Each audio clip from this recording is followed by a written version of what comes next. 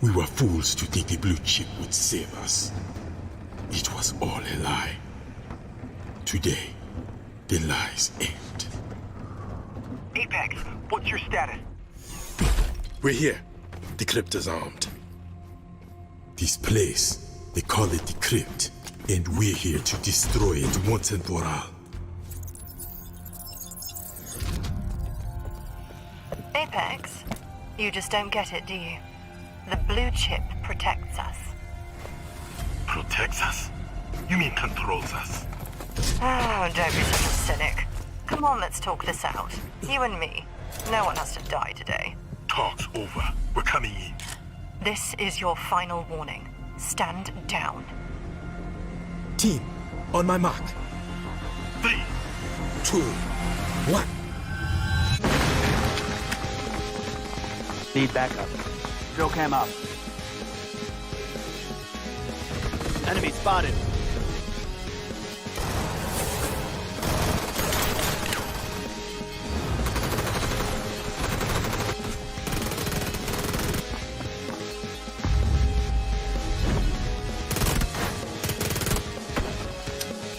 Blue zone out.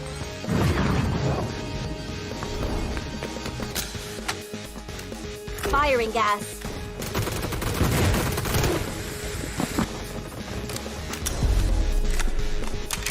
Sticky up.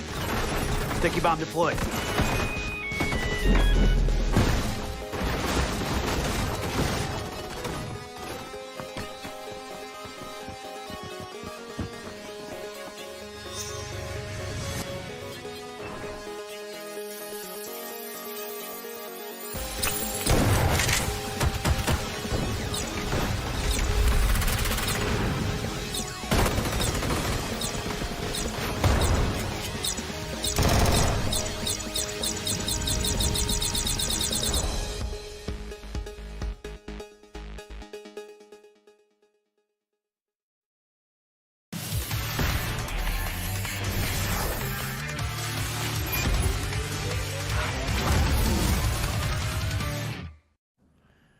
Good morning, good evening, good afternoon, wherever you're watching around the world. Welcome, guys. It is time for Masters 3 to kick off here in the Americas. If you watched EMEA, you know it's going to be a big day. My name is Toffees. I'm joined by Godspeed and the Cameron Davis. We break down all the action and what has proven to be just a ton of fun here at this third-person event, Godspeed.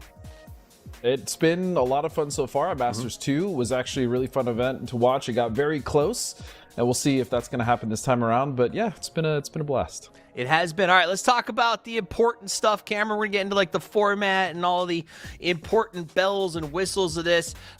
Pretty straightforward, though. Miramar, Tego, Rondo, Erangel, we're used to that. We are used to it at the major events. Now, the teams that have been qualifying here have been playing a lot of best of 8s or best of 12s, where it's only 4 maps a day. So the fact that we are going back to double Miramar, double Erangel, I don't think it's going to throw anyone for a loop too much. I always, for Miramar, have to have my eyes on Power Grid. That just seems to be the highest chance of a hot drop. We'll see if it happens again this weekend. Well, you might hot drop because you need points. Let's take a look at the point system so you guys know exactly how you're earning what you need to get to the next stage. It is going to be a prize pool is what I meant to say. $7,000 for first place, $20,000 total. And the points are pretty traditional. Godspeed, it's super. Yeah, but I mean, the fact is this Well, just that's true. I see what you did there. There's just more money to play for, right? Like even the Super Cups that you have throughout the month. Like it's just again an opportunity for these guys to earn money. And again, $20,000 is not bad for an online event. So 7,000 for first. I mean, I'll take it. Yep, and it's not all that they're playing for. There is, of course, going to be some Masters West stuff, some qualifying going on, Cameron. Our top teams get a chance to play against all of not just Americas, but EMEA as well, correct? Right, yeah. So the Masters, we had 1, 2, and 3. They are part of a larger qualification process to one of the biggest shows in PUBG of the year. That is going to be Masters West, where we get to take on EMEA. No more worrying about China. No more worrying about Korea. It's just straight up back to El Clasico. America versus EMEA. A lot of good trash talk. I hear you gentlemen will probably be joining our EMEA crew, so you get to have a little bit of bants back and forth. So make sure you guys are around for that. We mentioned the scoring system. Here it is, 1 point per kill, and then obviously 10 for first, and it goes on down from there. Nothing, right.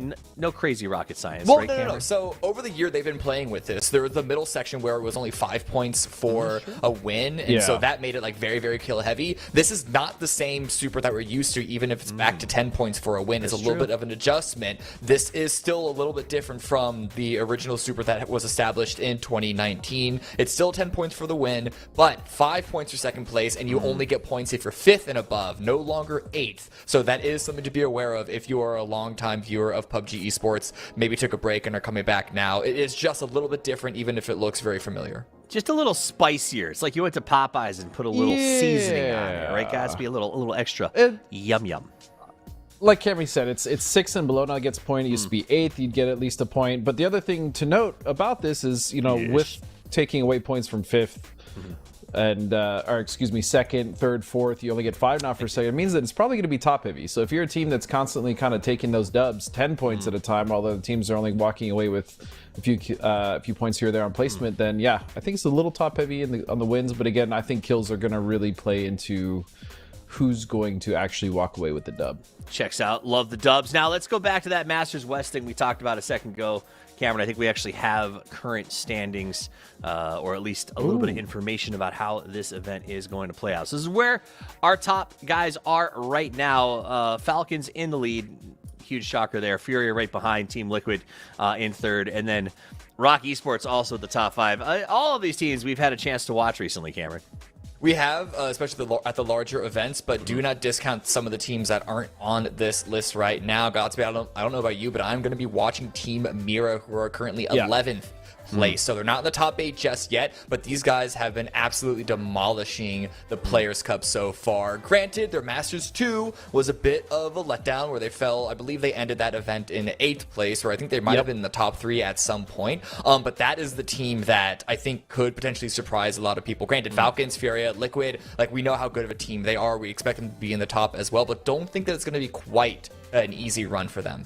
Nice. All right, let's take a quick look at page 2 just so we know how far down this runs. I will say I'm excited to see Furia take the field, Godspeed. They were not at EWC, and I think they took that personally. So Gazera, Kraken, Poza, these are guys who are looking to get out there and make some big plays.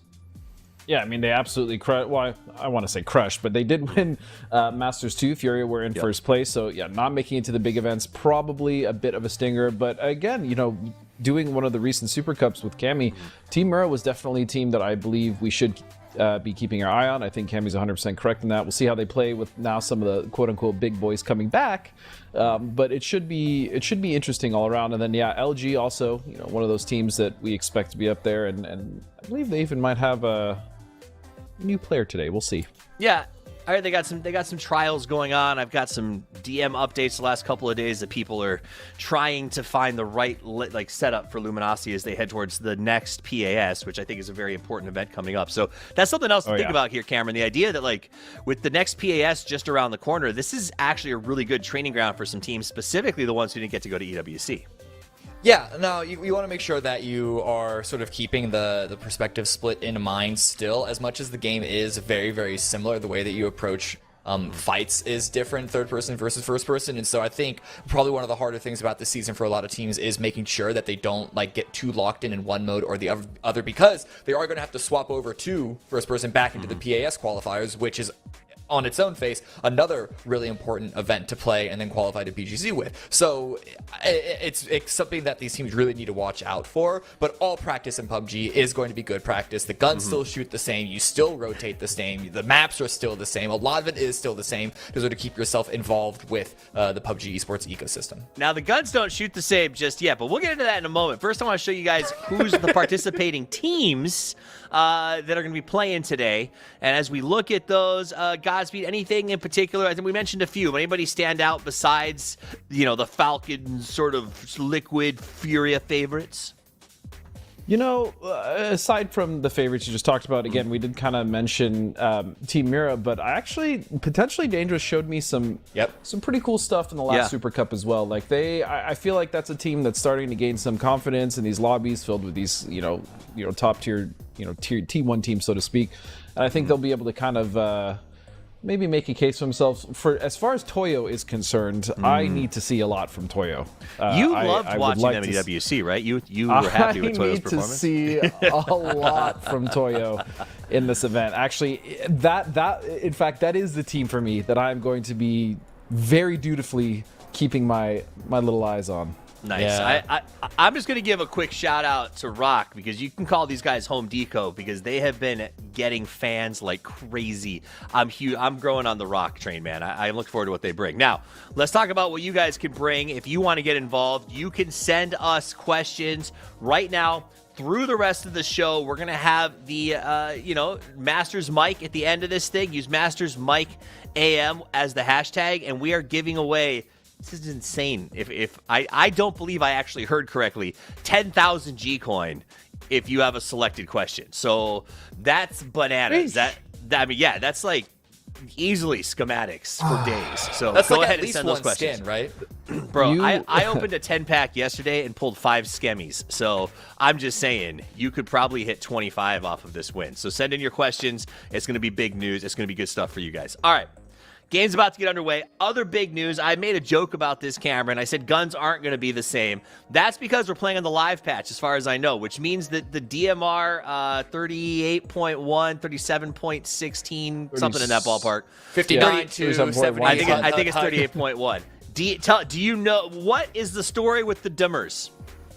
Are you asking me? I don't know. Okay, I know what's going on with the dimmers. They are shooting slower. So DMRs have been nerfed significantly. I had a little bit of time to put some reps in when we got back from EWC Godspeed, and I got to be honest, man, it's crazy, but like the mutant feels like it's doing more damage at 300 meters. Like, this is a very strange place. The Dragunov seems like it's king tier. What's your take on this? I know you've been putting some reps in. Yeah, so the 5.56 guns definitely don't feel as good at distance. No. I feel like the 7.62 guns feel, I want to say, almost the same. Yeah. Dragunov obviously very good, but yeah, I think it was mainly just a nerf to like, the Mini, the Mark 12. Overall, I still think DMRs are going to be, I still think we're going to see the same DMRs. I don't know, maybe not, but yeah, I think all these people who think that the sniper rifle is going to come in all of a sudden, I think we might see some more bolties, but it's still going to be a very much DMR world, especially because a lot of the fights that do take place in relevant distance are within like 125 meters. So yeah, right. Okay, I will agree. I felt like the 5.56 DMR Mini felt a little sluggish when playing with it, but it would be nice. Maybe Toby's right. Maybe the SKS comes back and is the most powerful gun in the game again. So maybe this will happen. I can hope. Submachine guns, Cameron. Is that something that you expect to start seeing on a regular, or is this still kind of dead for us in comp? We do see it every once in a while. It's hard to tell if the teams and players using it are kind of just like experimenting with it or not, because I've seen it mostly during a lot of the cups and the scrims and everything, which are still valuable to play, but we know that there are some teams that like, this is easy, I'll play around and like really like use it as an opportunity to experiment. I think the most usefulness out of the SMG is the fact that they are nothing when you come back with the blue chip recall. That's actually where I mostly see them happen, where it's the late game, you respawn back in, gotta find something, and right now finding an SMG is not nearly as bad as it was, say, a couple of months ago before the buff. Because at least you've got something to shoot with. Now, and you brought up the blue beacons. We got a whole bunch of stuff that was added in. If you guys missed Masters last time, or EWC or PNC, at this point, the super patch has hit. Godspeed, you have been able to cast, I think, every event since the super patch hit with all of these sort of respawn beacons, BRDMs. Having had this much time watching it in comp, what's your take? Is there any major impacts that we should see, or is it still mostly business as usual? So there are, I don't want to say it's business as usual, right? I think we all kind of spoke about it before the changes even came. Like I thought maybe the BRDM was going to be like really powerful. It's going to be this huge pain in the ass for these teams, especially in the end game. We saw that kind of in the beginning in some of our third person events earlier in the year, but I feel like mostly the BRDMs have been figured out. Most teams carry Panzers anyways, just because like they're so powerful in general.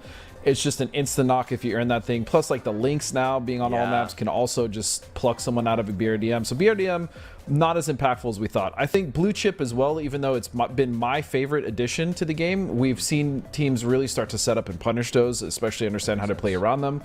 We've seen less and less reses happening around like the phase like 4 to 5 mark. You see a lot of teams now opting to go and stay in circle for like 1 to 2 phases to get their teammates back rather than like resing them later in the game. So like, even though I love the blue chip thing, I feel like a lot of teams have fed with it, if I'm being honest, like not knowing how to utilize it correctly or just some rough circles.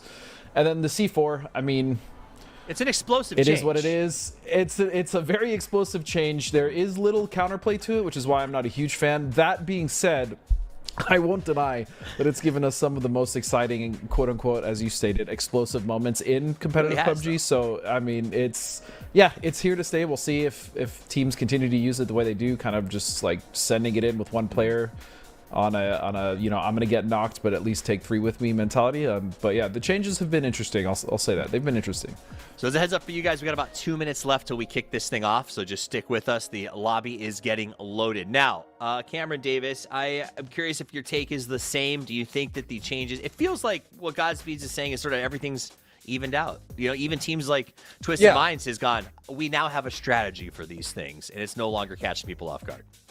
Yeah, I mean, you remember, though, because when that first massive hit with the BRDM and everything landed, there was, like, almost instantly a patch nerfing some of those things. Like, the BRDM got nerfed. I don't think it would be as uncommon if it wasn't for that follow-up adjustment, because it really was oppressive. But alongside of that, when people started to see it more and more, they realized, wait a second, if all 15 other teams just decide to shoot at this... Yeah. It's gonna be like, it does go down eventually. I know that like in regular games, coming across some BRDM is scary because, you know, as we know, you lose like 60% of the lobby in phase 1. But like in these games, people tend to stay alive longer. There are more people on the field, especially into the late game. Just to empty a clip or two, or even just one clip, and if every other player alive does that, the BRDM is basically done, which is why you don't see it all that often anymore. Honestly, the most important thing is always down to who can control ARs better. That's the same angle that we're seeing with the DMR nerfs, even if they're not quite, we'll see. We still have yet to see how the DMRs land, but even if it's not quite as, like, destructive of a nerf towards the DMR this patch was, as a lot of people are thinking that it is, ARs still are king here. With the SMG buff, ARs are still our king. That's really all that it comes down to. These extra tools are nice, and they can sort of give people other opportunities. But if you cannot shoot an AR, you're going to have no fun in this game.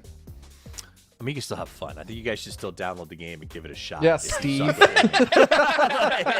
Wait a minute. That hurts.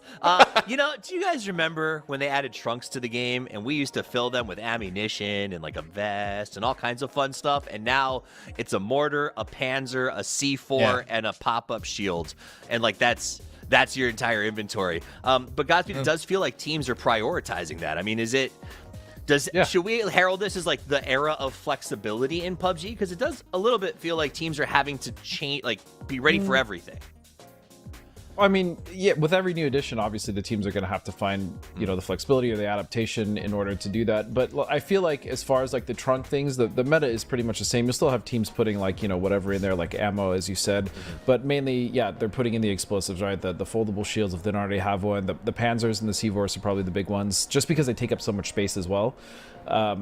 But, you know, we also have like repair kits and stuff like that in the game now. So I think it's just players adapting, right? And they will continue to adapt anytime PUBG changes, whether it's first person, third person, adding, you know, blue zone or whatever, or negating blue zone or an umbrella that you can use to jump, like whatever they add or take away.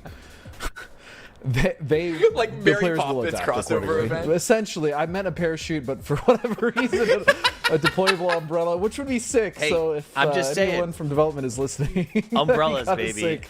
2 spoonfuls of sugar help. Why the did I TPP say go down. umbrella? Oh my goodness. Because it's Anyways. funny. All right, so the game but is yeah. getting ready to kick off. We talked about the changes. You guys mostly know that at this point. I will say we don't have time to run through all of the rosters, but there are going to be some fun little roster shuffles we're going to see out there. Luminosity doing something a little bit different, but most of the classics, it sounds like, Cameron, are still out there playing their game. Do you think it's an advantage for our teams like the Falcons or Liquid coming back from EWC going into this after such a short time? Or do you think this is a situation where their tiredness, their journey, their focus on FPP might work to the advantage of some of the teams who weren't traveling?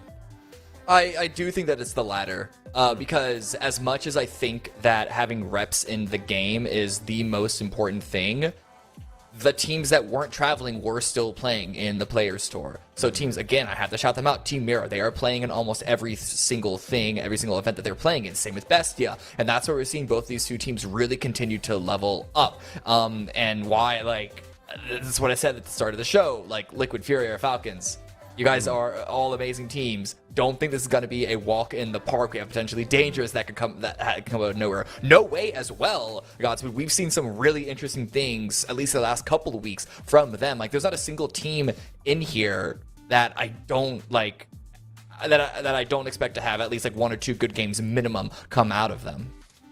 Yeah, I mean, a lot of these teams. Oh, sorry. I was just going to bounce off that, Steve. I was just going to say a lot of these teams have players that we are familiar with, right? There's a lot of unknown names here, newer players who are getting into the scene, now jumping into the TPP aspect of it. But, like team like No Way has like Sam Crow, right? We've seen him, Vinny Lopes. We've seen them. Resmi has like Zico. And I see Valiant on there, right? So there's a lot of teams with a lot of experienced players. Regardless of some of the new blood that's been injected into this event. Sorry, okay. Steve. I mean, no, you're good. Valiant on a team called Resmi is hilarious, but that's awesome. Hey, Steve. Yes. Yeah. What's sorry, I don't care about PUBG anymore. Why are you opening chopsticks? I'm gonna eat a giant thing of poke in a few minutes. So okay. Ooh. You guys are casting the first game, and I'm watching and stuffing this fat face with fish, so it's gonna be delicious. Now, hopefully our teams are stuffing their fat faces with chicken, and teams that seem to be on the cusp for that, and you guys both brought this up just now, is you seem to mention teams from Latin America. Yes, we're all the Americas, but it feels like the Latin American region across the board, whether it's TPP or FPP, has been on this like incredible glow up. Godspeed. Yeah, I agree. I think the South American teams, they have a lot to play for, and quite frankly, I feel like they're putting in a lot more time, especially once we combine the region, because they were behind. I feel like they had to catch up a bit, and because it just seems like they're more hungry. I feel like the level of play, I mean, we've seen it with Rock now internationally and obviously regionally. I just feel like the South American teams are a huge threat coming up these days, and I feel like that gap has pretty much closed. I feel like a lot of those teams and a lot of those players are super talented, and because we did merge the regions and it's now been a couple years, it's been it's obviously shown huge. So I think the South American teams are here to stay, and they're definitely here to play and compete. Cameron, do you concur? Oh yeah, I mean, how can you not? You look at a game, it's like, oh hey, any new team that's winning, it's Latin America. Like North America does have some good up and coming players. Obviously, there's D and Cowboy as the two like expected superstars, but to be honest, though, in Alcacia, I still never know what to expect from that team. Individually, all 4 of those players are good, but the actual results in the server, it's all over the place. They're not quite as ping-pongy as 55 are. And then there's a couple of new names that you see on Resmi, Zako, Spectro, and then B1 is a new player that I'm not quite familiar with, but everyone else in this lobby that is relatively new is going to be Latin America. Like, it's like 5 or 6 full teams of, rookie rosters here. Because they're still grinding. That's what I respect most about that. Yeah. That in Southeast Asia, man, when you talk about players coming out of those regions in particular right now, the hustle, when you see them at events, the hustle is wild. Showing up early, logging on, getting every ounce of practice. Particularly Latin America, have been blown away by the region and still think that combination is the best thing that we ever did. But the game is getting underway as we are headed to the Dusty Dunes. Nothing crazy happening yet, Cameron. This is a pretty laid-back way to start. Yeah, people are finally no longer challenging Luminosity for Power Grid, which I'm sure they'll be happy with. And what a nice, polite circle to start things off. This is the equivalent of the young teenager helping the old lady across the street. Thank you very much, young sir. What a pleasant surprise. Well, I'm just going to say this. You guys are on to me. My dinner was delivered, so I'm going to let the two of you enjoy this game as I listen to the candid sounds and beautiful words of both of you as we get into game number 1. Wow, that was very sensual. Thank you so much. I think that energy comes from the poke that's in front of them. I don't think that's directed at us. I honestly, that was some I feel like inspiration from somewhere else. If he didn't have that sitting in front of him, he'd be like, "Yeah, I'm just gonna go, guys. And, you guys have a great time in this game." But the way I could see it, the way he's eyeballing that ball, oh my goodness, the twinkle in his eye, absolutely amazing. But unfortunately, for all that sensual wonderfulness that he did throw to us, this is going to be a very slow start to the game. Well, actually, it's perfect, that actually, isn't it? Slower start, right? I'm looking at the map. There is some stuff that's going on towards the north between Bestia and No Way, but otherwise, it does seem to be a relatively straightforward approach. Just again, it's a pretty okay playing path. It's a pretty okay phase 1. There might be some action here with Yagi with the bolt action. Are we going to get one of the earlier knocks with the bolty? No, Valley's just going to keep driving by. Yeah, it doesn't look like it, but Bestia in an entanglement, if you will, with No Way. Looks like they're trying to recover Mime here. So you can see DraftKing armed with at least he's got a helmet and a vest and a barrel. Iron sight nonetheless, but still better than nothing. And now the mission is to recover the chip. Yeah. Do they expect DraftKing to be here, Cammy?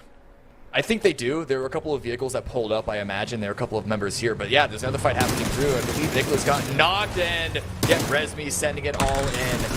Yali gets taken down. Nicholas gets taken down.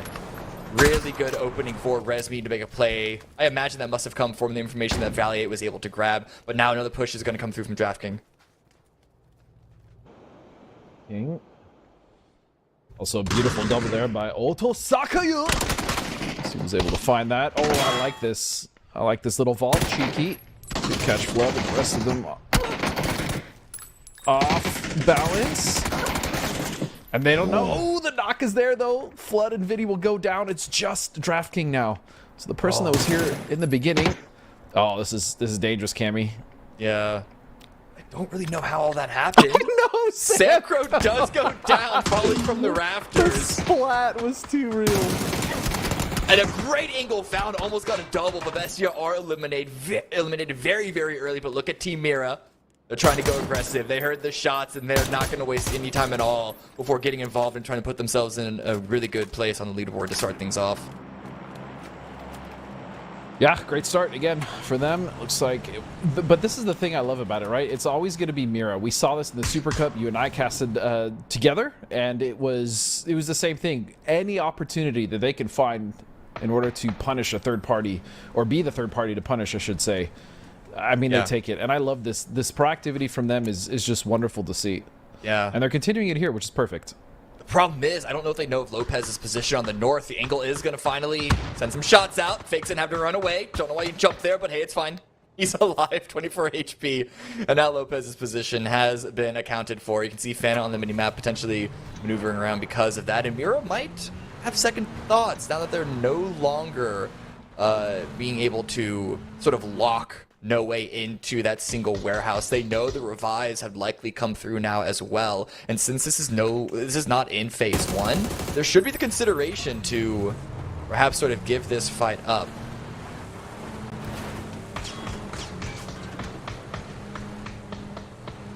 Problem is, looks like they will. Yeah, they're just gonna back up here. Again, another good decision though. Like, yes, they could sit here. They could try to, again, just kind of cripple a team that's already had some issues, or at least was in a fight, probably doesn't have the most gear. But they also realize that, you know what, maybe it's just better for us to, their decision making on their timing is, I think, what's been their biggest boon as far as what's helped them succeed, right? Like not staying too long, or fighting a third party at the perfect opportunity, or, you know, like when to stick and move, essentially. And that's, I think, if they can continue to build on this, they're going to find a lot more success, not just regionally. Yeah, and I know nothing happened from that approach. They were able to get one kill, it looked like, from the third party. I imagine that actually might have just been a Bestia player that they were able to pick off towards the end. I'm still like, I still like seeing this from Mira. This isn't them being scared. This isn't them trying to, you know, oh god, it's Masters. This is different from a cup.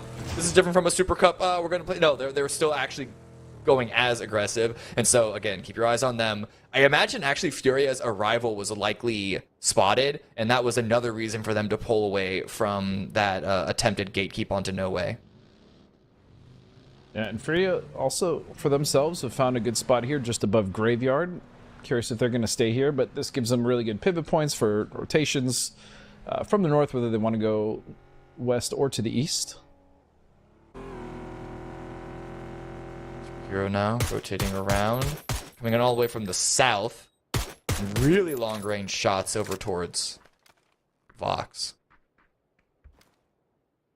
But otherwise, this is a relatively tame early game. There was that fight to the north, lost Bestia, yada yada yada, as we just saw. But everyone else has basically had a more streamlined approach. There hasn't been anything from the plane or the circle to limit teams' opportunities of approach. And so ultimately, it's really just a nice, solid, low action, but a strong setup for a lot of potential opportunities for teams to take fights and engagements on their own terms once we get towards the mid game. Yeah, and I believe we right. have a special report. Special Toffee's report on the field. Toffee's reporting in from the field. I just got told by the people at Krafton that I am an idiot, and this is not the DMR patch, that the DMR patch will be going live, I believe, for PAS. So this is the last chance to dance with the good old-fashioned 556 DMR. So I wanted to correct myself, tell you guys I was wrong, not you. And I love you all. I'll talk to you later. Not the new patch. Okay, bye. Bye. Bye. Well done. That was our special report segment brought to you by just throwing a random sponsor. Yeah. See if they bite. Oh, man. Yeah. So, all right. Looks like we're right back to those good old minis and Mark 12s for now, as well as the Draggies and the good old SLR. Whoop. Little peeks there. Capitan landed a bit of a tag on a member of Don't Peek across the way. But ultimately, yeah, a wide spread by Toyo here. Not the only one, actually. Liquidor on a pretty wide spread. We saw Alcazia, the pretty wide spread as well, just looking at the map. Again, want to have that one open up on a second monitor or a second device if you can. It really elevates the opportunities of viewing the game. But Rybo goes down the kill feed to kickstart. So already that big wide split by Toyo is potentially punished. We'll see if they can get a revive there. I imagine they should. As we can see, No Lego kind of just rotating down to their south. Again, something that we saw a lot at PWC was Rock spreading out, taking control of their edge, and not surprising at all that after coming home and building all that confidence internationally, they're going to do the same thing here. Toyo, meanwhile, again, with a great position, good split. All they had to do there was just recover Rybo, which they did, and they're going to control the south for now. We'll see where the circle goes, though. You pick up coming in for AKA to the north, and it is a hard shift southwest. So Toyo looking good. You got to wonder if they're going to stay that split. I imagine not. Rocco already consolidating further towards the south. Falcons might be about to do the same, and Liquid's coming in from the east. So a lot of pressure already being applied, but half the teams are still outside of this zone. And I see a few actually rotating down to the south. You can't really go through Los Leones that easily. Are we seeing potentially some wide wraps that come in from the southern angle? For the teams that, yeah, I mean, you could definitely see Rez going that way. Mira probably also going to wrap that way. Al could see it because they're closer on the north side of Leon's. Probably options coming from that angle, but I mean, it's very possible that they could also wrap wide to the southeast. So definitely look for that as we're looking on the map feed. Potentially dangerous, in a good position to maybe punish a rotation coming in around them, but looks like most of these teams are actually opting to go wide. I think the only team they'd really run into is Furia if they decide to come straight in the circle. As Falcons, with arguably one of the best splits and best positions in the circle, currently, of course. Yeah, they're sticking with that split. Actually, not consolidating at all. They're going to try and control the northern edge. And there's a lot of fields in this circle to be wary of. So teams like Falcons are going to be trying to weaponize that terrain identity of this zone. Resmi swinging in. They're doing one of those wide wrapping rotations that we were just discussing, going all the way to the south of Los Leones. And AKA are also falling off of that E pickup around this area. AKA went all towards the very, very end, so they could be contesting the same spot. You can see them in the sky just now.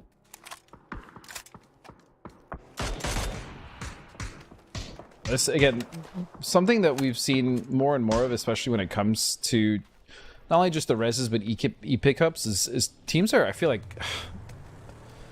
like they're punishing them more than they did in the past. I don't think that's actually like backed up by statistics, but it just seems like vibes, especially in the later game, the more we see like E pickups or reses, like those players are just coming down shredded. Yeah, I definitely feel what you're feeling with that one. And I think a lot of times it's because maybe it has to do with the blue chip revive, even like the 2 or 3 extra people that it might bring back in the game. I don't know. So someone smarter than us is going to have to look into it and figure out why the reason is. But I definitely get that same sense that you are. E-pickups aren't nearly as successful in standard circles like this. Obviously, you still want to be using E-pickups when you see like a military island circle on Erangel as an example. But Team Mira, they've ended up in Los Leones. They've ended up right next to AKA. Ooh, Haven stuck on the open, but a great cover fire by LFP. Oh, you thought? You thought? Little arm action right there. Okay. Oh my goodness, LFP gets a second right there. Holy, he's insane. Yeah. All of a sudden, looks like AKA are suddenly the prey. Good grenade to confer. Zane. Nice. And now Haven comes crashing on in. Blue. This is insane. Too. Oh no. Nanu, what are you gonna do? What can Nanu do? Yeah, this is the problem. They E-pick up to this area. They suddenly landed. They landed on top of not just 1, but 2 teams, and Spectra with an immediate angle capture. Nanu goes down, aka eliminated very, very early, right before phase 3. It's going to bring us back towards the north. So Rock's send down to the south, down towards Rainbow, has been very, very good for them. Yeah, here's the thing for Rock as well. Like, I was gonna say, do you keep this split or consolidate? I mean, it's an amazing split, but it's hard to support. Plus, with so many teams coming in, you would imagine one of them would try to crash, especially if they noticed that was just a 1 or 2 man. But yeah, they're gonna consolidate. They have a great position again. Falcons with a phenomenal position, as well as LG. And 55, if they can get past LG, I would say they're in a good position, but we'll see. Toyo, meanwhile, on the south side, trying to repel some of the teams that are coming in. This one is gonna be Resmi. No way. Crashing at the same time as Luminosity did. This is Rock's secondary compound that they just gave up. Snakers with a grenade. Sending out some shots. Make sure to close that door. Now the rest of Luminosity, they're going to be grouping up because of this. They know that the 2 players here could only hold off the entirety of No Way for a few more seconds. So Michael and Gats are here to join the party. The distance, though, BL is going to find Halo, so that's now just 2 members up for Team Liquid. As we can see, LG still trying to hold. See if they're able to do that. Ooh, this is an interesting angle for Michael. With a great grenade, they know that there are a couple of members of No Way set right in front of Snakers. This should be a potential angle to try and flush them out. And the problem is, if No Way were to want to send any extra support, they have to cross a big wide open angle that Luminosity now have covered. So Luminosity have the advantage here. The problem is both these teams are kind of stuck in and they don't have a lot that they can do in the surrounding area. Now Mortals are coming in. I mean, no one's on the roof, but it never hurts to check. Those have to be coming from Rock, as they're cleaning up kills everywhere else as well. Yeah, not only are they cleaning up kills, but they're just sending a message at this point. Oh no, Kickstart has found Purdy. So I think that might only be 1 member left for Liquid up. So not the best start. What's happening with Mira and Rez? They're the 2 dogs are in a fight. Bit of a run over kill. Potentially dangerous goes down with a great grenade by Santastico. Yeah, I wish we could have seen that, but it's all right. Still, we sit here with LG and nowhere. Oh, there we go. Looks like they were in a dip. I mean, you got to go for something in a zone like this, right? But really good job for Rock to make sure they get those rodents taken care of before it's too late. What is this, Europe?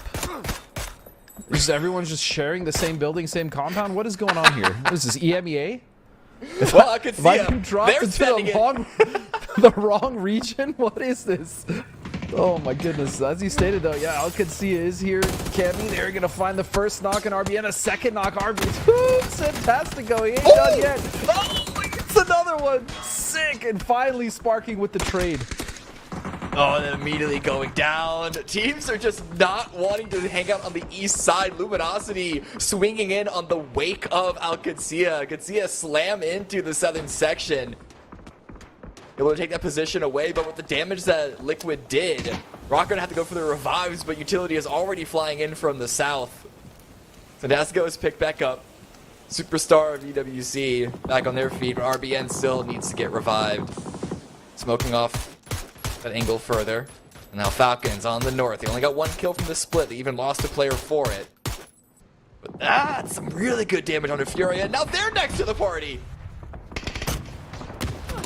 Okay, so Alcancia having to defend against Furia. I mean, they had, there was a window of, oh my goodness, that happened so fast. It was a combination between Rock and Alcancia. Good night, Irene, for Furia. So that's going to be a quick pickup. And then still we are here with no way out and, or no way, I should say. And LG just very, very nice neighbors. We'll say that. They are just being so considerate of each other. They're not pushing. It is position that's in, so I get it. Yeah. You know, to a certain extent, you don't want to risk that when you are in one of the better positions in this circle. But you know, we'll see how that plays out. We'll see how it works out for them. Well, they had a smoke wall, so I think they brought a third person into this fight. Originally, it was 2v2. Ooh, quick little angle. Fox wasn't able to take advantage of that before it was closed. But with Samcro with the Panzer at the ready, kind of starting to see what they're cooking, and it misses. The door opening up might have been a fake out, but a follow-up grenade is going to take Gats out.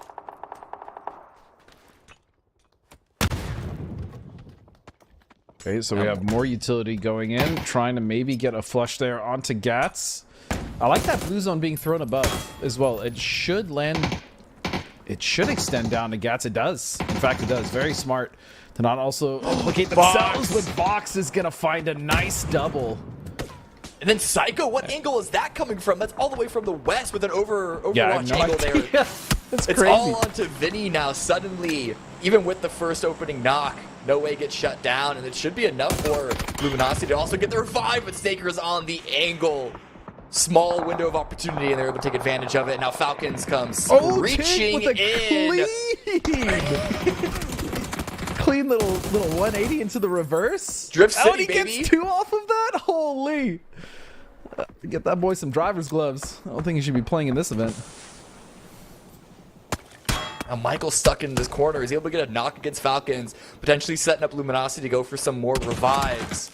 But this is still probably a very, very claustrophobic feeling for LG, as the circle does shift off of this compound. They're going to have to push through Falcons now to get into the zone. We could potentially see them wrap to the north and maybe take a piece of terrain to the north of Rock, but I really don't think that that's a good enough spot. They might just have to push through Falcons.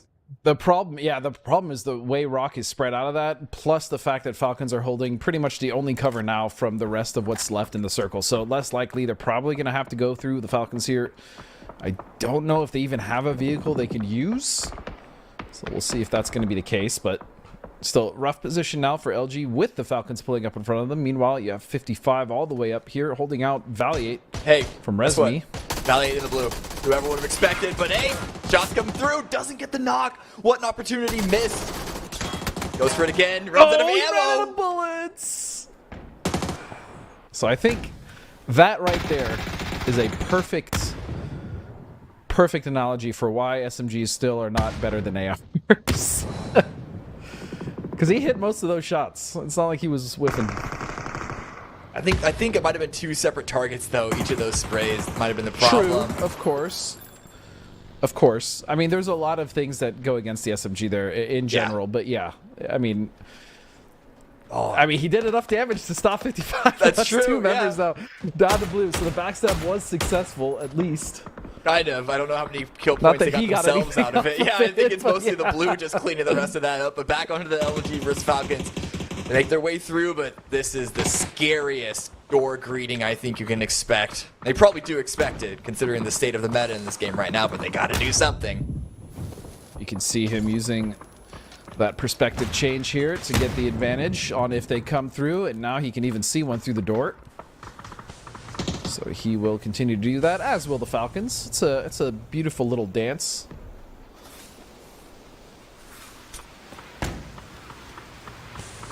Flash comes in. Somebody comes in. Can't do that in first person, though. You see him switch shoulders. Oh, the Panthers, the peak. He fights two with it. Almost gets a third. Vox with the solid up, trying to go for an exchange with the cover. The backup of Kickstart puts him in an even more advantageous fight. Vox was able to get one, but it's still Snakers versus the world now. But look at this roundabout. Snakers now in front of Falcons. And they know it, but still, man advantage for the Falcons. And they take Snakers on 2v1. Snakers is not getting any of these revives. Those kill points are locked in for the Falcons. And they should be able to get Trimsy up here, right? Like, oh, that nade just unfortunately bounced and missed. Otherwise, that was actually looking to maybe get the knock, but yep, Tig is going to use that doorway and get the easy confirm. So Falcons with 5 now, 3 alive in circle. A great position in game 1 for them. Meanwhile, Toyo on the southern edge now have to deal with no Lego. See if they can do that. Oh, Capitan just cooking that nade onto his dome. Beautiful stuff. The hard shift to the west, and no one's in the center of this zone because there's nothing there. No Lego now pushing onto Toyo. 4 versus 4, or at least it was, into Faravero, and then Rybo with another follow-up grenade, so this fight's looking good for Toyo. And they need to start getting those points. Where are those mortars coming from? Who's interrupting this fight? Is it Al-Qadsiya? It I'm might actually be. very curious. It's either them or Rock, right? It's got to be one of the two of them. But somehow Toyo's still surviving this now. In fact, getting the spray almost gets down. So you can't even see who that is. Oh, it is. It's Rock. So he's gonna get a flush. Nicely done, Santastico. Sukahiro just desperately surviving in what's little left of that smoke. Nope, Revo's gonna find him. Now it's just down to Fisher while these borders are still... How many shells do they have, Cameron? Enough. There's always more. They're pulling it from somewhere. The problem is Fisher. Wins the fight. How in the world is able to take Rybo down? Does get traded by Benya. And Terry gonna have to rush that revive if they want to get it done. Because the blue is coming in, and they don't have a lot of space before being spotted by Rock and Al-Qadsiya, and that's assuming that the mortars have stopped, which it seems to be the case for now. Dude, seriously, how many? That was like 10 or 15 shells, I feel. It was a lot. So many. Stocking up stockpiles. They have so many vehicles there. As you can see now, the center of this circle is going to be an open road. I mean, that is dead center. You're looking at it. Most of the ridges that you would see on the south side are actually facing the road, which means that there's little to no cover whatsoever. And so currently the church has a lot of vision, but they're probably going to get cut out of this soon. And so this fight taking this long with just one member of Toyo is really burning time for 55. Yeah. I mean, it is a 1v1, so you have to kind of respect that, I guess. And we had to send it up here. The rest of the team is following up now. Arn Zera. Lone player 455. Get some shots in, but very low HP. Hipfire should do it. Clean up. And that's going to be 55 eliminated. They got some placement points because we do have placement points starting at 6th place right now. So teams are locking those in. Mira staying alive in the BRDM. Hiding one of the last safe places they can for now. You're not wrong. Oh, man. When do you think this fight's going to pop off? Because they're going to have to move pretty close, Cammy. Ooh, Kickstart fighting BL. Roth's gone down. I think that blue zone grenade should take care of him. Yeah, confirms that one. 10 kills for Rock Esports. And they're getting the revive, but they're going to have to use basically all their smokes that they have left just to keep Falcons from upsetting their current position. So they have yeah. I'm so sorry to interrupt you. That's the second time. But I have to say, like, watching this, looking at the fact that Santastico has 7. I mean, Souls has 3. We talked a lot about Santastico and Beal. Souls, RBN obviously doing so much. To have questions like at how well they played, like, oh, it's just online, and then to see them actually do this very same thing and perform more than admirably at Esports World Cup is just, I freaking love this team, man. I love their progress. I love their confidence. And seeing him, again, coming from a big event that people had questions for. I had questions for them if they could even hang. And not only did they hang, they thrived. And here they are back thriving again. It's just great. Just love the storyline. I'm so sorry. Continue. I'm sure you remembered the exact point you were making. Yeah, it was something about no, wait, it'll come back to me. No, really, I'm actually more surprised about this shift. Now it's all the way back towards the east. There have been so many hard shifts this game that the teams, I imagine, have had a really rough time trying to figure out where the best spot for them even is. Because right now, Toyo are suddenly looking really, really good. They dropped some extra emergency cover flares just so they can maintain a good position in the fight and really try and overpeak, and they're able to get a knock onto Haven. Toyo actually might be in a position to clean this entire game up just virtue off of the terrain alone. Yeah, at least for the people that are outside the circle, I should say, they have incredible angles. How much of this, their edge is going to be kept in on the southwest, where they can actually kind of stretch out and really flex their control? We'll have to see, but so far this is going to be very rough for the Falcons with Toyo being up there to meaningfully progress, especially onto the side of Toyo. Falcons got to run it down.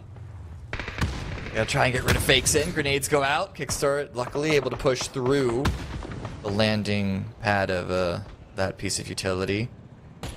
Blue's still coming in. I don't know if this is far enough into the zone. Fakeson's now trying to send it in, potentially trying to run some players over. Oh my goodness! National Geographic vehicle action. Kickstart's still alive. Within a second! Oh my god! Oh, there's no Panzers in play. This is tragic for the fucking. He's gonna flatline Kickstart too, bro. Oh, this is peak right here. And there goes Tig. Oh yeah. All right, now Rock. I feel like that was the definition of, listen, I might be going down, I'm going to take you down with me. I don't know if Fakes had expected to get any kills from that, but just really wanted to make sure that Falcons also got ruined, at the very least, bumper carring them out into the open to get eliminated by Toyo and Rock. What is it, like the Benny Hill music? Like the, hold on a second. D is going to find a nade onto RBN. Again, I could see it in an arguably better position here. Rock has their back against the circle, especially with that knock. It's only going to be two of them left. Still, Toyo, just so much control from the south. We'd really surprised if they were able to lose this game with how much control they actually do have, especially with Alcacia and Rock having to move in. And it's just Fakeson in that lone BRDM. Still, look at the kill count, though, for, he's going to get more. Do they not hear it? Oh, my goodness. He's just... Call it out! Call it out! Bro, no way. He gets, but someone had a Panzer. Oh, this is amazing. This is good. Oh yeah. This is the opening for Alcacia though to cross. I think they might have been focused on their revives, and then there is always going to be the threat of Toyo breathing down their necks from that high ground. But that was completely unexpected for Rock Esports. Their reaction to it was delayed just enough, and now, yep, Toyo, here they come. Look at that big wide spread by all those players. Hiding in smoke, that's the only thing keeping all these teams safe. Rock, though, very, very strong 14 kill points already. I mean, it's crazy. And then, you also have your EWC MVP leading the charge with 8 by himself. Absolutely love to see it. And hold on, Benny goes down. Rock's eliminated. Now it's just down to 2 members of Alcacia who have managed somehow, it's D and Relo, to survive here.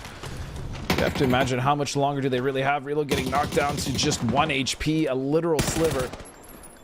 Oh, and he's still surviving somehow. He's looking for the angle. Lands the shot, headshot at the end. Now it's all down to D. This might be a low kill win for Toyo Esports, but we'll take them. And actually, only 2 members of Toyo are left standing. Emmy's doing a good job of keeping watchful eye over D, making sure that that Rybo can get the revive with the other players, but what a good angle found. And that is going to be Toyo winning match number 1 here at Masters number 3 Americas. A hell of a start for Toyo. They're going to get 17 points off of that one, but yeah, Rock really... Still, my attention goes to them. They should be in first after this. They're going to get a whopping... Actually, they're going to have about, 18 points at the very least. So, even still, just... Again, the storyline, seeing them just rise up not only in the region, but then internationally, coming back to the region, dominating Santastico, hasn't missed a beat. It's good. Ooh, okay, Steve. Okay.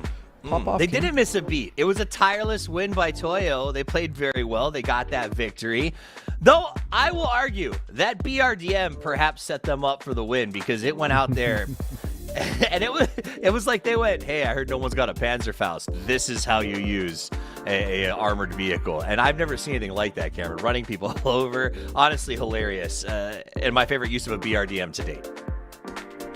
I still have the soft spot in my heart for the Vox and Luminosity. I can't speak all of a sudden. Yeah, the Voxosity, the BRDM shenanigans. But yeah, that was honestly, when you're down to a solo end of a BRDM, you got nothing else to do. Just throw some chaos in there. Mira and Haven were not looking good trying to climb out of that div. They got into the placement points, did the best that they could from that position. Let's just throw some final chaos. I do want to give a shout out to Twitch chat asking if Godspeed is single. I can't answer that question for you guys, but I appreciate that you appreciate him the way that I do. All right. So let's talk about what I loved about Rock Esports. 18, right? And keep in mind, that's with them only getting 4 placement points because you don't get as many points as you used to. It's all about that super chicken. They still get first place, and they do it, Cameron, because we talked about this. They have everything you could ever want stuffed in the trunks of their cars. Like, that BRDM came by, and they just were like, give us time, ran back to the car, got out the Panzerfaust, dealt with it. Like, nothing seems to frazzle them, even getting crashed by Liquid. Like, it doesn't matter. These guys seem prepared. Yeah. I mean, they had a really, really strong position, but they held on to it through multiple sends. It's a weird sort of friendly but also not so friendly relationship with Alcazia there on the south. They're always staring at each other, throwing some shots, getting some knocks, but in a way those two teams right there also help defend each other. But with the amount of gear that they're able to store in those trunks, as you mentioned, we kind of 10, 15 mortar shells alone. That was just towards the end game towards Toyo. So, wild game. So let's go back over some of this. No Way hits Bestia at the very beginning of this game. Bestia, I think some recognizable names on that roster that I don't expect just to get pushed over, but it literally felt like it was some sort of like judo move where they met and then all of a sudden Bestia was on the ground, Godspeed. And I was impressed with how fast No Way cleaned him out early on. Yeah, I mean, that was we saw, I believe it was DraftKings that went over to kind of investigate and see what happened. They tried to get, I believe it was Mime up that fell, and then, I don't know, they just pushed into it, and Noe they had a better setup. I believe it was Sam Crow that was up top in the rafters that also got like a really cheeky angle. I'm pretty sure he's the one that splatted, so that was also really entertaining to watch. But they just cleaned that fight up, and if they can continue to do that against teams like Bestia, right, against Furias, against the Falcons, then I think they're looking good. We know that, looking at this roster, Sam Crow, DNL, Vinny, Lopes, they have the capability to do so, but it's will they take those opportunities? So far in that first game against Bestia, it looks like they did, Steve. Just because they're Redwood Original doesn't mean they're all going to pan out. They are doing well. Now, something else I loved there, Cameron, was in Phase 2, Liquid, Falcons, Toyo, Rock, all the teams that spent the last couple of weeks at EWC had speed rotated to the middle of the circle, were running really tight splits, and collapsed very, very fast. It feels like the meta was shifting towards that at the last International. Did they bring that here? It seems like it worked for them. Yeah, with splits and consolidating is not something like brand new invented in the year of 2025. It's always a nature of like, I'm not putting words in your mouth. I'm building off of your comment. I'm not trying to mansplain you about the meta in PUBG. Okay, but it's more about like what's the balance of it going to be this time around. And to your point, I do think that the teams that have been successful but have been playing mostly in the cups might have been sort of like had the little dangly toys of the, I'll be frank with it, less good teams that they've had to go up against. And so now that we're established here in Masters, where it's like the best of the best in Americas, we'll see what the meta actually falls into. I do think this zone as well also favored the center positions. Going forward, I don't think that's going to be a guarantee that that's going to be the best spot. I still expect teams like Furia and Mira, who prefer to play on the edge spots, to be able to pick up a lot of kills in, more advantageous, or I guess less disadvantageous circles for that playstyle. I like that you called them less good, because it's plausible deniability, right? You can always be like, I didn't say they weren't good. Yeah. They're just less good. That was me in high school, less good than everybody else. Listen, Steve, I've had enough hate hate threads on Reddit. I'm trying to avoid getting more, okay? I see. You're being politically savvy. I respect that. All right, let's talk about some other interesting things. It was the road. If we want to talk about two sides, let's talk about that road. Alcazia on one, Rock on the other. Furia and and Liquid both tried to push that compound, Godspeed. Both got sliced to shreds. In fact, Fantastico is the only man I know who will ADS through a window and still manage to track someone as they run across it, which was very impressive. But that was... Those were really hard crashes with really strong teams, and I was blown away at how strongly they weathered it. I think what helped them, obviously, is the insane confidence that they're probably coming off of. But again, the perspective switch also helps, especially defenders, right? Because you have more of a heads up, you do have more information. So it makes sense that they were able to defend that easier than they would, let's say, in FPP. But that being said, like, still very difficult. The fact that they got that done against two very strong teams, very impressive. And again, I think that is just them coming off of a very big high. Even though they didn't win EWC, that still was a huge confidence booster, I'm sure, for all four of those boys. All right, something that probably wasn't a confidence booster would be Luminosity's head-to-head with the Falcons, Cameron. This is where you guys just talked about third person. Call a spade. Pushing compounds is harder there. Apparently, the Longhouse is almost impossible to push. And we really saw that come into play with how, like, Kick was there. He used Shrimsy as bait. The Panzer was powerful. Yeah. Is there anything Luminosity could do to get into that house? I said, our house? Honestly, BZ nades and C4s would be the most effective for that situation. But sometimes, especially if you're coming off of a fight like they were against... Who was it? Another fight. It was a different fight. Then, you know, you don't have time to, like, either loot off your opponent's bodies. And the way that they were facing off against them for so long, they probably just had thrown everything already. Yeah. That's just it's the nature of PUBG. Sometimes you don't have the gear that you need when you're on to, like, the third and fourth fight of the round. I always loot off my opponents, but I understand where, you know, when you're making that fast transition, you don't have a lot of things to go with. Shockingly, no C4 in this map, Godspeed, which I thought... You know, there were so many points where I was like, oh, surely they'll just C4 this compound and it's over with. What is the spawn rate really that low, or do you think people aren't prioing the pickup? Yeah, I'm not sure if no one found it or they just happened to prio maybe like a Panzer or something else, like in their trunk. I don't know. I actually don't know. I mean, they're not super common. I'll say that they're definitely on the rare side. That being said, like I feel like we saw at least one a game. Or maybe one every other game at EWC, right? So, yeah, definitely not the easiest thing to find. It's hard for me to gauge. Like, as a casual player, let's be honest, and Cameron, and I think you both have experience with this, I loot way too long. So in my head, in my zeitgeist, C4 is everywhere. But these players are looting and moving a lot faster than we typically would in a normal game, right, Godspeed? Yeah, and that being said, like I was gonna say, I don't really find many C4s in the pubs, at least, again, because I don't loot for that long, right? Like your style is to loot longer, my style is to loot, get in the first fight, and either get sent back to the lobby or to... No, I'm not. I hate you. Stop that. My point is that my strategy is to either... God, what was that? My strategy is to get in the first fight. I either live or die. Most of the time I do get wiped and then get into the next game, right? So, like, I am probably finding way fewer C4s than you are. And then again, to put the point on the teams that are playing, they're probably not looting that many areas as well, and they probably just didn't find any. So that was my point. I find a C4 in every game. Ask me how many kills I've gotten with those C4s, Cameron. Hey, Toffees, how many kills have you gotten with the C4? 62. You expected me to say 0, didn't you? Okay, it was I did. It was 1. 62 is absolutely insane. That's Godspeed on a Tuesday night, though. You guys should actually see him play. It's irritating because he runs off. He's just gone. You drop with Godspeed, and you're like, "Hey, has anybody seen a compensator?" And he's like, "I cleared lobster." And you're just like, "Because you guys are looting for like 10 minutes." It's like, just get armor, get a helmet, get a gun, and just push something. God. But here's the thing: half the time it's cleared lobster. The other half is, "Hey, I'm down." No, don't worry. I'm too far away. Don't worry about reviving me. Just play your game. He only says that when he wants. Only when he's got to go to get DoorDash.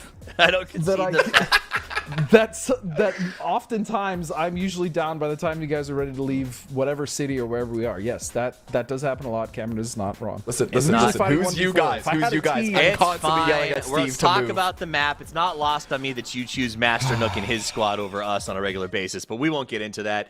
Match 2 coming up in just a minute. Dusty Dunes, second of the day. I really liked starting in the dunes, Cameron. I think it's more... I mean, I'll just call it... I think it's my favorite map right now. I think Orango should get retired tired. I love watching the teams get warmed up on Miramar. Listen. When I was saying this a whole year ago, people were on me. But listen, I'm telling you, Miramar is best map in the game. I'll give there's a conversation between Miramar and Tego. I'll give it that. But no, I agree. Miramar is just super, super fun. Once the fights pop off, sometimes there is a bit of a slow early game because of how big the map can be, especially with the plane circle that we saw from map number 1. But the terrain is the best to fight within the game, in my opinion. The best. I agree. All right. You agree? Miramar's been my... Since you're a pro? Since you're a pro? You did set him up for that, Godspeed. Big time. I just agreed with your point. Why does that allow him to meme me to oblivion all broadcasts? I'm not okay with this. All right, no more memeing Godspeed. You heard? Unless you guys want us to keep memeing Godspeed. If you want us to keep memeing Godspeed, give us some ones in the chat. Put a one. Yeah, I already know what they're going to choose. They can give 2s if they don't want to see you memed, but if they want to see the ultimate pro PUBG gamer memed, then hit us with the 1s. Oh, game starting. Love you. Can eat poke. Bye. I hate it here. Don't worry. The mean man is gone. Now we can just watch Alcacia versus No Way. This is such an odd early fight as well. They both drop out of the plane path super, super fast. I don't know if either of them primary drop here. I imagine not, because Alcantara is so off to the side. But the Panzer goes in. D finds the knock, and now the charge has started.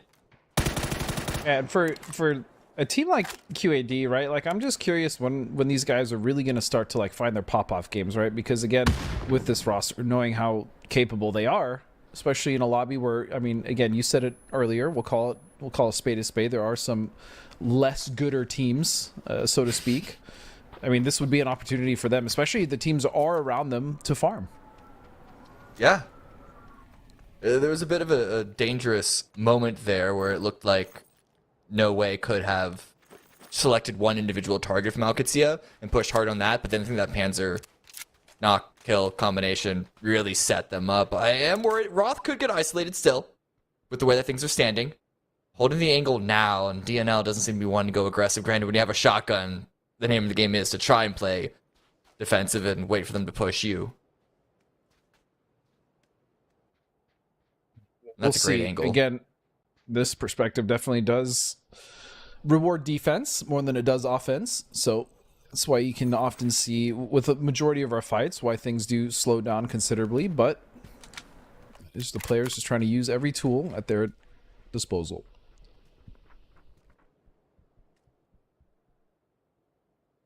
Now, the one thing going in No Way's favor is that they are technically between Alcacia and the center of the zone. Now, there are many rotation paths out of this place that Alcacia could take, assuming they were able to have access to vehicles, which you have to imagine they would. And I think No Way would hope that that's the case. And if that also happens, then No Way could go and maybe get the blue chip. We're not able to track it with the UI at the moment, so who's to say that Alcacia didn't take it and run? Right, and I think the other thing is that this is in circle, right? So realistically, with Pozo being not central, Monty is central, but you can rotate around Pozo, you can go to the west of it if those roads are open. The rotations are open for Alcacia to sit here and camp this, right? Because they know that's potentially 3 more points that they can get, or they might even just choose to push it, right? Once they feel looted enough, comfortable enough. You can see Roth tentatively has a Vector with no extended mags, only 19 in the chamber, but he still has an M16 as well. They might actually opt to push this, especially if they can get the information they need without losing anyone, which I imagine they probably will. Roth is taking the rafters now, trying to maintain Overwatch, and I wonder, I have to imagine this is because of the M16 Vector combo. You don't really want to be pushing with that. Unless you have an extended mag on the Vector, it's really not that great of a weapon. But a 6x on the M16, that could do some damage at range. Sam Curry, you can see rotating around. Panzer at the ready, really looking for an opportunity to try and even the odds. But to do that, they'd have to cross the road, and that's always going to give any team, any player pause. Yeah, it's just so hard to cross the road, again, especially given the circumstances. You can see, though, Alcacia is starting to move forward, and now they're clearing as a team. I like this, playing for the trades. As you can see, as you were talking about earlier, Vector's great. It's amazing. Even without an extended, you're good for 1 at the very least. But again, you have to reload, and that's not ideal. Meanwhile, D is just going to find that with a good old-fashioned M4, and he's going to flush out Sam Crow as well. So now this is a 4-on-2 Looking fairly dire here, and yeah, it's just going to be Lopes now. He's going to be the last one alive to see what he can do, and he's got an M4 and a Dream, and a very cute hand. Ooh. Good initial damage, wasn't able to confirm that first knock, and that would have been necessary. Grenades flying in off the back of the double push. I can see I've already used it to good effect once, and now Roth is able to provide the cover and get the knock. There was a knock going the way for Lopez, but really good cleanup by Alcatsia. Now immediately we're looking on to another fight, Fisher versus Banditos. Yeah, that was clean though. It was a very clean engagement. I don't think did any of them even get knocked? Anyone from At the Alcatsia? very end, I think Rello got knocked. Oh, okay. All right. Well, fair enough. Even there, the trade was there, so almost flawless there. We now look at this fight here all the way at the north between No Lego and Banditos. And again, this is happening so far outside the circle. I wonder if this was a rotation that got caught. We didn't really get to see it, but now we're seeing the results of it. This is a very, very awkward spread. What is Andrew doing so far in his lonesome? Oh my goodness. Yeah, this is a very odd situation for both these teams to be in. Again, if you're not looking at, if you don't know where they are on the map, this is all the way in the north. This is Oasis that they're fighting over. This is also completely unprecedented. I might have to rewind my map feed just to figure out what happened here. I imagine this is happening. Yeah, I think No Lego might have pushed to the north to look for an early game opportunity to take these fights. That's one of the things that we've seen from the points format adjustment, is that early game action is more favored now. Even now that we're back to 10 points for the win, that's still fewer placement points all the way up until that point. And so making sure finding opportunities to get kill points early on is going to be very, very valuable. Yeah, but again, like this just... I mean, there's really no rush, because the north side of this circle has so much open space.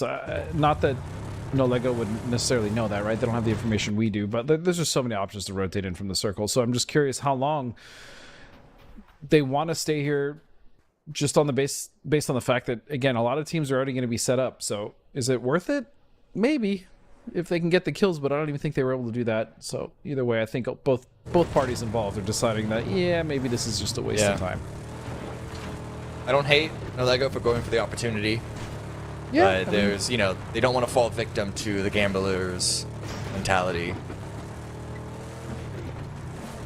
Don't overcommit. It's still the early game. There's still a lot of space in the northern section of the zone. That's a rock. Oh. Swerved around that. Used it to carry his momentum forward. This is some real speed running tech that I'm seeing at play here. It was clean. It was clean indeed. I love the names of the players on that team. It's just, I mean, my favorite has to be Faribero. Always. But then you have Sukihiro now. There's some fun names to say. That's all I'm gonna say. Some good player names about it. My best, yeah. Team that I think has made some really good improvements over the course of the year. I was a really big critic of them, I think, the early part of the year. But they've looked better and better, especially over the course of the Players Tour. Unfortunately, they did go out in 16th place in the previous round. It's on them now to show us that was the anomaly. Well, now you know they have Flood on a team. Been playing with him for a little bit, so it's nice to see Flood once again playing here after he's left kind of multiple teams, multiple roster. He was on the LG roster though for the longest time, the old LG, I should say, before the new LG. The oath to EU to LG then, to and then Falcons. As well as Falcons. Yep. So he's been playing in our region for a long time. Glad to see him still sticking here, and with a very good team as well. I was gonna say Carrick needs to watch the ammo count, and then I looked at the ammo count and I realized that Carrick doesn't have anything to worry about. Just keep him flying, buddy. Got a healthy amount of reserve there, 234. Oh, look at this. Sparking is going to find Gladiator, a.k.a. going out very early in that last game. I can imagine they don't want the same thing to happen to them here. As you can see, Alo is already down, but looks like Mira, once again, their ability to identify and get points off third parties has been probably the most impressive thing for me when it comes to their evolution as a team. Yeah, and the fact that they're already here. Ready for this. Yeah. Ooh, bit of a self-stun. It's not going to be too bad for them as the sandstorm is also coming in. This is going to make it more difficult for Liquid to push, but they still recognize that they have the advantage. They're going to send it anyway. A lot of damage onto Spark. Oh no! Zine's able to get a second. Those are points up for grabs. That was such an important hold for Zine to win. Now it's all onto Current. Looks like he might be going for the 1v1, not going to allow AKA to get the revive. He is. He wants it. Losing his teammates like that, I already know. But that was a beautiful hold, truly. A very big hold from AKA. We'll see if he can capitalize and get rid of... Oh, he's burning, though. Did he hear him? Oh, a nade. This should actually get the knock, even if it goes outside the building. Oh, I lied. It's too far. It was a bit too far. And now he's right between them. Here's the footsteps. Knows that suddenly really rough situation. Popping through the vehicle. Trying to find the 1v1. Gets headshot, though. Bring around the Rosie. Doesn't go in the favor of Current. Liquid do get eliminated. 2-0 point. Well, okay, no, they got 1 point this time around. But only 1 point in 2 games. That is not a good start for such a storied roster. Definitely not, but a 3-piece there for AKA to Xena. That was very well played from him.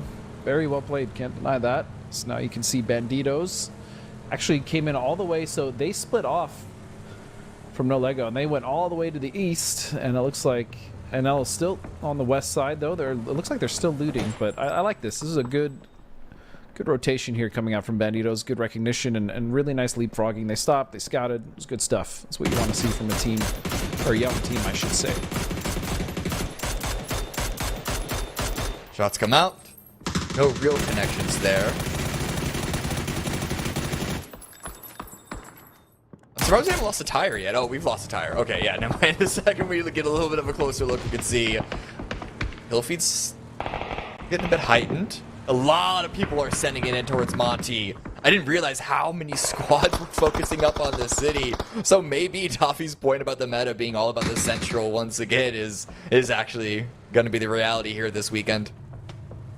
Yeah, I mean, it's actually kind of looking at the map, it's just a smorgasbord of colors. There you can see it right there. Pretty much every team has found some point to play on in Monte Nuevo. Now, my favorite position, though, still goes to Alcancia. They're above the city. They're above all the nonsense. Yeah. If case this gets off Monte, which it doesn't look like it will, but in the off chance it does, they are going to be the ones that don't have to deal with all the nonsense in the middle, all that movement, all the teams trying to shuffle building to building.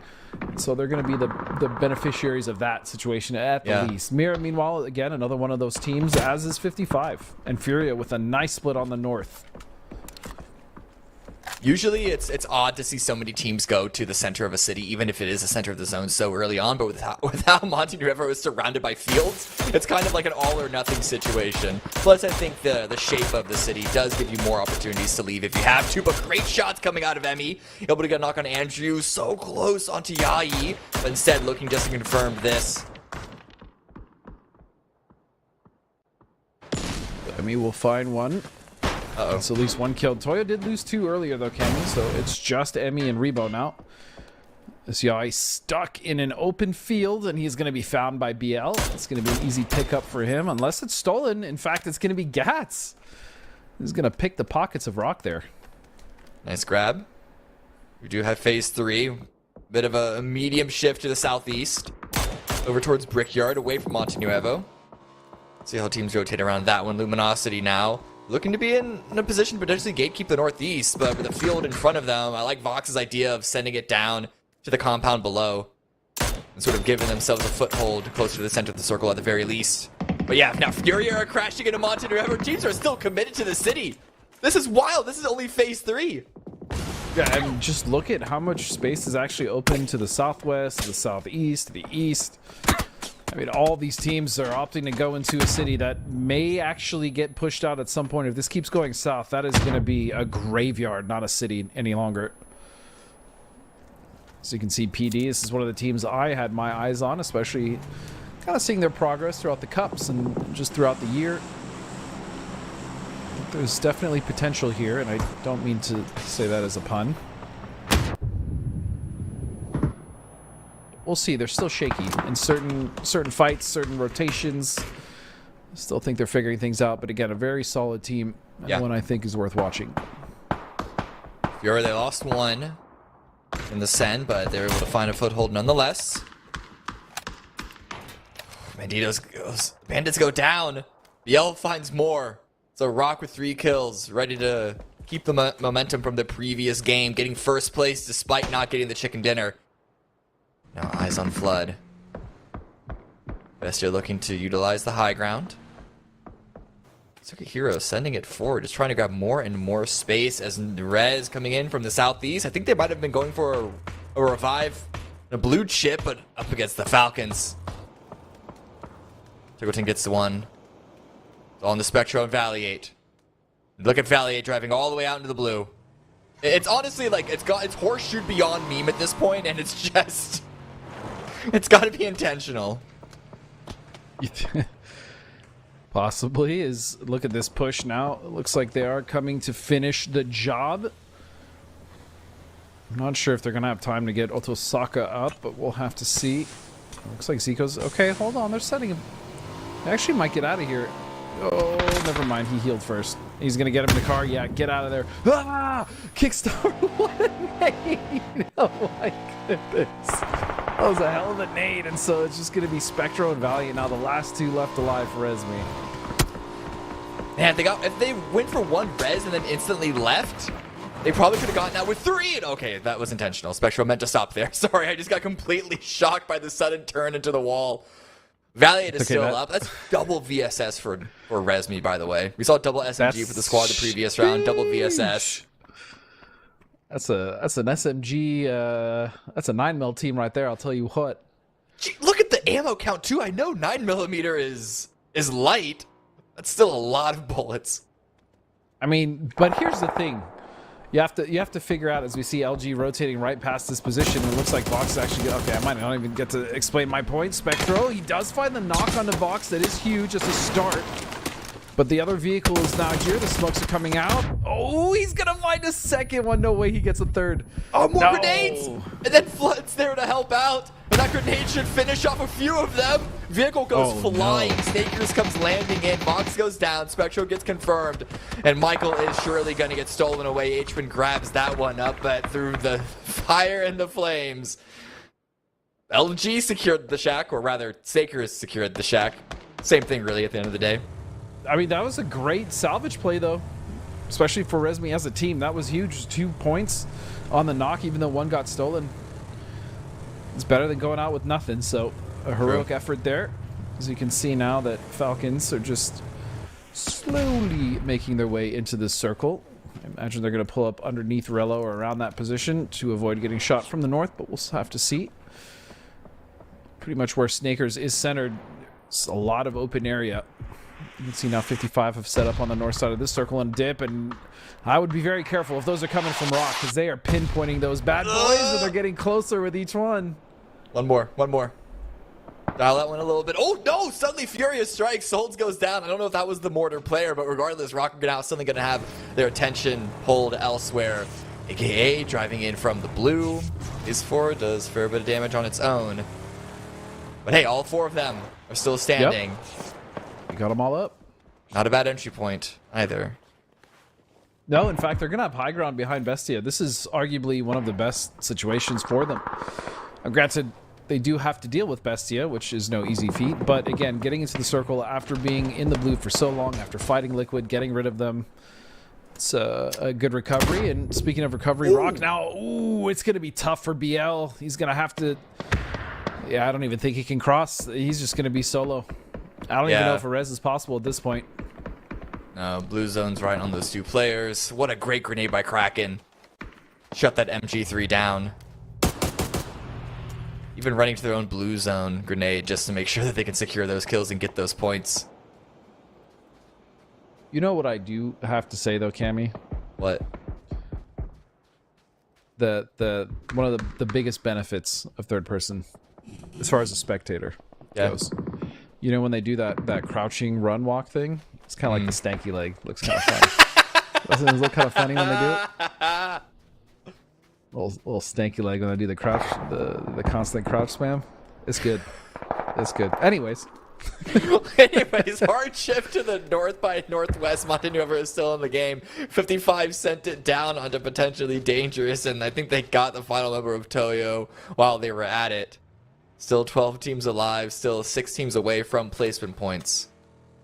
Potentially dangerous. Looking to take on 55, 3 versus 4, so disadvantage in terms of manpower.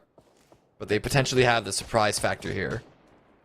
Yeah, if they can get a knock. The problem is I'm pretty sure 55 knows this team is here.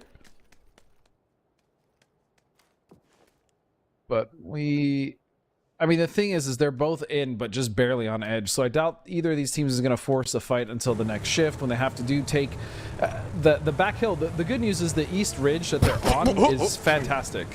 I don't know what that was. Fantastic to play.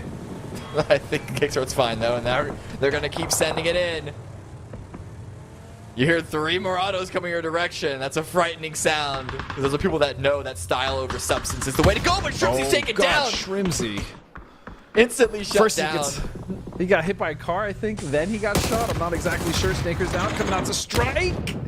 And he's going to get the flush. That is a tilter if you're Shrimzy. Yeah, but hey, another good salvage coming out of that shack. It was only 1 point, but it's 1 more than 0. Kickstart also has gone down to Nidavon. So that set by Falcons is kind of getting torn apart piece by piece. It was looking good at the start. I think Tokusen should be there for the res, especially behind the vehicles. But Katsuya kind of eyeing their position, keeping them from comfortably getting into the zone.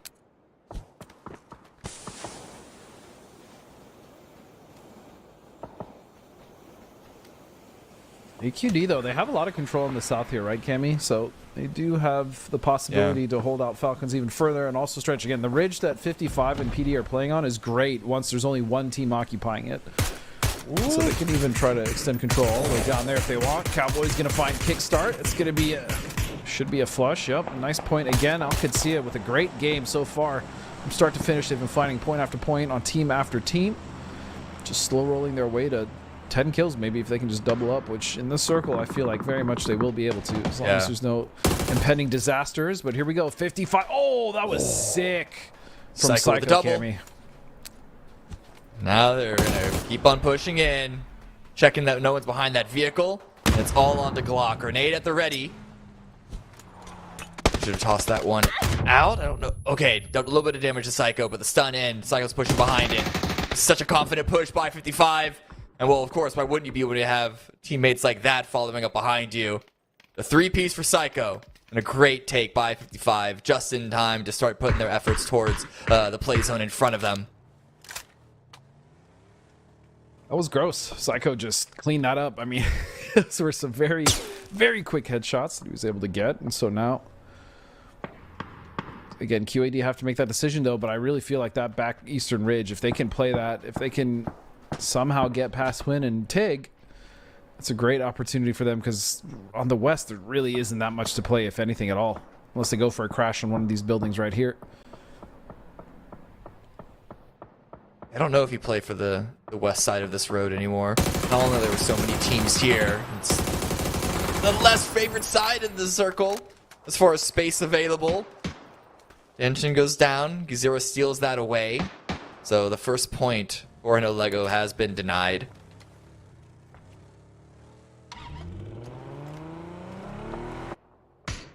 Alcancia have put a lot of their attention towards Falcons. They're really not caring about Montenuevo at all, which could be dangerous. You never know if someone's crawling up from behind them.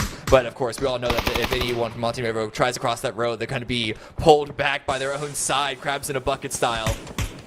So they're confident they can focus on Tiggleton and Falcons and not have any care in the world.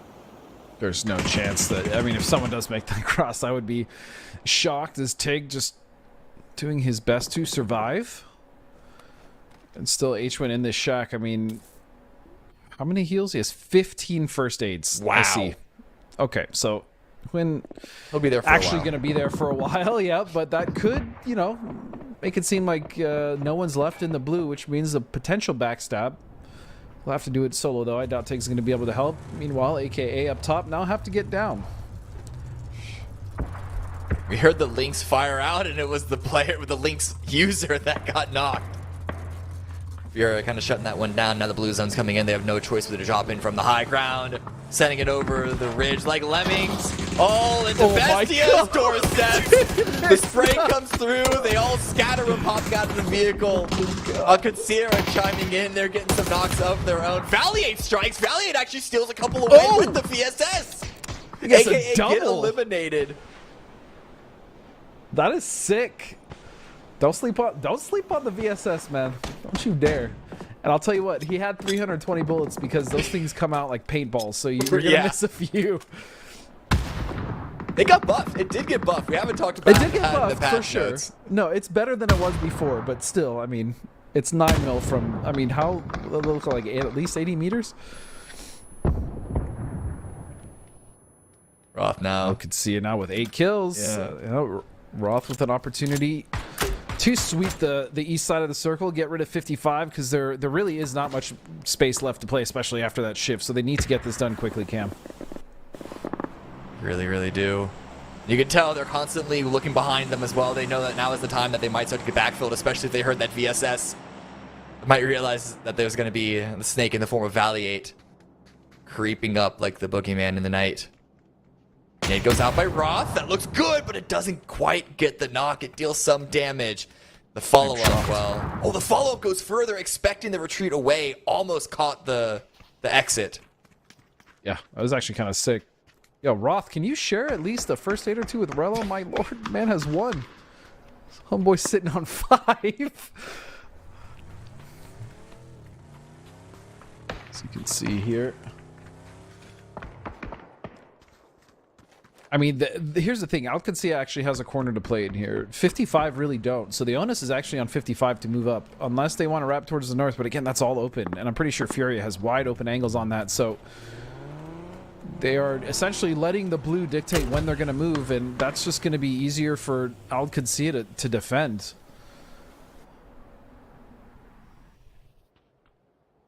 Problem is, though, Alcancera, like, they keep having to look behind them. 55 have a singular angle that they're going to be focused on. Sarah, I don't know if Cowboy noticed. A little bit of a head peek over the ridge. Cowboy's in a very vulnerable position right now. Zero should be able to see him, but Cowboy's going to go aggressive to try to push on this angle, push on this moment. Start to fight themselves. Every 5K chimes through and Zog with the knock. Valiant does get eliminated in the background. Cowboy with another. Zero gets confirmed. Big fight happening. Cowboy does go down, but that's it for 55. One final grenade. Cowboy gets eliminated from the BZ, but an annihilation. One could argue it was worth it. It was clean.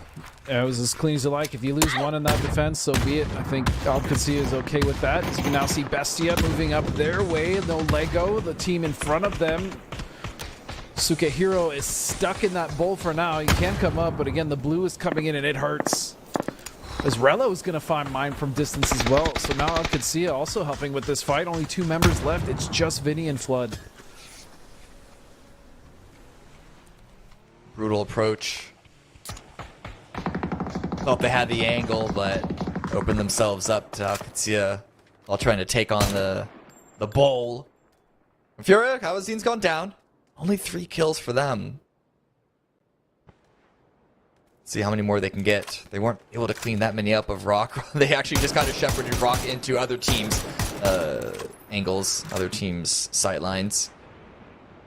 They got some good high grounds. Problem is, everyone else is behind hard cover as well. But now here comes the no-Lego push. Hiding in smokes. Eliminate third-party angles. Still going to be difficult to push in. Grenade at the ready by Vinny. Good counter nade, but nothing found there. This is a big I was going to say this window is a big opportunity for a knock, and Fadevero just goes in, doesn't even check. Okay, that's a bit of a mistake there. Because now it's just a 2-on-2, it looks like. Really good hold and really good cleanup of those knocks. Yeah, and Flood with a solid angle. Granted, it's now vulnerable to Mira, who, of course, they hear the dinner bell ringing, and they're going to push on in to get their due. Haven cleans Fisher on up, and now we have our top 4. Who's going to go for the win? There's a solid chance for any of these teams available. Especially Vinny is pushing through the smoke, trying to catch Mira off guard.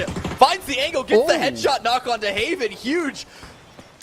Possibly surprising Team Mira. They know that Furia is just to the north, and they're suddenly sitting between a rock and a hard place. Vinny does go down to a nice angle held by Fanta. It's all into Flood. Hopes and dreams for Bestia. Hiding in the smoke. Peppered up by the blue BZ just a touch. But alive for now. Yep, and Mira again just found really great opportunities for themselves. 6 kills in a very busy city. And having to deal with all they did, probably didn't even have that many great angles. Again, still finding a good amount of kills, good on them. Furia have survived with 4 alive, 4 kills for themselves as well. But you can see now that the issues are going to come for QAD, I think, slightly later than everyone else, though. I'm pretty sure the blue is going to push out everyone else first. QAD still are going to have to move. You can see them setting up the smokes already. But this is going to be an awkward finish. You're going to see a lot of teams just sitting in smokes trying to use what information they can without exposing themselves. Look at this. I could see they're already on 15 kill points. Looking for more. They sent one of their members down into the road to try and grab some forward positioning, some more central position. That does get taken out by Furia. But still, 2 members up on the high ground. You imagine that. I could see they're going to have a good chance despite having a man disadvantage, especially against Furia. But no, they're going to pull in themselves. They have a smoke wall after ready. They got mollies, but it does not matter. Kraken ready and willing and waiting. They shut Alcatsia down. 7 kills for them at the moment. Taking position. Locking the final 2 members of Mira out of the center of the zone. LFP, though, is turning things around. Furia with an opportunity here to steal this game. And it looks like they will. Clean, very clean indeed. For our, I should say, our Masters 2 champions coming in, winning the 2nd game. Look at that. 15 kills, though, for Alcatsia. Huge game for them, even if they did get 2nd or 3rd. Yeah, really, really close call at the end for Alcatsia. They just did not have the cover, even though I agree with you, they were closer towards the center of the zone. But it was just one big solid, like, sheer ramp going down. There was maybe like 1 tree for them to use as cover, so I don't blame them for going for those vehicle sends in Furia. They just had the angle, and I think, more importantly, they did have an MG3. I think that does make it easier in a situation like that. Sure. Accuracy through volume. Furia comes out with the win, and for the 2nd time, another team gets a huge kill count off the back of that game. It was a tough one, Monte Nuevo. You know, I felt bad for El Qadsia there, Godspeed, because for a minute I thought, well, this is just going to be their game. You know, everybody else is stuck in town. The circle really didn't give them any favors at all, and with that, I feel like they did great with what they were given. Right, they cleaned up all the teams on the east, on the south, including Falcons. But yeah, I mean, coming off that hill with pretty much everyone looking up, trying to send one early. I respect what they were trying to do, but that was it was just an uphill battle. Either way, they got 19 points as well as Furia are winners, and then Mira again, team that Cam and I kind of alluded for everyone. Really, it was Cam. Has been watching them for a while. Said to watch out for these boys. Another solid game, 11 points. Another solid game as everyone looks up to Furia and Al Qadsia with those 19. Should shake up the overall leaderboard, but we're only 2 games into a 3-day series, Cameron. So lots of space for everyone to sort of make up those points, though. Yeah, it's not really a worry just yet, unless you're a team who's gotten like 0 points, 1 points. At that point, it's not even so much where you are on the overall leaderboard. It's more so where you are mentally. What does that do towards your confidence, and is that a sign of there being a long-term problem going forward in the whole weekend? Well, let's see where we're at on the overall right now. Al Qadsia is going to be in first place with 28. Rock Esports in 2nd. Furia in 3rd, and Mira off the back of that game jumps up to 4th place. Not a shocking top 5 list. Everyone's got pedigree and skill. Falcons down there at 7th place. Again, though, Godspeed, I'm a little worried about another event where Team Liquid is starting a lot slower than I'd like to see them. I am going to reserve my judgments until I see what happens at the end of the day. Obviously, an incredibly disappointing EWC for those guys. I mean, so far it's been a disappointing year. Let's just call it what it is. Yeah. So I'm just gonna wait and see what happens. But yeah, definitely not an ideal situation for the boys in 15th. For Liquid, painful. Go ahead. Yeah, it is. I mean, we've been watching these players play for so long. We have a little bit of a parasocial relationship and an actual social relationship as well. But for Liquid, at the very least, as far as qualifying to Masters West, they're, as we saw at the top of the show, they're in a comfortable position in the standings. I haven't run the numbers. I don't know exactly how bad they have to do to drop out, but it's not like they're trying to go for a final qualification in the 11th hour like some other teams. Makes sense. We'll run those numbers as we get closer to sort of the end of our 3 days, 18 matches. Nice to be back at 18, Godspeed. I'm not going to lie to you. I missed this. The 12ers we did at EWC were a little too chaotic for my liking. Yeah, I mean, I just feel like for any finals, 18 it's pretty much been like the gold standard, right, for us for over, I mean, how many years at this point? So it is nice almost to get back to it. Almost a decade. Yeah, it's been a long time. The beginning of PUBG was very much the Wild West, but yeah, over the last couple years, quite a few years, we've been in 18 game finals. So being back to that, it feels right. It feels right. It does feel right. All right, taking a look at that leaderboard. Is there anything else that stands out to you, Cameron?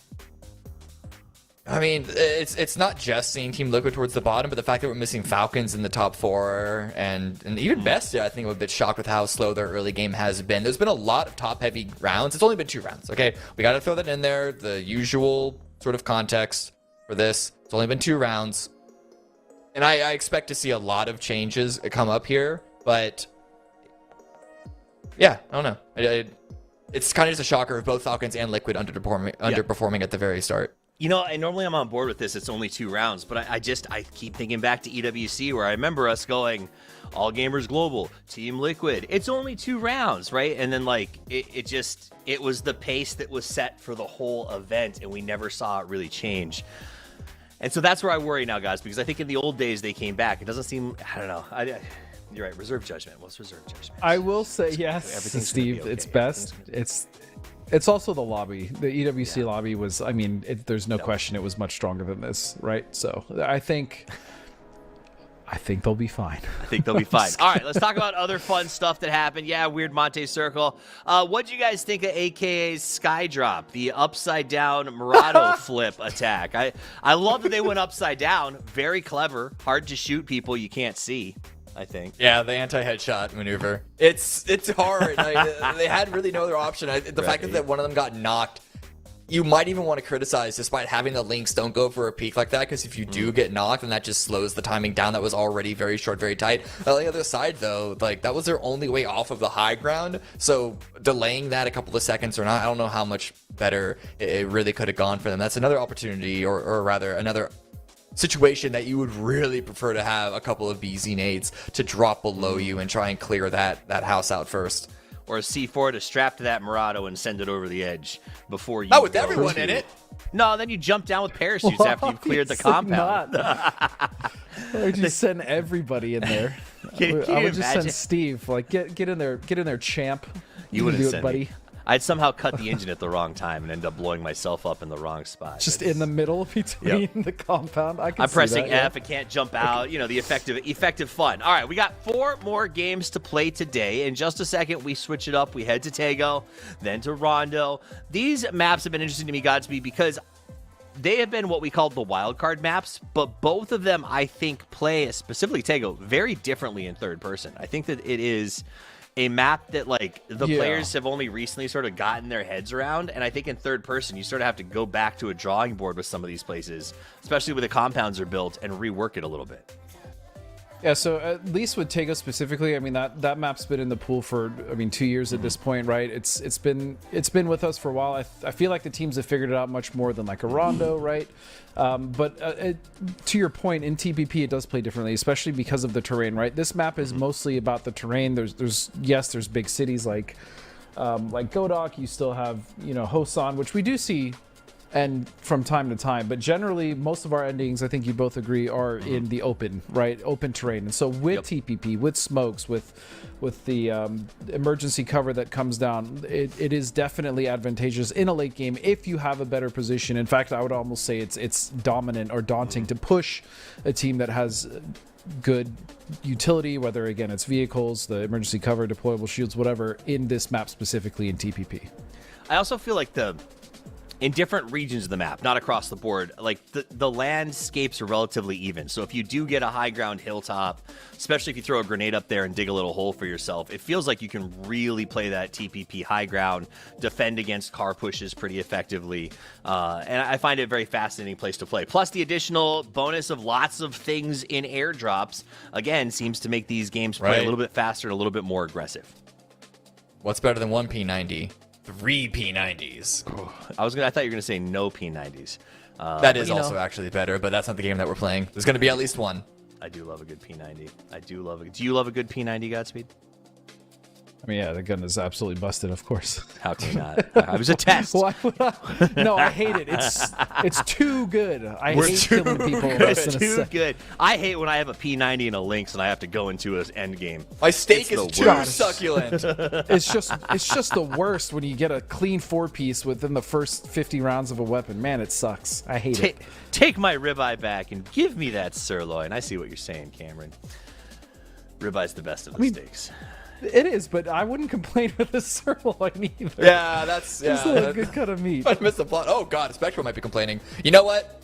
Yes. I'm gonna let you guys handle this. I'm out. Like I can't handle this. Just like Spectral's gonna have a big challenge handling this one. I was like, what's he complaining about? He's complaining about the fact that he's got to go 3v1 right now, but they don't know he's here.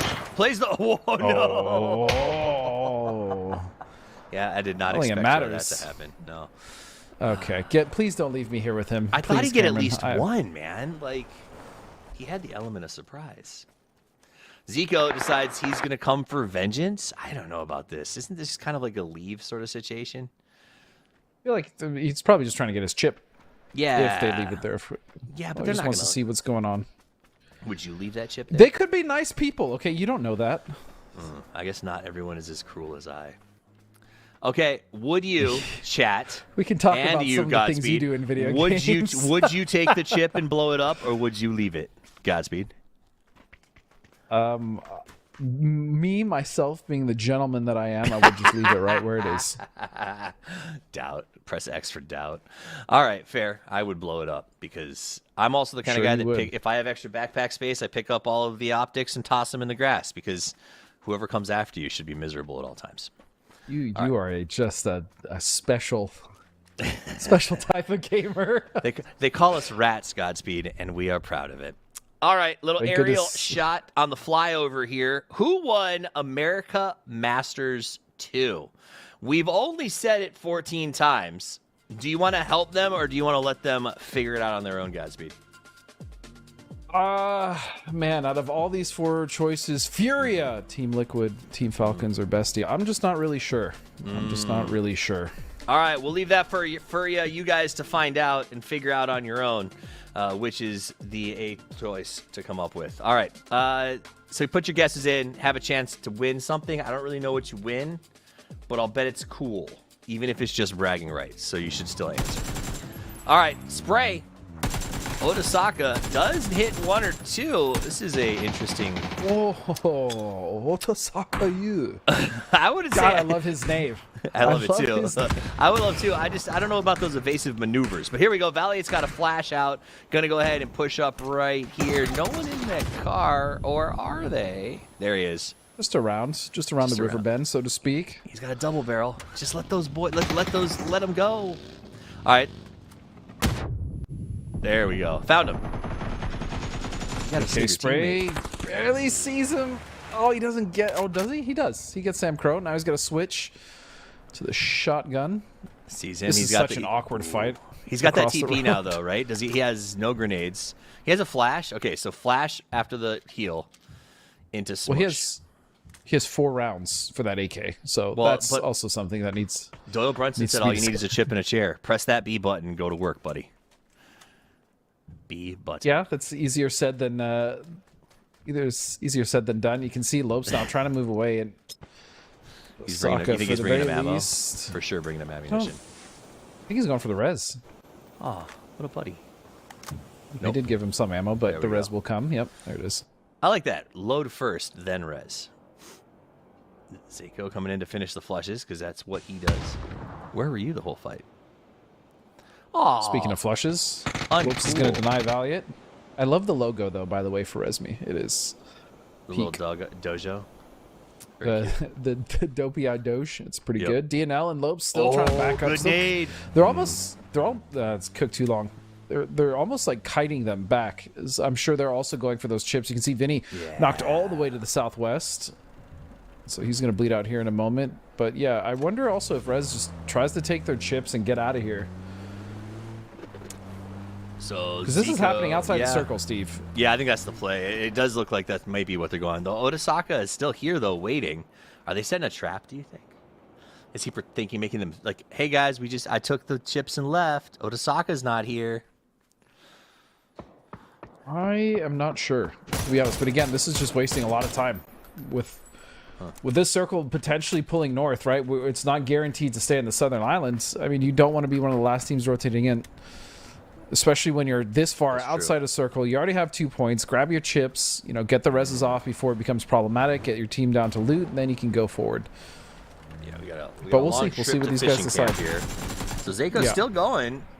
Meanwhile, Kickstart's running over Alo elsewhere on the map, which is, that checks out. Otasaka trying to finish off this fight. Zico continuing to just be a pain in the tuchus. Going around the rock. Sees him. Goes for the hubris spray without any backup. I don't know. I don't have anything to say about that, Zico. That was like a Zeke no. I mean, he went for it and didn't pay off. No. He did. Otasaka now has to... He wasn't even full health, Godspeed. He was like a half health trying to do a peek on a rock. Yeah, I'm not sure. Not sure what he was maybe trying to buy some time, but again, this is now just a one-person fight. As far as Rez is concerned, at least NW has 2 members, so we'll see if he's going to even back off or if they're just going to go do their own thing. Meanwhile, everyone else, aside from Mira, have found their way into center circle. Right? I feel like Resmi had the chips. They just could have left. And at this point, like, if Otasaka runs away to just recover, I don't know. I guess, go recover some points. Would have been nice to have 2, though. Oh, okay. We're going back to the beacon.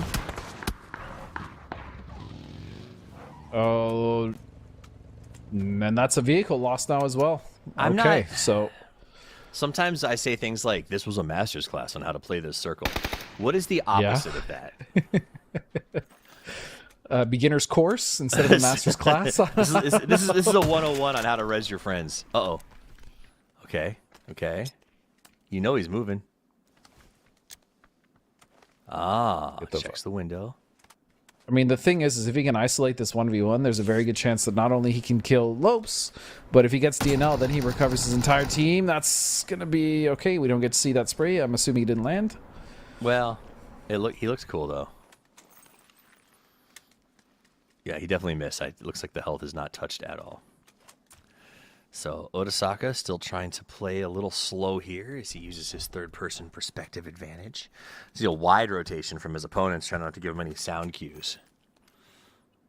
My question here, though, is like, how long does NW take to get this 2v1 out of the way, right? They're losing precious time. Obviously, they want to res, just like Otasaka does.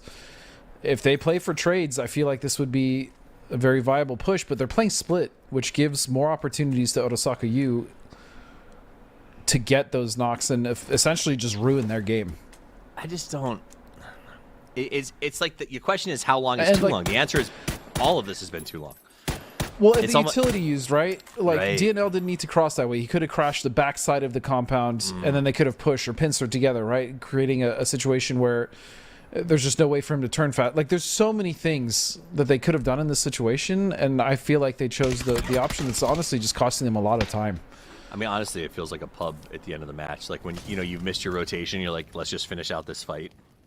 I guess whoever wins gets to bring their team back, but they're all going to come back limping. I mean, the circle is already incredibly small as we move north of fishing camp. Like, there's not going to be any real estate left to loot stuff. So, all right, they got a nice knock there. Otasaka's got one. Okay, now it's a 1v1. This is what I'm talking about, though. Like, this is, like, if you're going to do it as a squad, do it as a team. Yeah. I think he just went forward without doing it. But, I mean, regardless of which team wins, to get them back to your point, I mean, it is just phase 1. So they will be able to land at, like, a Hoppo or Hosan, something outside. Yeah, they'll tank some blue. They should find some bandages, some boost. They'll be fine. But, it's the other point that you were making, which is space. most of the good space is going to be already occupied. In fact, it's being occupied now as they're still sitting here in this 1v1 in phase 2. I'm very curious how much longer this is going to last. I mean, hopefully not much longer, because I find the fights going on in the circle to be far more fascinating at this point, as we do have some like tough rotations, potentially dangerous driving between QAD. A lot of teams fighting for a very small amount of locations in that middle circle, so we'll kind of keep you updated in case we lose anybody there. Rock, team that's been impressive lately, going to go ahead and take some shots at AA as they go by. Syntastico, MVP, gets another knock. Yeah, so proud of that guy. I'm just proud of this whole team, but yeah, Syntastico, again, massive achievement getting MVP in a tournament full of absolute legends and killers at EWC. And as I say that, Zane says, you know what? I just killed 3 of Liquid last game. Don't forget about me. Yeah. Well, who's your MVP now? He takes him out. And Beal runs across the bridge saying, should have been me. Solds, nice spray down there. Let's Gladiator. Wants to finish it off. 1 peek, 2 peek. Can he make it a 3rd? Boom. Easy peasy. Nice shot.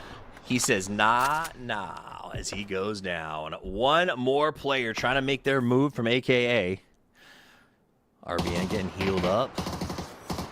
And that will be the end of it. Sold's little 3-piece. Okay, Good we take those. We take those. Too bad Syntastico died, but still great plays by Solds.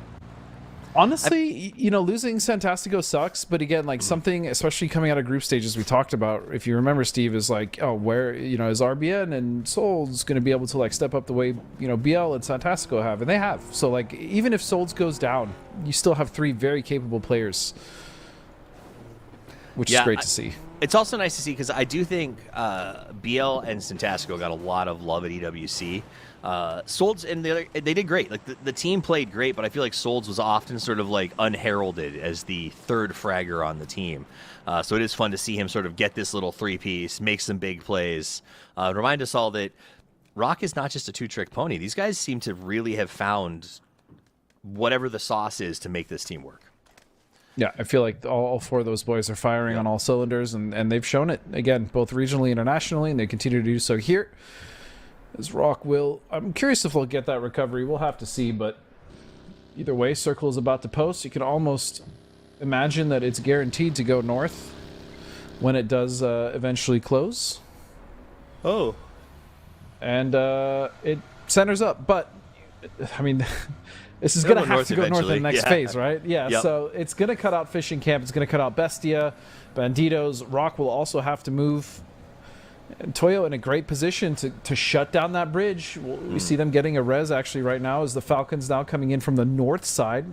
They're going to have to contest with teams like Mira and QAD, potentially Furia and Toyo up there. Yep. But it looks like they're going very wide, and they probably are actually going to this res point. If they take that western ridge right above Toyo, that is a devastatingly good spot.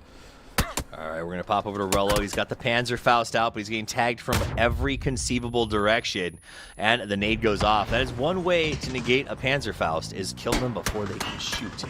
Roth going to just say, I'm out of here. Or DIY, whichever one we're watching. I believe it is D currently, yes, but Roth also got back. As you can see, they've lost Rello. And QAD, again, this team is so good. I expect a lot from them. Relo going down early is not ideal, but still an opportunity here to get nicely done. D with the spider senses getting that spray through the smoke. A second nade going down. Ooh. That could... Oh, it almost knocks Kawazine. Oh, my goodness. Come on. I just like watching good utility usage.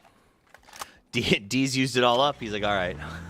Driving somewhere else. I'm spent, boys. I'm out of here. I thought he was bouncing. That's all I got, boys. PD in the distance look like they are kind of moving towards them just a little bit. Tony definitely interested in taking a peek here and seeing what's going on. That could definitely be the trouble here. Or the save for Furia, as if D gets backshot. I think that pretty much ends their fight here. Meanwhile, yeah, he's gonna, what is this nonsense? Still going on. LG, though, in front of this with the opportunity to pick up all these kills, but they're actually, I mean, by the time this fight's over, they might only be able to get 1 or 2. Look at this. This was the same 2 that were fighting at the beginning, right? Like, they re-dropped on top of each other? Actually, it is, dude. Oh, my goodness, it is. It's Rez and then... So they these are the guys who died early. They both got blue chipped, dropped on each other, and have continued the fight. So I don't know if that's bad blood or bad luck, but it is a fascinating development. I was gonna say there's absolutely no way they're still fighting, but no way he's one of the teams, so they are. But like they went from 1v1 to like, I don't even understand. I think they're back in a 1v1, dude, which is crazy. Wild. We're gonna end the 18th game, and there's still gonna be 1v1ing somewhere on Tego. It's possible. It's actually possible. RBN has to be careful though. Sneaking up this ridge, you can see Falcons taking over that spot I spoke about earlier. Now with a lot of control here on the west. Here comes that north shift. Oh, great for the Falcons. Toyo in a nice little secure spot as they get to just lock up their compound. Not bad, not bad. Tough order. Bestia, Ban, Rock. I don't really know how you get across here without just dying. So here's the thing. Bestia were there. They were there before the shift. Surely they knew the shift was happening, right? So I'm interesting to see them choose now to move rather than maybe try to move earlier. Maybe they wanted to use the shift and the other teams moving to maybe get their way in. But yeah, they should have known that this was going north. Falcons in a amazing position here.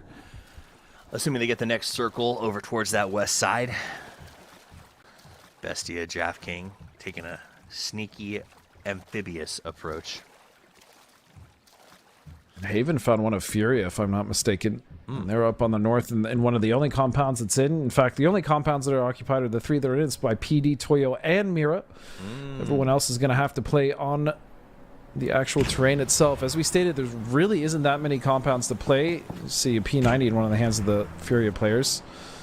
And it looks like they're trying to get mortars on both Furia and PD. That was one good. Kind of lands close. If they hadn't just moved, that first one was pretty on point. LG send. Look at him go. We want middle, boys.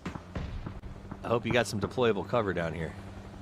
The problem is middle it's good for now, but yeah, there's that shack. Actually, the shack is going to be huge. To the shack. Oh, they have drops too. Oh, this is really big for LG.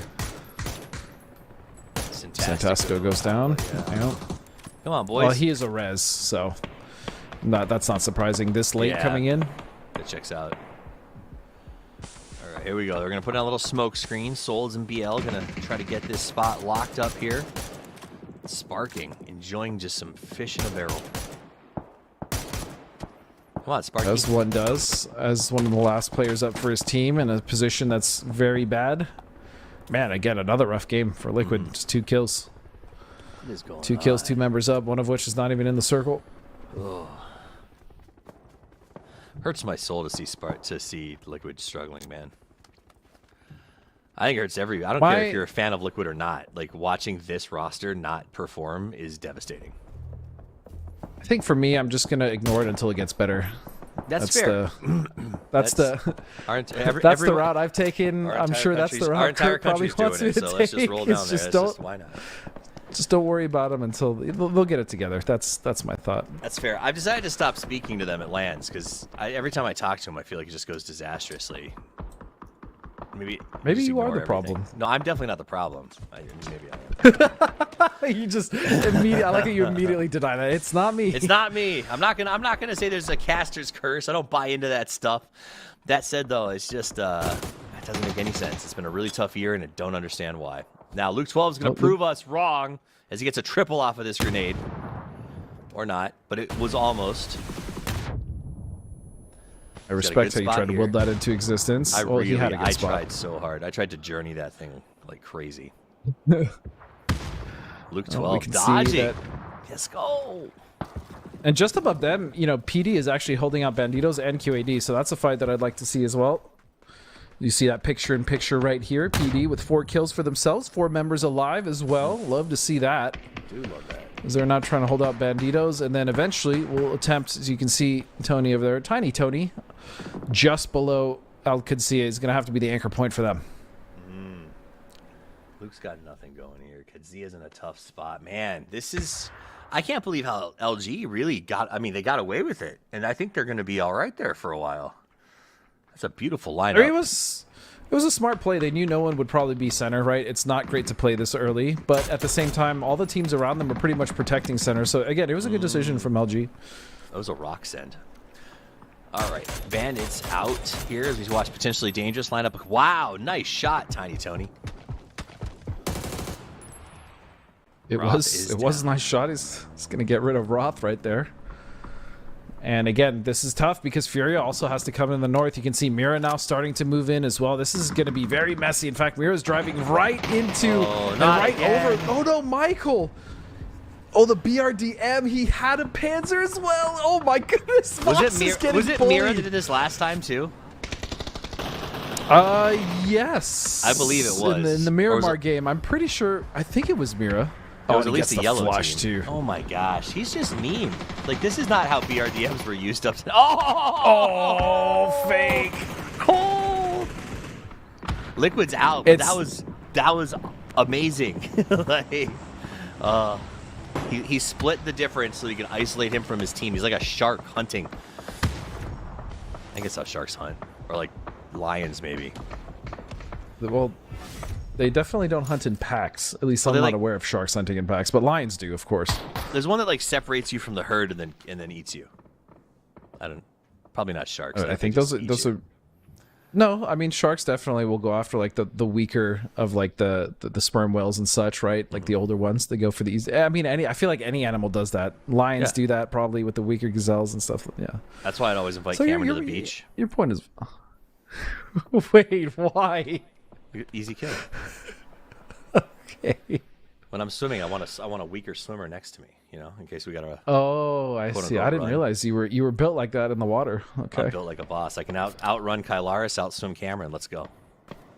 Those are two things that I feel like we desperately need to see. I'm setting myself up for a triathlon at our next PAS. Yeah, you can see Bestia now in that southeastern edge. All right. And they still have to deal with PD. PD, for their efforts, though, have done quite a bit of work here. They did kind of stave off Al-Qadsi as well as a couple other teams. Now you can see Glock getting in a forward position for his team. Meanwhile, Fakeson still just hanging out in his BRDM. Dude, Luminosity spent so much time getting organized. They deployed inflatable boats for cover. Like, they were prepared for the battle to come. They were not prepared for the BRDM. He just wiped them with that. Well, I feel like I'm pretty sure Michael had a Panzer in his hand when he got knocked. What happened to him was he got out of his vehicle, and I'm pretty sure Fakeson hit his vehicle with his BRDM, and it pushed it into Michael, because the knock sign was not getting knocked by Fakeson. It was getting knocked by a vehicle. See, that's what he's figured out. Everyone else tries to get kills without the BRDM. He just uses it as a weapon. I mean, it's been working so far. Again, the fact that Panzer didn't go off is very fortunate, but there is counterplay to it. So far, we have not seen it happen quite yet. Actually, in that last game, in the Miramar game, we saw a member of Rock Panzer. But, yeah, if you don't have one when it's coming at you, kind of hard to stop, as a solo especially.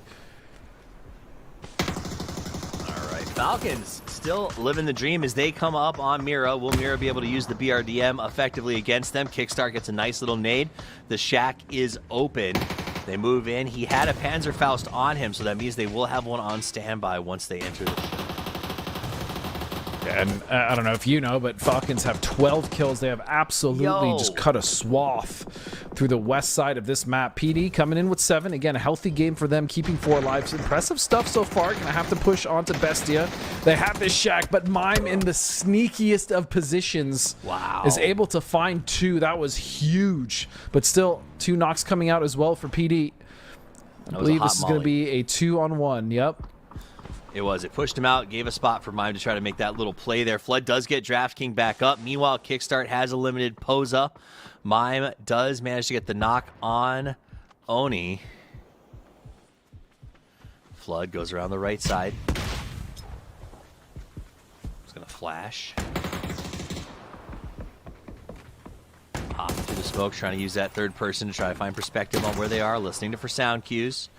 Gets the gun reloaded, waiting for the smoke to dissipate. Almost done. There's the first. Oh, there were too many targets. It was a target-rich environment. It was a nice try. It was a nice try for sure. As you can see, PD's going to clean up Bestia. Another great game for them, but it looks like Falcons are not done. Shrimzy has found Emmy now. and Toyo, who have tried to flex out of their compound, just unfortunately doing it at a time where Falcons only have to focus on them. Yeah, Falcons down one player, but they should be able to get them back up right now. Shrimzy going to go ahead and use the vehicle to push up to a higher ground position. Very bold by Shrim here. The man behind you, be careful, sir. CPD now trying to finish off what's left nice of Furia. shot. What a nade. What a nade. Beautiful stuff from Gabaru. What a He's molly. going to find that one.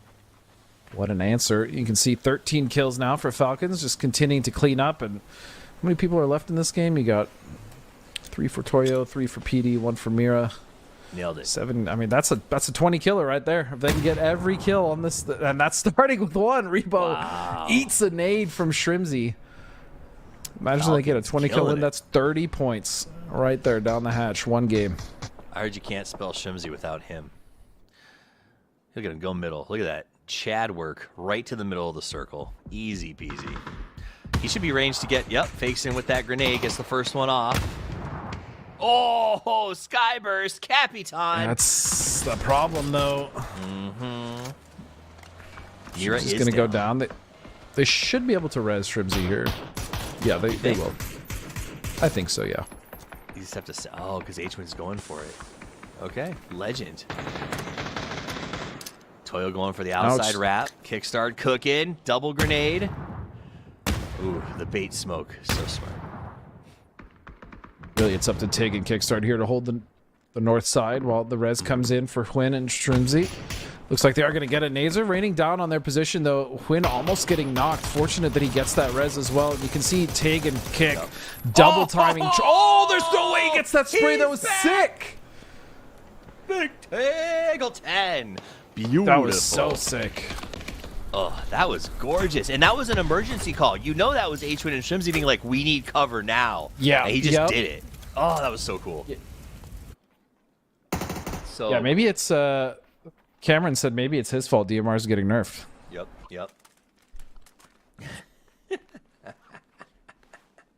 It's all Tig's fault. GP Tig. All right, Shrimzy pushing up with H-Win. Side by side, getting together with the Tig and the kickstart.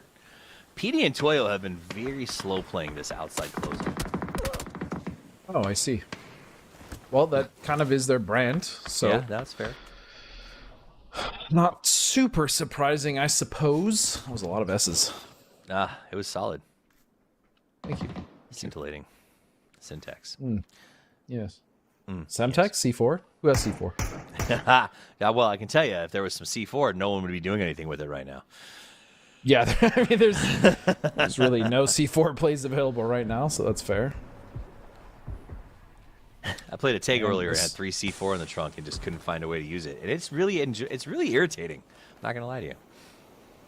Having that kind of power. I was still sleeping. Well, shocker. you're tired. We had to fly across the world. I get it. All right, shocker. The Falcons, come on, Falcons. You guys got the circle. You're closest to the dot. It's just a matter of waiting, right? Like.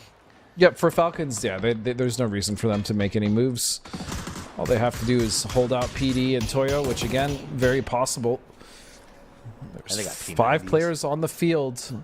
But more importantly, this is 5 chances for them to end up with a 20-kill dub. If they can get all these kills, which, to be honest, it kind of looks like they might. It's like, where are you going? Nowhere. PD's just waiting for the blue to pull out. No, they're not. They're just getting smoked. Shrimzy's not going to allow it. Good defensive smoke out. Kickstart, getting some spray down. Toyo capped up on top of each other. That car looks like it's about to go. Boom. It does. Toyo's got to head to lobby. PD down 2-1. Shrimzy wants the flush. He wants the yummy yummies. He launches the zooms, and he gets the kill. Shrimzy playing aggressively. It got him knocked early, but he bounces back for an 18-kill Falcons win. That is the Falcons that we have come to know and love. Playing that very, very well, Gatsby. I said no because the blue took 2 kills and spoiled their 20-kill win. But I mean, that's still 28 points. That's a hell of a game for the Falcons and a nice way to start out, at least going into the second half of today. Yeah, for sure. Big game for the Falcons. Almost 20 kills. Would have been cool to see a 20 dub drop, Cameron. What's your takeaway as you sat there and got to sort of just relax and enjoy the Tego? I mean, a large part of it has to be from the fact that river kind of kept anyone from getting established in a central position, but this was another an example, sort of a contrast to the two Miramars that we saw, where they were central heavy. This one was edge heavy. Falcons were able to play from the edge. They were on the bridge to allow for the flexibility to go either way, north or south, and then it kind of just cleaned up bit by bit. So again, we're still going back to the conversation of like, what's the meta looking like for this particular lobby in this particular weekend? Jury's still out whether it's going to be particularly favored one way or another when it comes to center or edge. Center feels good right now, said Luminosity in that game, Godspeed. And then it was not true. I thought they were going to win that one. I honestly thought that they were going to pull that one off. Was it just the BRDM, or was that spot just too risky? No, I mean, that was going to be a difficult fight regardless of whether that... I feel like the BRDM just kind of ruined their game. Again, I feel like Michael was just about to get rid of it, and timing was unfortunate. But yeah, I think even if they did hold that spot against Mira, they were going to have to deal with Falcons afterwards, and fighting from a shack is never great, but I think they had an opportunity to win. Again, if the BRD didn't ruin their game, there was a chance for sure. Second game, we've seen the BRDM do some late game work in the hands of Mira. Seems to be very, very strong. But Cameron, I don't understand. I keep seeing players with their Panzerfaust ready to cause trouble, and it's just not working. It's not stopping the BRDM. Is it just that he's that good of a driver? I mean, it was the timing on both sides. So, True. like on the first map, when it was Haven in the BRDM, I believe, catching Rock completely off guard, it really did feel like it was a silent approach. And then this time around, I think Michael almost got it, but just unlucky with the timing once again. All right, let's look at the leaderboard. Team Falcons gets 28 points off of... That's insane. That's a huge game. Potentially Dangerous gets 17, and then everybody else gets what normally would have felt like a cool amount of points, but just feels dismal and depressing when you compare that to how many points the Falcons got. Overall leaderboard should be interesting. I believe that'll put the Falcons up into first place, Godspeed, or at the very least tied for it. Yeah, they're in first by at least 8 points. I could see it was close, but their game wasn't big enough to kind of justify that jump for them. Even still, they're in second. Rock maintained third. Furia and Miria, tied currently for fourth and fifth, and 1 point behind is Toyo. So again, very early on, very early days. No one's running away with it. I mean, even after that game, the Falcons we saw they had not the best game in one of the first Miramars. So it's still everyone with an opportunity. Bandits, after 3 maps, I kind of need to see something from them, but other than that, still possible for anyone. Yeah. I mean, when Team Liquid's only got 3, it's not that far off for Bandits, I guess.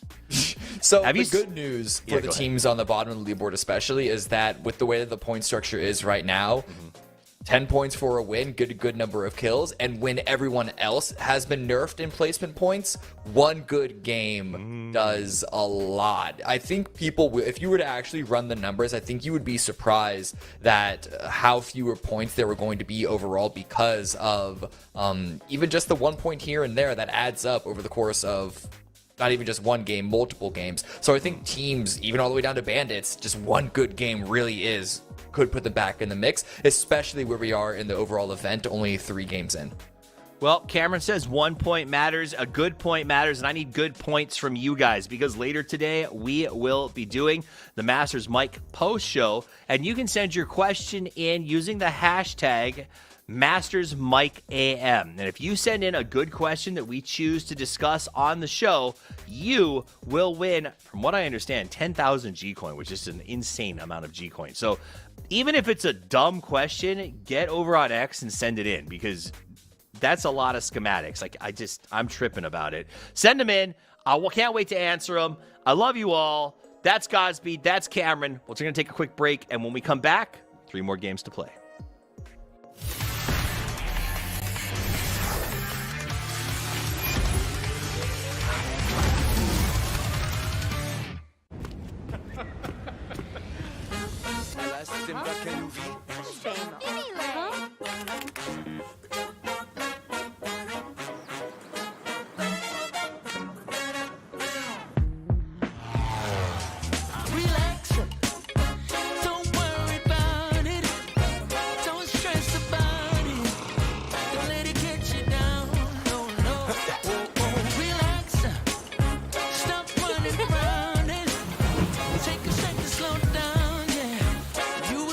Sarah, noise.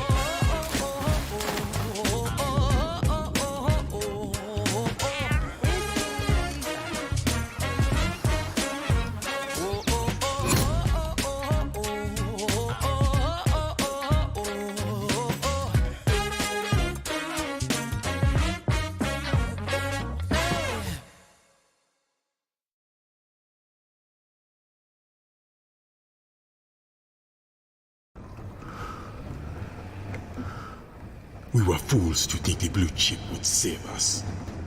It was all a lie. Today, the lies end.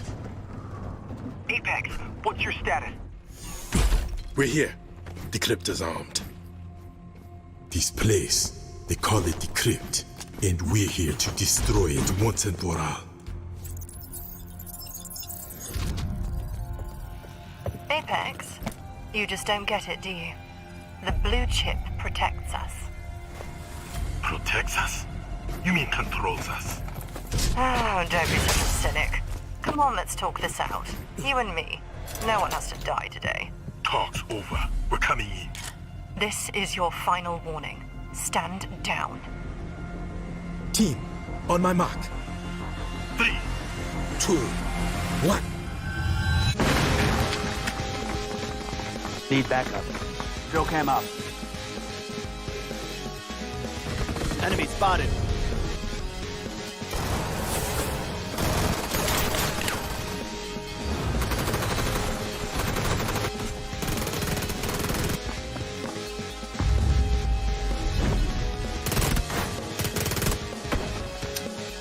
Blue zone out.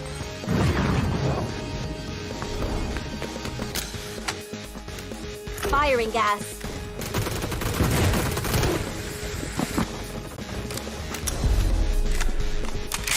Sticky up. Sticky bomb deployed.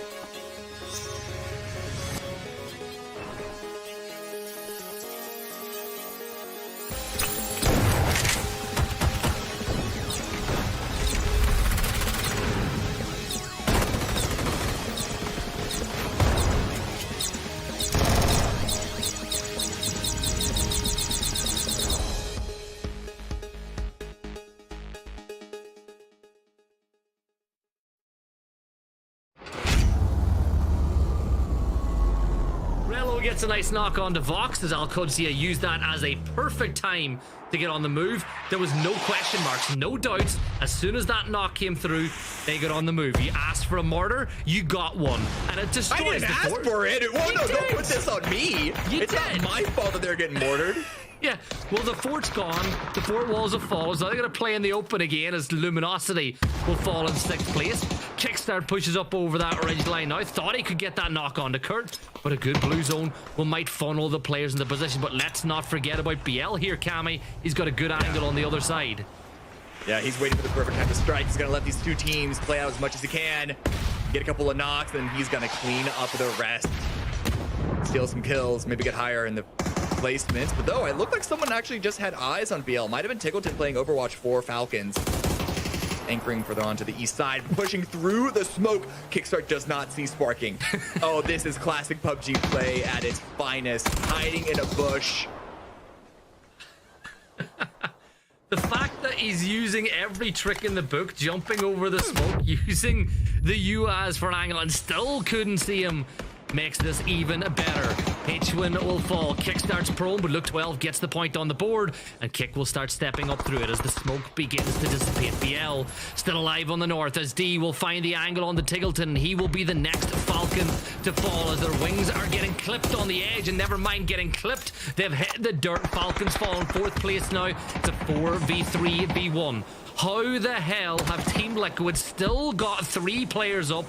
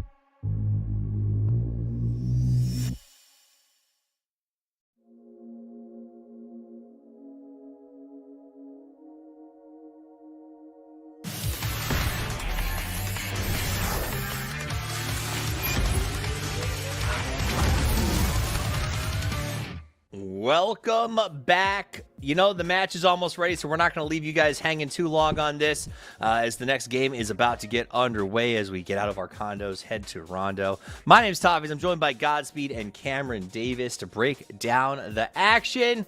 What's your take? 3 games in so far. Godspeed. Falcons are the best. Falcons Easy are the take. best. Cameron, what's your take after 3 games? Alec and Sierra are the second best. Is my take. Wait, no. So this Ooh. has been. Hot takes. It's been really Weirdly North American takes, just saying.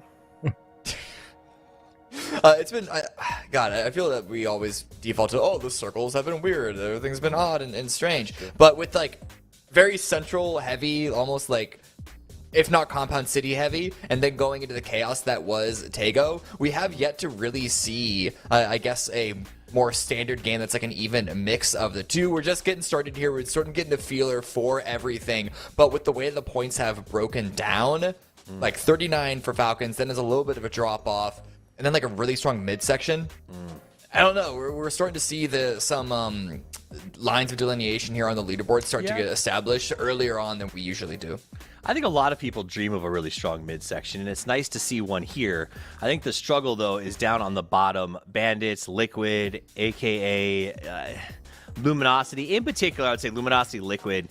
These are teams that I look at their lineups, and I'm like, this is not shade on Bandits, guys. But if Bandits doesn't do well in this event, I'm super happy you guys were here. I hope that you gain experience, and I look forward to seeing what you bring in the future. Liquid, Luminosity, not that same thing. And the slow start out of pedigreed players like that, Bestia as well, is a little bit frustrating for me to watch. You know, Let's see. I am going to preface your statement with a question. Ooh, I like those. Okay, Steve. Sort of, maybe. Okay. Hit me. So my question to you is, what do you think, what would you tell them they need to do in order to get off the bottom of this leaderboard? I mean, Like, what is your solution for Luminosity and Liquid? Yeah, just be as blunt, honest as you want to be if it's about the it. context of you're saying like I'm a coach or I'm in some position to tell them Sure, what to do. yeah, that's what I'm saying. I would simply say, you guys know like better than this. Like this, there's nothing that you can tell players who have been around this long, who understand the game this well. I don't think, right? Like I think all you can say is like pull your heads out of your asses and play better. And I don't. You know, what else are you going to do? So that's the question, right? There's really not much you can tell, Yeah. you know, a Falcons member. They're not struggling. I'm just using an example. A Falcons member or a Liquid member or a Furia member or an LG member, right? Because they've all had the experience. They've all been here. You're not going to tell them how to play the game. But that's where it comes into the mental aspect of it, because clearly something is not working, whether that's their rotations, whether that's their gunfight, right? Like their team fighting, their mechanics. It's hard to pinpoint exactly what is causing that issue, because sometimes teams themselves don't know what's like. You just have sometimes a bad tournament or a bad month, and like you can't fix it. Like you can't just immediately pinpoint a thing and be like, oh well, this is what's wrong. Like Kurt, for instance, didn't communicate this, or Sparking should have communicated this better, or communication in general isn't great. Again, these are not the issues. I'm just saying speculatively, like, but no, I get what you're saying. There's so many things that can go wrong in a team. It's hard to just be like, well, just fix it, guys. And you want to be reticent to just pull the trigger on a fix, right? Like you don't want to end up with a Scoom was the problem situation, where you do make a knee-jerk reaction and ends up, being detrimental to your team in the long run. That's fascinating. And I hope that Liquid figures it out by PAS. I can't do another PGS without Liquid there, Cameron. I just don't think I can. Yeah, okay, so I agree. But at the year that they have right now, we got to see something else. We got to see a sort of like 180, right? We saw 180 last year, a major 180 at the start of the year. Maybe they can go back to figure out what that was that caused that. But I want to throw it back to Bandits real quick. Okay. Because I'm not going to give them that slack. Oh. Because yes, Bandits aren't as established of a team as everyone else. Okay. But 0 points, I expect more from them. Like players like Yayi, Donkmoon, Andrew here, playing under that name, and then Nicholas as well. We've seen some fantastic moments from them in the PPT up until this point. I don't expect them to be favorites. There's certainly, even with the new blood favorites like potentially Dangerous and Mira, I'd put them below them, but I do expect more than 0 points.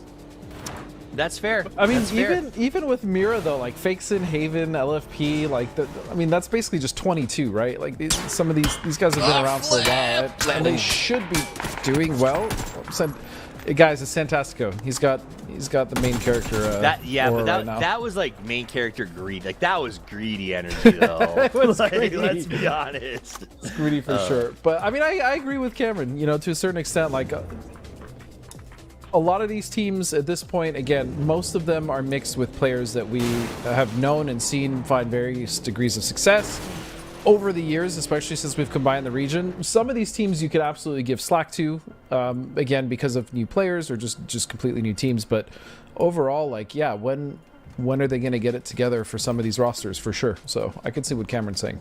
Cameron, do you think when the players see these test track circles, they groan, or do they like the fact that it's always test track? Because at the end of the day, everyone trains for it to be test track Neox. Well, I don't know what it's like at the events that you're working. In the PUBG Players Tour, it's actually been off of test track for quite a while. Okay. It hasn't been quite as like singularly focused as we're seeing right now, and as we saw in the very beginning of Rondo being thrown into it. So I don't know about full-on groaning yet, or anymore. Rather, it's certainly not like the expected result. It hasn't been, at least in the Players Tour here in Americas, for a while.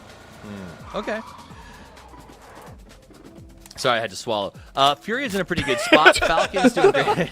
You have to. You just stopped talking at a bad time, and I had some coffee in my mouth. AKA making a rotation down from the north side. I guess my beef with this area is that, like, once this happened, Godspeed, it feels like teams start to get pretty predictive about where the next circle or two is going to go. And the fight for a very small amount of real estate starts early. Yeah, I mean, like, but you could technically say that around like a Pachinki circle, right? Or like a Monte Nueve circle, right? Like, teams generally have an idea of where they want to play out of these. Sure, the majority, especially in the beginning, were test track circles, so a lot of teams have, like, again, that set play that they would like to get to, especially if they're one of the teams that has agency on that. But overall, I feel like they would just treat it like any other circle where they, you know, they have their favorite positions to play around a POI, whether it's test track or a go dock, or again, like a Pachinki, and they'll kind of just attack it that way. And if their spot is taken, or where they like to play is taken, then they should have contingencies in place for that. So to be clear, when you say a team has agency, is that a prio because of drop, or is it like something that they prefer to play? Where they dropped, like, okay, or no, just like where they dropped, how quickly they rotated to get into their favorite spot. Like, they are the ones that have the closest proximity, I should say, the agency, right, to get to that spot first, if they so choose to. Whether it's based off of their drop, when they rotated, you know, what have you. Is there a certain amount of respecting that agency in PUBG? Like, do you feel like teams kind of memorize, that's always first prio by these guys in this circle, we're not going to go there? Yeah, especially regionally, where you play against those teams a lot more than you would, like, you know, internationally. Yeah, absolutely, 100%. I mean, even though it was a long time ago, like, you know, we knew the teams that dropped around us, we knew the teams that would rotate around us, what timings they would have. Like, for instance, we knew pretty much exactly when Ghost was going to rotate past Cube almost every single time, right? And they would have to, like, adjust their timings because we'd punish it, and then, like, vice versa, we'd get punished for a rotation, and we'd have to be like, okay, maybe we go a little earlier, maybe we wait, maybe we go around. So there's a lot of that that goes on generally, like in scrims too, right? Like, things are a place where a lot of people who watch the game don't see, where a lot of that gets kind of figured out, especially with the drops, right? How many times do we see, for instance, hot drops spill over from scrims into an actual tournament? Quite often, right? So yeah. Who was your favorite person to 1v1 on Ghost? I think it might have actually been Shrimsy when he was on that team. Wow. There was an instance where they dropped us on Monkey and they killed me, because, like, McCoy and I would share that and we would fight over that, and then they came over and, I mean, they slaughtered me. And then we ended up just hot dropping them in Melta, and we got them right back. So it felt good. But honestly, like, I grew so close to those guys because they were right next to us. We obviously saw them, like, almost every day. That they were all really great players. Nice. Balak, obviously Shrimsy, like McCoy. So yeah, I didn't really have a favorite to 1v1, right? They were just fun to fight. They were fun to fight. NPL. In case you guys didn't get the references, NPL is the time period we're talking about. They had the booths next to each other. And Monkey Compound still exists to this day, named after the Vitality player from 2017, 18. Still? I think it was 18, yeah, but still. Yeah. I mean, that's a long, man, 7 years. Isn't it? 8 years. That's got to be crazy. kind of cool, though. Like, I'll bet Monkey still tunes in sometimes. It's like, dang, they're still calling it Monkey Compound? That's pretty cool. Because he's gone. He's been gone a long time. There's some old call-outs like Tempo Reds, Tempo Dip. What was it? The Kingwin Dip, right? There's still a lot of Souls. Oh, clean. A little readjustment there. Yeah, there's a lot of names. I'm sure actually that are used by pro players that were used even like back when dinosaurs like myself were playing. Right. It's funny too because I think there's still some out there that like they aren't publicly used. They're just living their best life. G-Core. Sure. All right. Danshin, nice shot here. That was a great dude. The amount of spray follows that we've seen Rock hit at close range has been pretty impressive. Like their sensitivity is shockingly high, and they're clutching these out. 55 making a big rotation here. They are young. That's why I'm bad at this game. Thank you. That's my excuse. Yeah. Yep. Also, hashtag Masters Mike. Send us questions. Win 10,000 G coin. You can ask how old we are. I'll tell you, but you got to send it in with hashtag Masters Mike AM, and your question has to be selected. Though I will tell you, our producer's selecting the questions, not us. So if you send in something salacious or interesting enough, he'll probably pick it just to mess with us. So be creative, people. That's a lot of G coin. Also, if you happen to see 3 tweets by Godspeed happen to get chosen, it's not because I want the G coin. It's because I need the Bugatti. I have the Bugatti. I want to get the other skins. I got lucky enough. Like the nice one? I got the base nice one that you can upgrade with the skins with the spoiler that comes out. Oh yeah, that was me. Oh my gosh. Yeah, you get Psycho. That's a 1%. That's a 1.9%. Oh my god, I hate you. I know. It's okay. It's a 1.9% out of a 2% prime. I don't want to get into it. I tried so hard. I came so far. Got so far. Yep. Yeah. But in the end, I got one Bugatti. That's at least something. What, the base form? Yeah, the base form, not the limited. You set me up. Got him. As Bestia rotates. Got him. Bestia does rotate. I like how you brought us back in there. He was like, haha, you like suck. And Bestia rotates. I feel like we were gone for a while. You know, there's a lot of it's been quiet. I'm not going to TPP has, especially when you got the test track circle. There's a lot of spots. People have memorized where they like to go in these areas, and it is a relatively uncontested rotation group. Like, that's call a spade a spade. Yep. You can see, I mean, Falcons were here. This is where they looted, so fortunately for them, I mean, they just have the best split. They have the best position currently. Again, this could go anywhere, but all of a sudden, test track, not so much. It's actually going to be Bamboo Center, which is a very fun area to fight in, but very... And more fun to drive through. Very open. Yeah, it's pretty fun to drive through those. Again, Bestia just finished their rotation. Will continue to get past. The fact that they make it past AKA here, in that split is kind of crazy. In fact, I think did they just lose someone? I think he just behind. Maybe a tire got lost. Okay. I don't see any death. It's regionals rotations. I don't think that rotation passes in a larger lobby. If you know what Probably I mean. Not, but one thing I will say to Cameron's credit and his point, Bandits are in a great position here. So I mean, realistically, this is their game to kind of lose as far as position kills are concerned because they should be in a very good position to punish 55 here if they can. But 55 has been pretty on point with their team fights, so we'll see if that's the case. Come on, Meanwhile, Roth is going to find one. It's going to be on Benny, Steve. DIYD does a great job with Roth as they 1-2 punch Emmy up on Toyo Rock. Toyo Rock, he's trying to hide out, see if he can get away here as they go back into their little dip. This is how you hold the dip, though, and I think the upside of them getting Emmy there is that burning car is going to deter others from coming to that location.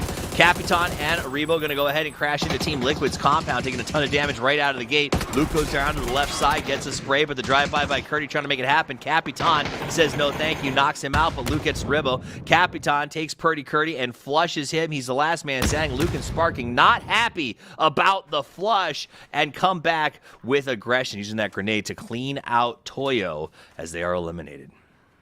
The only issue is that I don't think there's a res station around Liquid here. So like even if they wanted to get Kurt up, they'd have to take like a side quest all the way to the southwest just to get that first one Nice, going. Michael. I am very shocked.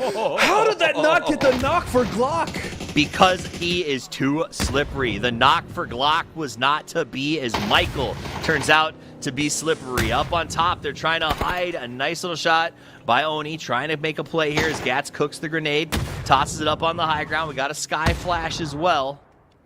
TNY trying to come in from the right side, throws out a good grenade. Oni takes some more damage, ducks low. Vox down. This is bad for Luminosity. Oh, look at this flank around from that's going to be clean, though, and Luminosity go out early yet again. Because that grenade didn't matter. Sorry, go ahead. It did, I guess. Well, no, it was a sound cover. That's the whole reason he threw it. He was using the grenade as sound cover for the outside push. Beautiful. You can see here, no... What is NW doing? What's happening with these poor boys? As you can see, Rock is kind of hunting right now. Sold's actually literally hunting the last two members here. I feel like they... No way. They went away to the desert, grew some hubris, and came back with a chip on their shoulder. Like, they're doing it's hot this out there. but they're coming after people every time now. Yeah, like, as they should be, though. Again, with the confidence that they built on that EWC stage, like in groups, in finals, even though they didn't place as high as they would have wanted, like it doesn't matter, man. When you go into an event like that and nobody has any expectations for you, and you break through that ceiling. It's the best feeling. Coming home into a lobby that is weaker, let's just call it what it is. There's nothing wrong with that. This just isn't an international lobby with the best teams. And so, like, again, it just builds upon what they already brought back with them from Saudi, and I think that's wonderful. Yep. It's wild to see how different of a team they have become over this last year. Previously, it's like it's Switch, right? It has. Oh, no. Valley. Nice move, Valley. That's experience. But that's one of those, they were working in silence before, right? I'm trying to remember the name previously. They were, and it'd be their roster had been different even before that as well, yeah. Right, but I think that working in silence was a good name for them as they sort of ground their way up, and I love that this change to Rock has been accompanied by this overwhelming sense of, achievement. We have a brand now. We're winning tournaments. I think the future is purple, and I'm excited to watch what these guys keep putting forward. That's all. We can stop gushing about Rock, I guess, but I don't want to. They have been just one of the teams that I feel like in recent years, one of the teams that have kind of come out to start to challenge, right? The big teams that we already had established, the Falcons of the worlds, the LGs, the Liquids. They're for me the first real team coming out of South America. Besides teams we've seen in the past, like we saw Fumba before, as well as some other teams. But they're actually making a real impact on the international stage, and that is freaking awesome. I almost cursed, but that is truly awesome. I think for me, though, it's a lot of our LATAM teams come out into the honeymoon stage, and they're incredibly powerful for like 3 months, right? Initially, yes. And then they fall off, and I don't know why, and I don't know what's going on in the region, and I don't speak the language, so it's hard for me to usually with Western teams, I can go hang out with people at breakfast or dinner and gauge sort of like the honeymoon phase when it's over. I can't with these guys, but it seems like it consistently happens. And for me, the fact that this roster, and I can tell you guys this candidly, I've been around them for 6 months running now, and they seem to be just as happy, just as stoked, just as united as they ever were. So to me, that's why I think I'm most excited about the long-term potential of this group.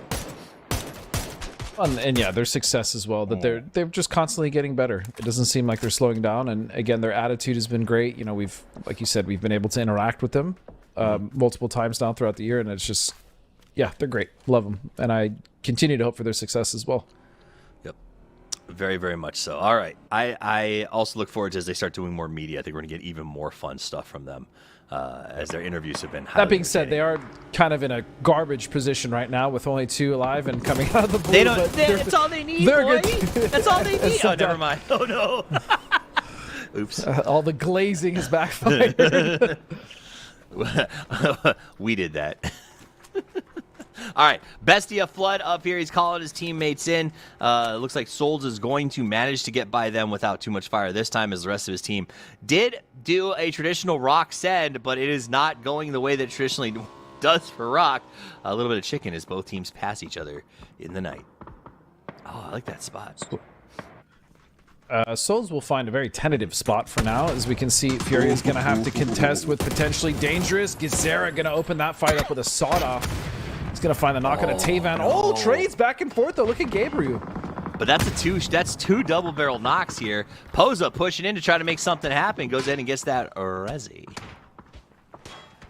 So we'll try to stabilize. And unfortunately for PD Steve, they're not in position to actually capitalize off this. They will lose Kawazin, though. Actually, it's not guaranteed.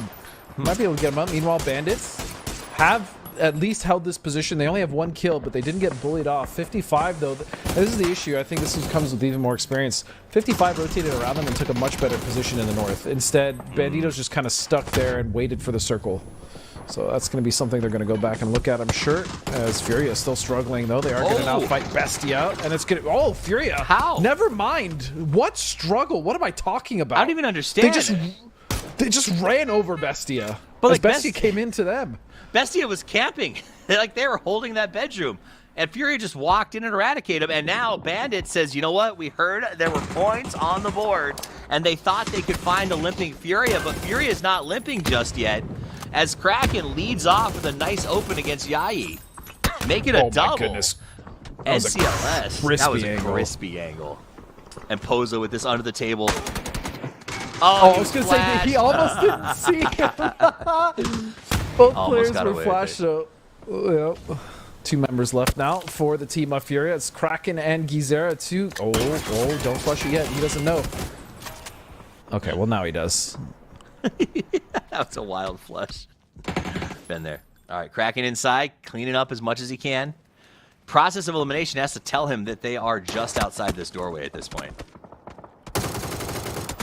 Nice. Oh, spray from Gizera. Got a little away from him, but he finds Andrew now. I think Bandits only have 1, right? There's just 1 player left alive.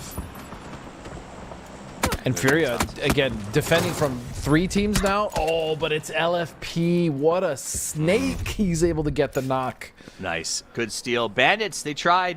They came. They 200% increase to their score so far. Good for them. Yeah, that's a good way of looking at it. Cam will be pleased, I'm sure. As QAD now holding out a Team Liquid here on the edge. And this is happening with Luke all the way like towards center west, is actually firing off mortars while the other 3 are holding off the team of QAD. It's just 2 members now as Gizera again. Dude, wow. How many more are they going to kill? 10 kills for Furia. Make it 11 as they're out, and a slam by That's from how the you Falcons. crash, bro. Yeah.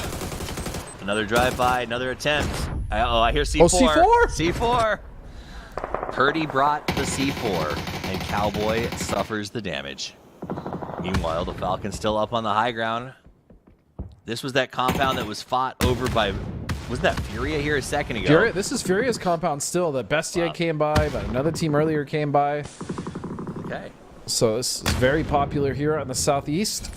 As we can see, Falcons now starting to clean it up, though. It's just Nanu left. Is he going to go for it? There's no way. You can't stick this right now. You're waiting too long. All right. Fire everywhere. Fire spreading. Try to heal through it if you can. Your teammate just tried to block you into the fire. Oh my gosh. They want this res so bad, but there's nothing you can do. Oh, I like that. A little defensive. Molly. Smart. Meanwhile, I mean, he should be able to get this res. Oh yeah, he'll be fine. I think that extra Molly was smart. Falcons aren't going to go into a smoking building. They're not heroes. We're trying to say they're not brave? I think they're brave. I think they're brave. I just think they won't go into a smoking building until you report there's a cat inside. You know what I'm saying? I think if I was in a burning building, Shrimsy would jump head first. That's not true, actually. He has cat now. He doesn't need me. He would still come. You can't spell Shrimsy without R-I-Z. Okay, dude. Meanwhile, Liquid now fighting with no Lego. This is happening all the way on the west. Big nade up over the top. That's a good one. This really should not be a fight Liquid loses. I doubt they do, but just in case, I'm going to preface that by saying they shouldn't lose this. Nice. I like Purdy going to the high ground, sparking with a nice little lean peek. Got to worry about Reminds me those those dogs angles in the on this. distance. Yeah, they do. Yeah. Oh, nice. Dodge the flash, got the knock. I like that he's got, I mean, it's a good cover point here, though. Oh, here's Rez. Rez is using the advantage to move that Pico bus a little bit closer. Oh, that's a Mark 14 in the hands of Sparking, but that angle is already very much occupied by a member of Mira, who've taken an opportunity here to split in Bamboo. A nice split all across, leading towards the west to hold this out. This is actually very good. Again, good decision making by Mira. He's got the Dragunov. Training for the next patch. AKA eliminated. Sparking got the knock on Spectro. This will finish it off if Purdy can land this last shot here. Oh, I like this. We're going for the the emergency cover kill. Well, I mean, we've seen a knock. We saw it happen at EWC. We've seen it. I think we even saw one at PNC. They're not common, but it does happen every now and again. I like that. Oh, that That's worked out perfect huge. for Purdy. That is huge. Nice job. Clean. Very I clean. mean, kind of. I feel like didn't they just lose someone in this fight? I think they did. Well, I think they had 3 at least, right? still looked cool when the thing fell on the ground. Okay. The Well, giant Falcons Dorito. also in a world of trouble here, trying to get in against not only Mira but 55. This is all but closed up over here. Tig's going to go down. Quinn also has got knocked. So Dire Straits, I think it's just Shrimsy left. Okay. Okay. Meanwhile, Sparking dodges the grenade. Looking good in his ghillie suit. Purdy! What a time to drop Curticus, down. Curticus. Curticus. He's a survivor. The true gladiator. All right. Zico dies to the blue. That actually opens the door for Liquid to not be backed against the wall anymore. I Yeah. don't really know how you push Mira, but at least you're not being pinned Well, they're down. going to go to the north side. They're going to try or have to go to the north side of Bamboo, especially because of the ways. Yeah, they're not going to get in on this edge, especially with how much cover, especially this perspective allows for Team Mira to abuse that area. So, yep, they're just going to have to rotate, like I said, towards the north, see if they can get around. And there is a ridge line they can play up there. So if they can make it there, it should be okay. 55, I don't even think is in a position to punish that. So they're going to be okay for now, actually. Very fortunate for Liquid. Meanwhile, Huyn will go down to the blue, and Shrimsy will be left on that edge all by his little lonesome. Where did this come from? I feel like we can't get to an endgame without a surprise BRDM. Jackpot. Yeah, I also said how like we really haven't seen these as much as we used to, but I guess today is a different story. And no one's got counters to it. It's like it's almost like the new game is just leave it hidden somewhere until the final four, and then by then everyone's ditched their Panzerfausts. Again, I do feel like though this is a symptom of the lobby, right? Like in EWC's lobby, like That's a BRDMs just Panzer. would not fly. Yeah, They I were immediately punished, and again, right there. So punished here as well. Love to see that. And you saw, you literally saw as those cars pulled in, they knew they were in a spot to try to push the Panzer, so they tried to leave. And LFP had the experience to know that you immediately have to push up and try to get that Panzer out. Yep. Well, so it's clean. They are BRDM specialists, right? So if They anyone are. in this current endgame would have, they're like, you know what? Just in case, we don't want anyone to use it against us the way we've been bullying other teams. So that's Not on it. my Actually watch. makes a lot of sense. That's fat That because they'll be the ones to stop it. That was like textbook. The way that they did that, the way that they sort of peeled off to the side to make sure it couldn't push them. It was very, very nice. Shrimsy dies to the blue. Not surprised. Ooh, fake save. Oh, Like, what's up, fool? wow. Sorry, it came out of me. Sparky just immediately with the crackback. Were you Love to shooting see at it. me? Were you shooting at me? He just turns around. That was a heck of a turn. I thought he had him dead to rights, man. That opening shot. That's wild. All right, Fauna gets a nice grenade pre-prepped up, tosses it towards Purdy. Purdy gets fakes in on the flush. Fauna, another nice grenade here. Love this Too from far. Purdy, though. If they want to win this game, they have to make these types of plays, and especially off of a knock. That's now one member less of Mira for them to fight, so a potential 2-on-3. Now, there is still a member of 55. This does make things slightly better in their favor. Even still, that was a nice molly. That was a great molly. Very clever. All right, Pippa hiding out for 55. I think he's just going to try to survive as long as he can. Oh, he's going.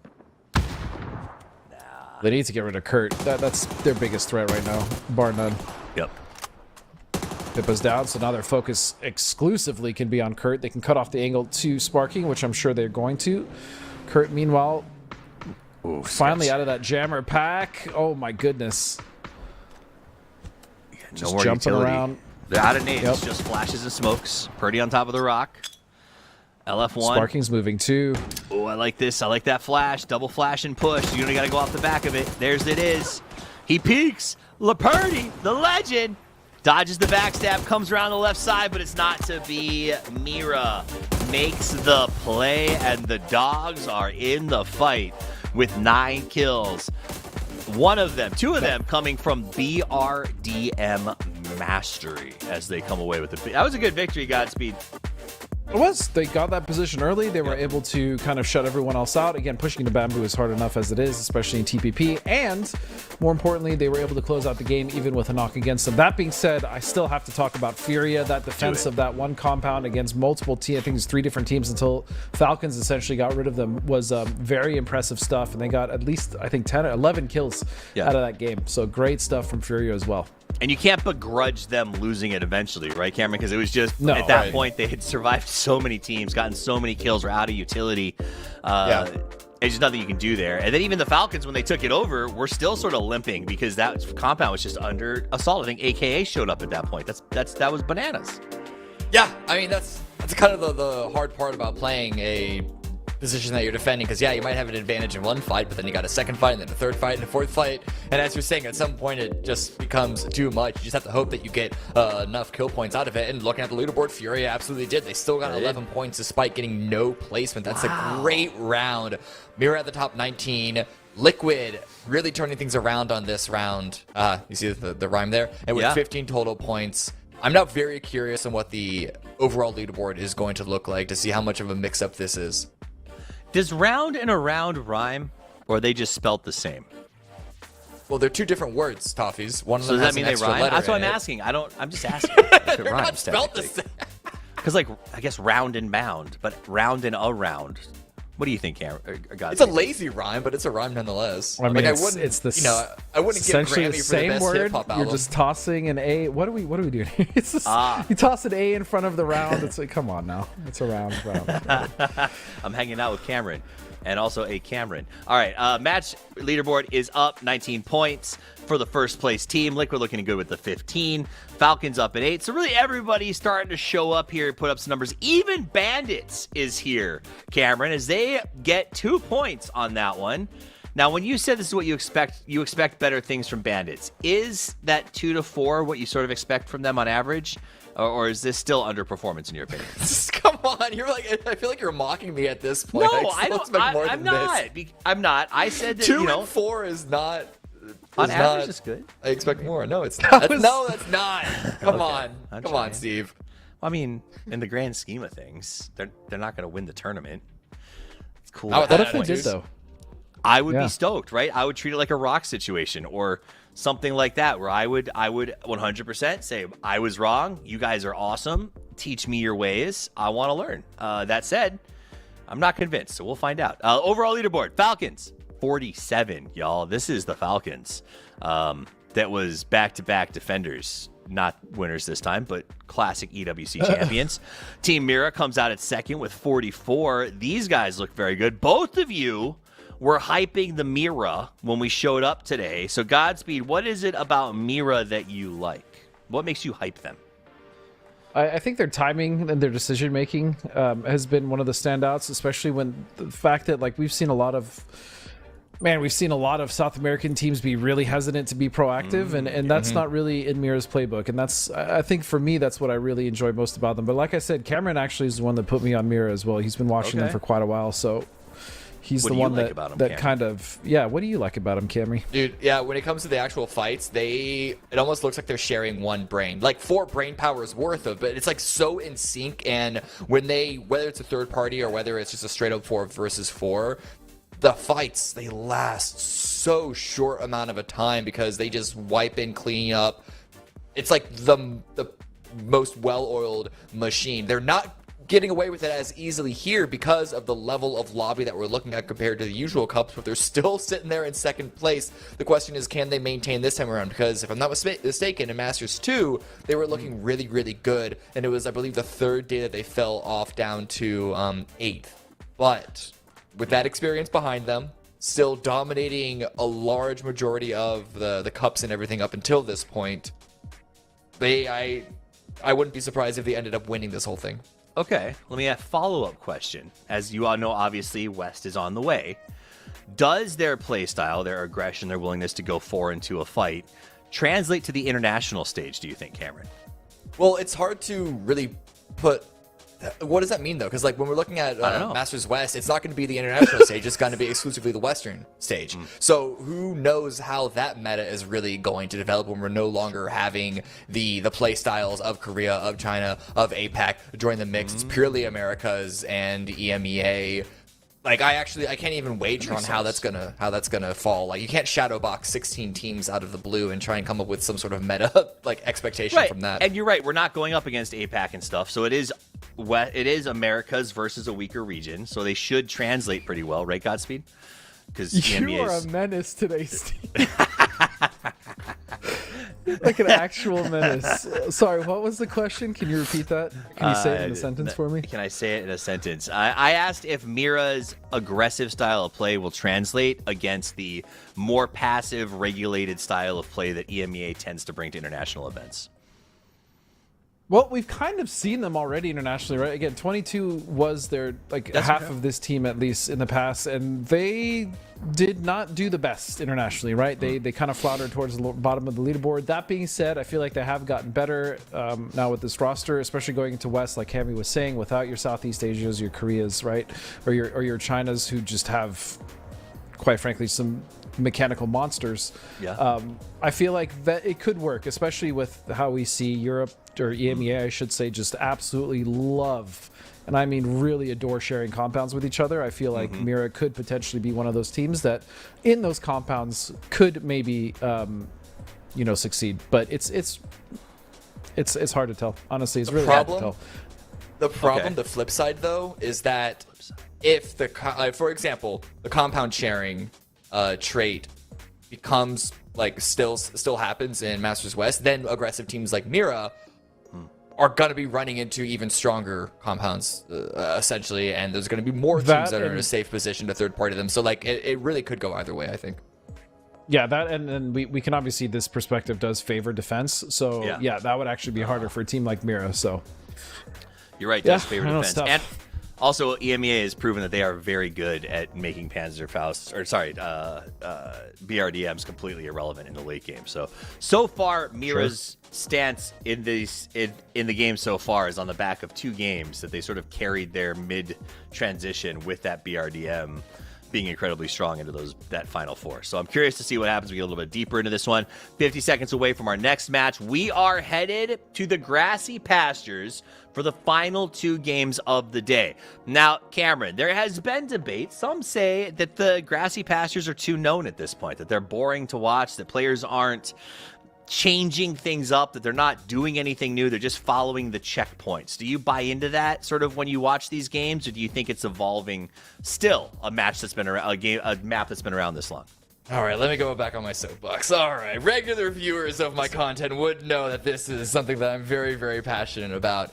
Erangel has one problem and one problem only: the water, the Sosnovka Island. The games that are good are great. The games that end around Gatka, the games that end around Virginki Hill, those are all great, right? It's the fact that we have split circles, mill to power circles, and even the Yasnaya Lake and River isn't even that bad by comparison, but that could still be a factor. There are just way too many times that the game is so chaotic because of the state of the zone and the water that's interrupting the circle, and the fact that Erangel happens at the very end of every single tournament is the real problem that I have with this map in the year of our Lord 2025. We need to cataclysm this map. Godspeed, do you think that this is something that is, like, can you evolve if you're a new team, if you are coming up through the system and looking at Erangel? Do you think that there is space to sort of change the game with this map, or is it, in fact, too well known? I don't know if it's about changing the game, but there's definitely a lot of things a new team can do in here, like, you know, pull out some old camps that teams used to do, or again, it's just reading the lobby. The map, I feel like, even though yes, Erangel obviously is very much, I don't want to necessarily call it stale, but for all intents and purposes, it's become stale over, you know, the many years it's been out, even with the updates. I don't know. I still like this map, so maybe I'm the odd one out. I still like pulling it, right? Like when you proc it, I still love to play the map. It's just watching. Yeah, I don't know. Maybe I'm the wrong person to ask because I just really like Erangel, but obviously the game and the meta in competitive has changed. What was I just saying? You're allowed to disagree, so it's okay to like it. Look at this circle. What was I just saying? What were you just saying? I feel like you're expecting me to listen to you, and I wasn't. So what did you say? That's fair. That's fair. No, just like look at how look at this circle. Cowboy! Save a horse, ride a UAV. That's what it is. Cowboy goes in and gets the first kill. It is. I see what you're saying. The circle, it's really challenging. It basically forces everybody up to the north half of the circle. It cuts down on the ability to sort of rotate effectively because everyone has to come in through a very thin vector on the northwest side. It's challenging. And if the water wasn't there, that wouldn't be an issue. That said, inflatable boats, right though, Cameron? Doesn't that fix the problem? Right, Godspeed, does that fix it? You know what? I'm actually gonna let you. I'm gonna let you two cast. I'm out of here. I was gonna say Godspeed was like F it. I just dealt with him for 2 games. I'm done. I'll see you guys after this one's over. All right. Let it be known, Godspeed ran for the hills. I would have had him hang out the entire time. Chill mode. Oh, how tall is Toffees? Well, I think you all know the answer to this one. Yeah, C. Yep. I'm not going to tell you, because if you say the wrong one, I'm going to be deeply insulted. It's C. Come on, everyone, type it in. Spam that C. We all know it's C. I have no comment for you. He's got the most like impressively what is it? Convincing wedges in those shoes. Trust me on this. I've seen him in the green room. I call him the DeSantis. All right. Let's take a look at, let's look at something cool and interesting, but still, how tall is Toffees? 4'10", 6'3", 6 feet, or 5'8", with wedges. Poro is taller than I am, if that helps you in any way, shape, or form. Technically, I think everyone Martin might be. Yeah, Poro is ridiculously tall. We still make him sit in the back seat, though, which is hilarious. Dude, I'm 6 foot, which is above average, and I feel short around everyone. All of my colleagues here in PUBG. It doesn't make any sense to me. I think I've just slowly gotten over it. It's just esports in general, because when we used to cast in the old days, you had to like look over the monitor to see the players, so tall people survived. All right, let's see. Sam Crow from No Way headed towards 55. Got a little bit of vision there. A couple E pickups. A lot of teams moving towards the center. No friction yet, though, Cameron, because, again, everyone sort of understands this circle and seems to have a pretty well-planned approach vector. Yeah, for the early teams, yeah, but I'm looking at the overall map again. Get that map on a second monitor. There are a lot of teams that still have yet to arrive. The teams that were close to the center of the zone, they used their advantage of being towards the center, especially because they also dropped in the beginning of the plane path. They just got there super, super fast. We see a couple of good splits by Bestia, a couple of good splits by 55, but that's only like a third, not even a half of the lobby. So I think things are going to start to get very, very complicated on the north and the west. I could also see maybe one team go down to Sosnovka Island, but at the moment in the center of the zone, people were just playing nice. You see D looking out for some rotating squads, maybe an opportunity to send that Dragunov somewhere. I like that hold, though, that D is in the house, but I think it was Sam Crow, is playing the hill behind the house because they know no one's coming from Mill to Power. They have vision over the whole projection, so they can play that hill as if it's a cover piece, and that way if the house is crashed, they have the ability to surprise someone. So I think I could see us showing some really smart positioning, but again, I don't understand why they don't end up higher more often. Like, it seems like their macro is good. They just lose people. I don't even know. Is that how that's how I explain it. It's just you think everything's great, and then all of a sudden there's 3 arriving instead of 4, and I don't know how to fix that, and I'm not sure they do either. Alcazia play a very dangerous game. While we do watch AKA and Bandits play around each other in Zarki of all places, I think AKA might have dropped in North George and pushed up to try and catch a rotate here. But as we see Zine push forward, real quick to answer your question, I think Alcazia just play a really, really risky game of how aggressive they go in the early game. And when it works very, very well. But oftentimes, as you say, they do lose a person every once in a while. But now Varus getting surrounded, trying to leave. AKA, if they can get one out of this, that'd be a really good take. Smart. He went for the tires, but it wasn't enough. Well, Varus is he going to be able to get away? Yeah, he's got it. He said, "Do not turn." Just kept that thing going straight. You know, the tire play was smart. You got to think though, if he had hit one more tap on him instead of the tires, it might have been the end. Yeah, I think they might have been expecting a full spin out, which wasn't the case. But look at that. Kawazine, it was not a buggy. Pushing forward.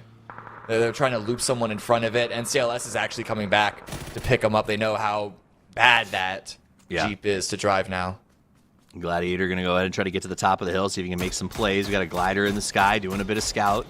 Gladiator focuses on the glider, which is that Flames up there? It is Flames. Wow. Nice shooting. I don't know if that was him that made it bleed, but they were hitting that shot. And the rescue. They went by land, they went by air, they did everything they could, and they did manage to save their man. So, Bandits gonna stay 4 strong. Yeah, nice landing. That's how I land gliders. I think everyone lands gliders. They're not the easiest thing to land. Honestly, just hit a stop on the buildings. I think that's just the easiest way to go. All right, LG going to be on the move. The circle is still primarily centered up on Milta. LG's got a tough transition here as Toyo is off to their left, and LG is in the ditch to their right, I think, or on the other side there. No, they're inside of prison, so this will be an okay transition for Luminosity. Assuming they don't bump into QAD, who has one of the biggest spreads I have seen at this stage. Best here with a spread of their own, trying to catch a potentially dangerous who did a whole loop through Sosnovka Island. Nice. They looted up the around the western bridge, went down, now back up the eastern bridge, and were able to swing in front of Bestia, but it's Falcons on the opposite side, so they had to just put themselves in a kind of rough position. They're certainly hoping for, if the circle doesn't just center up on them, a far northern shift so Falcons and Bestia can pull away. Emmy's trying to jump out. Emmy wants to do something, but Emmy can't do nothing. Sukihiro going to go and get that knock. The rest of the team trying to rally up and figure this one out. Capitan watching from far away, saw his teammate go down, decides to try to push them away, but Noriego is going to stop down and say, this is our spot now. Let's see. We saw Bestia a minute ago. They got a great spread depending on how this shift goes anywhere near Milta, so we're going to keep an eye on them as they lock it down. They probably won't go anywhere for a second. Toyo Capitan decides, you know what? This is not the place for us. Emmy is not an option for us to res. It's just time for us to leave. We're going to do some extra damage. Really punish them. Make them regret their choices, but still. Can't push in there and do anything. There were a couple of blue chip recall zones not far away from Toyo. The problem is Noriego, if they stay around, which there's no reason for them not to, honestly. Yeah. Then that chip's going to be difficult for them to grab. So it looks like Noriego may head towards Lipovka and try to stick in there as they were getting, tapped on that beach was no fun by Toyo, especially with Luminosity to the south being able to pepper them as well from the ridge lines.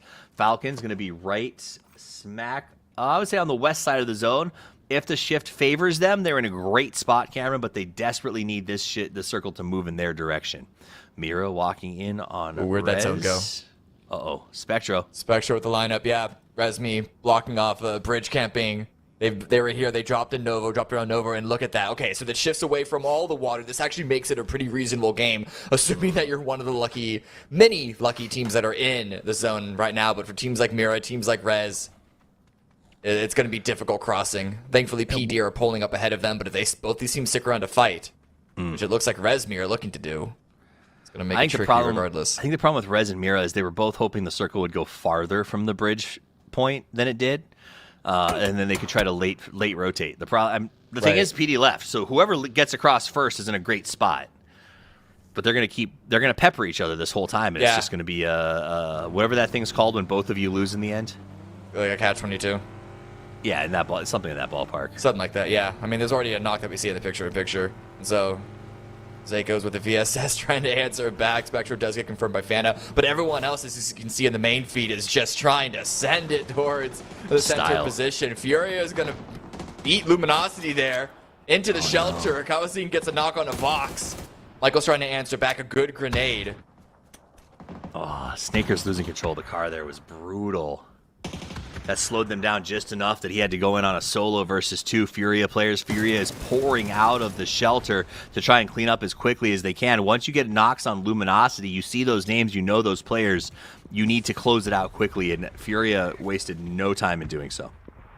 That was a red zone here. Furia looking to get a revive that they can. Gats is running away. It wasn't exactly a gamble send. I don't think...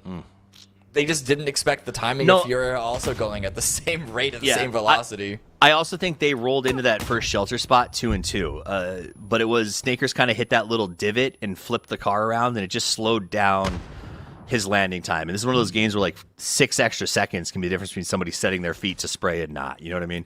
So I think that was just unfortunate that happened. Meanwhile, we got Capitan. Toyo's had a bit of a hard run here. Going to go ahead and cook that nade, toss it through the roof, but he is downstairs already. Sees him. Shoots him, flushes him.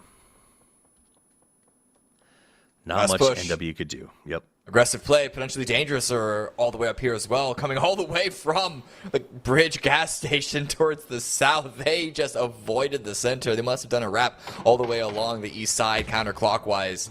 And they're really looking to third party this fight. They can't stay where they are now. It's barely in the zone. But there are so many teams around here with not that many places to play out of.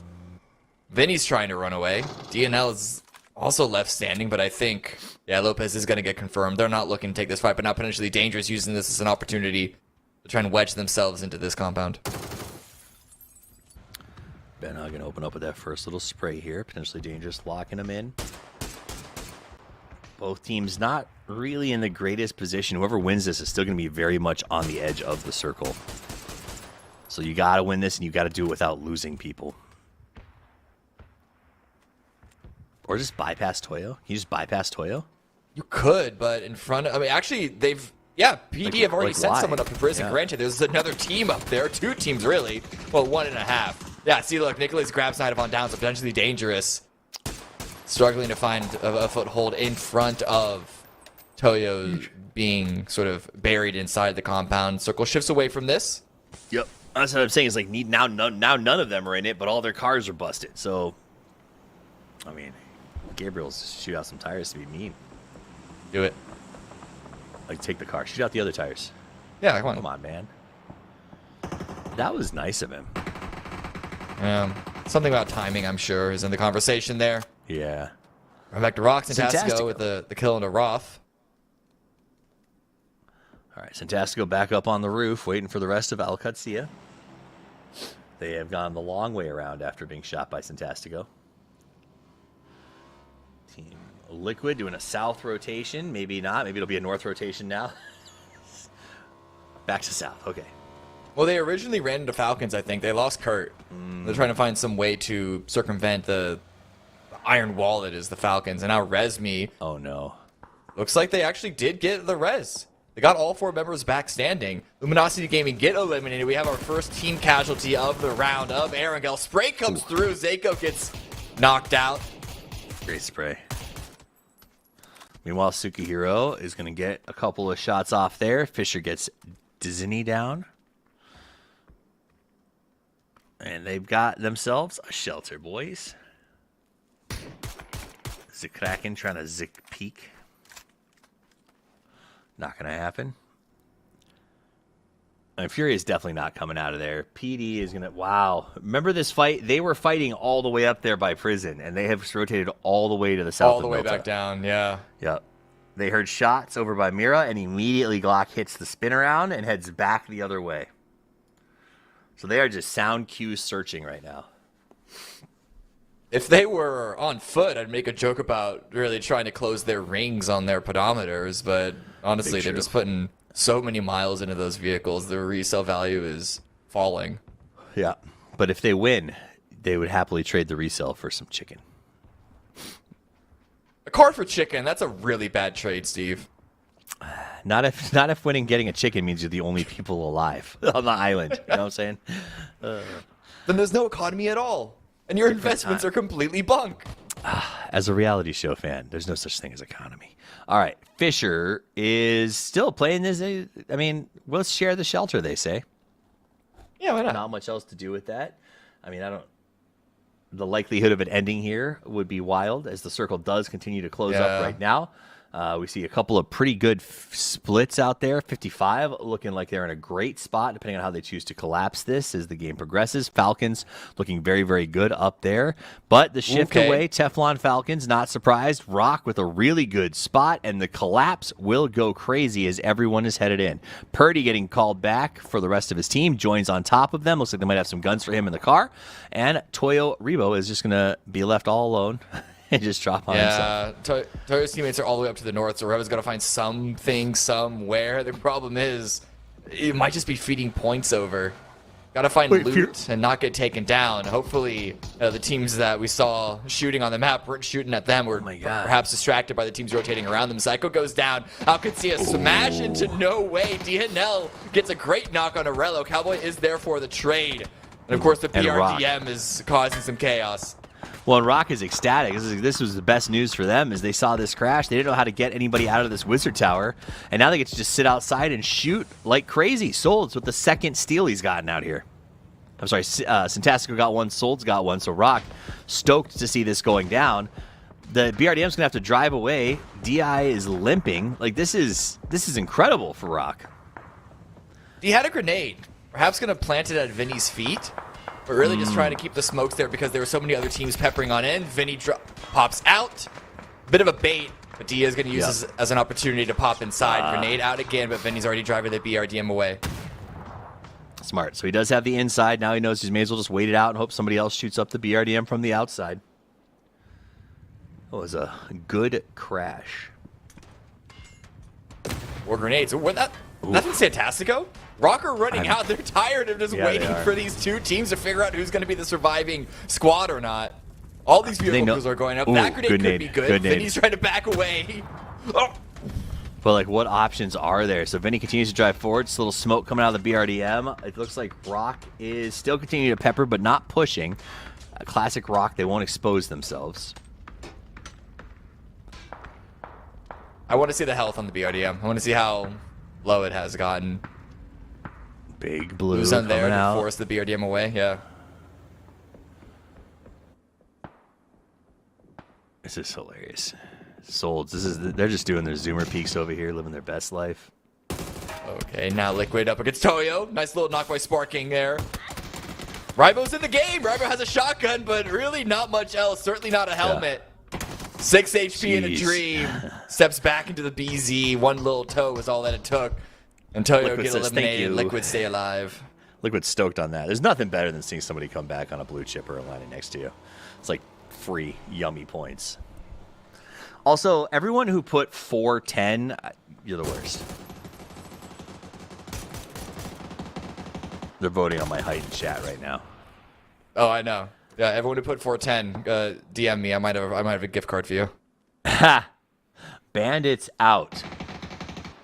Good hype. All right, Tiggleton goes down. Sparking got a nice little kill there. Tig wanted the shack, but it was not to be. Luke covering him from the distance.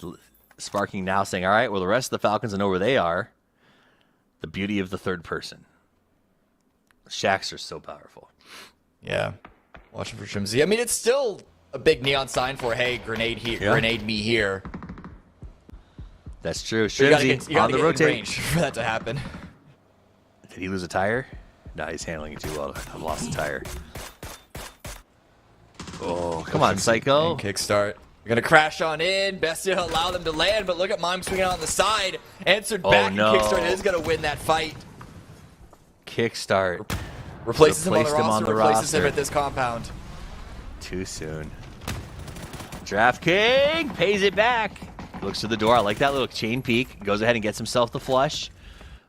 Falcons low on the other side. Stremsy going to go ahead and get his heal. DraftKings inside healing as well. Vinny coming over to help out. Shrimsy is alone. Oh no, that's not good though. They're trying to answer against this Falcons crash, and Flood gets knocked by BL. Bestia are down to 2. They could potentially still get that revive, but you can just see on the minimap how many teams are surrounding them. It's not a very comfortable position for Bestia. They got to play outside of the shack in order to defend it properly, but that makes them vulnerable to so many angles around them. Well, Mira heard this, and they know that no one's in Milta anymore. So the fact that they can now play up here from their spread allows them to sort of lock out this side of the circle, which I think is a great little play. Bestia bringing him back up. Liquid going to come and get involved as well. Even Rock's shooting at him. Even Rock's here. Gave up the compound, playing on the road. Haven's out in the open. Daring to shoot. Make themselves known now. Ooh. Pippa. Nice shooting, Pippa. Good hold there, aka get eliminated. Still, 9 teams left alive. I don't know how in a phase 5 like this. Right? Satasco with the Dragonov. Downhill, we got Sparking and Luke trying to make their way up to the burning shack that was once the Falcons compound. Shrimsy, the last guy standing there. Ignore the Valley 8 in the blue. Always ignore the Valley 8 in the blue. Or really, you shouldn't, but Liquid gotta push in. If they get backstabbed by Valley 8 with an SMG of all weapons, you know it's going to be some monitors punched. It's just Shrimsy waiting for them. They know that Falcons are weak, and they know Falcons are very, very vulnerable in this position. You're going to spam all the windows with smokes to make sure that they can't get caught on the push up. Yep, that's how you counter a third-person peek. If you can't see me, you can't see me. It wasn't great. Nailed it. Thank you. Oh, I thought it was great. I thought it was good. Thank you. Yeah, it was, Put you that know, right up on the fridge. Straight to the point. Straight to the point. Like I have a picture of a cat hanging off a tree. If you can't see me, you can't see me. Shrimsy using the smoke, goes around to the right side. Got a little one, trying to force a 1v1 with Sparking, but the knock is there. The boom is the grenade. That's the end of the Falcons. And Liquid now gets to claim a compound that has been nothing but death and destruction the entire time for themselves. Well, the context is different of where it is in the zone and how many teams are left alive. And by context, I mean it's not even in the zone. At least it's not in phase 6 once this blue closes, which is going to start in just a couple of seconds. Dude, it's so 55 frustrating. moving down from their compound. Furia now over them, going to slam on in with a vehicle. Pippa and a fire crack, and grenade takes him down. But the rest of 55 are under attack. They're under assault. Pippa was able to get a second. Kawazino knocking R and Zera. You know, earlier Listen to it, 55 1 had a really versus good... 1.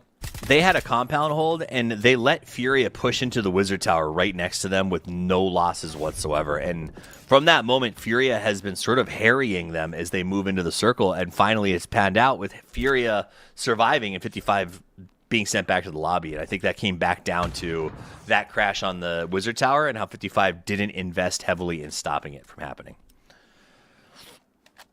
Now they did strike. Got a knock onto Sparking. Luke's trying to go for the revive, but I think some shots, I believe that must be Furia taking them out. Yeah, Liquid do get eliminated because of some shots of oh no, it's RBN with the final knock there. But regardless, Liquid are out. They got a couple of kills there, but could not weather the storm. Pushing across that road. Sold with more knocks, this time onto Mira. Wow. Pushing up from Milta, haven't been able to break their way into the zone. Now more grenades land in. That is very frightening. That vehicle's about to blow.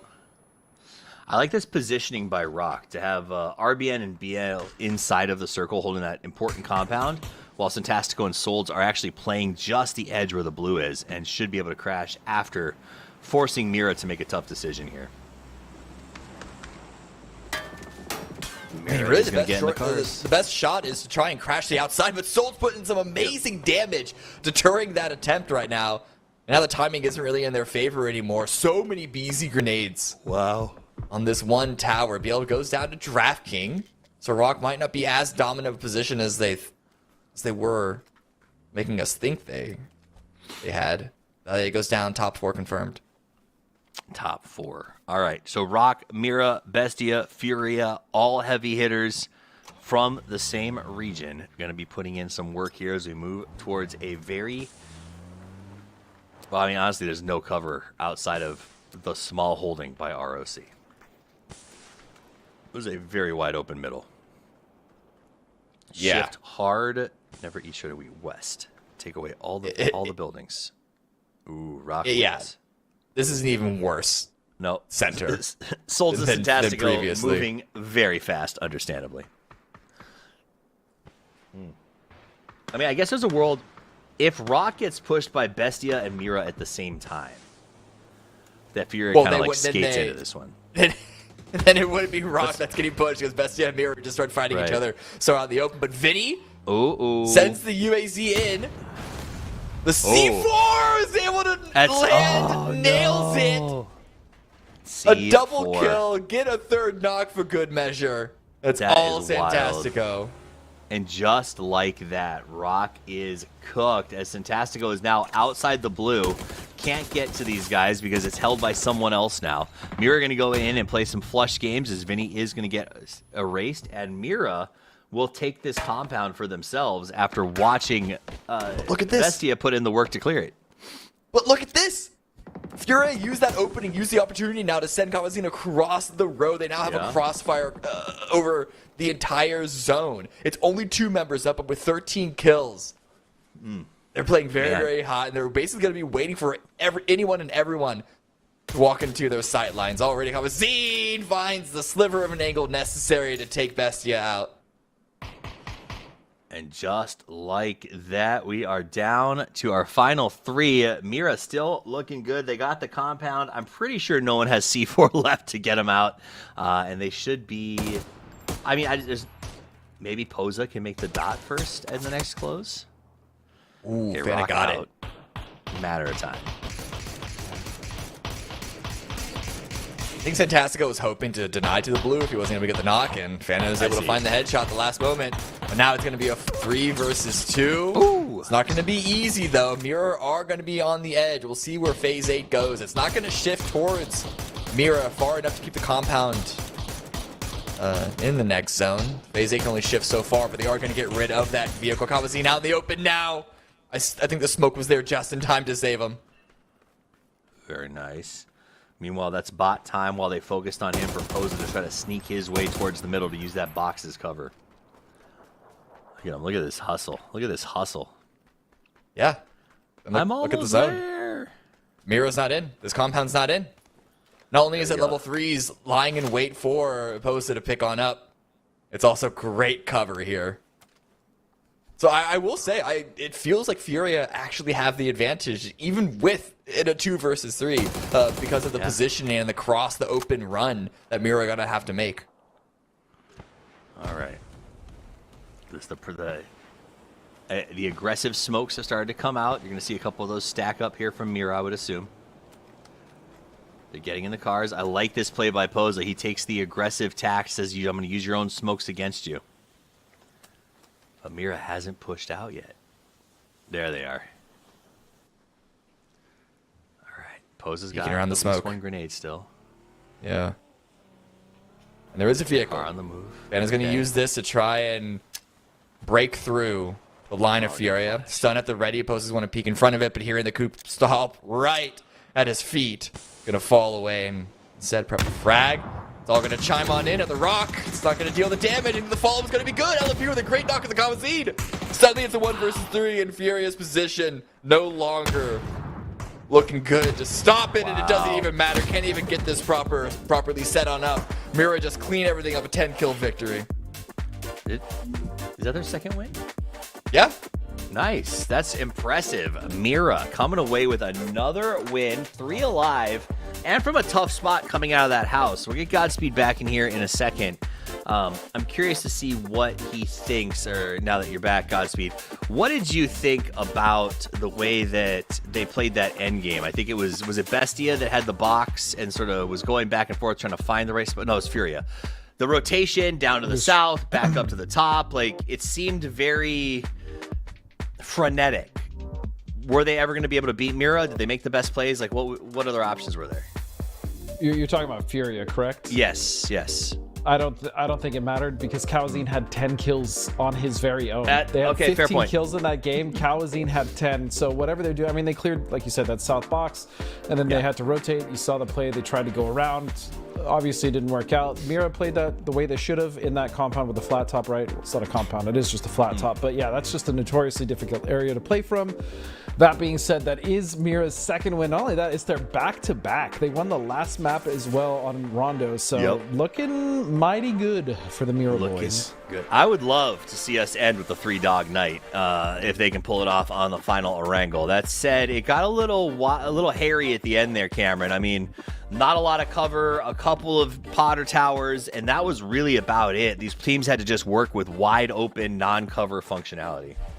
Yeah, it needs to be said that they were gifted, not the circle, but they were gifted the compound because of Bestia C4. But Mira immediately swarming in. Again, their sense of timing.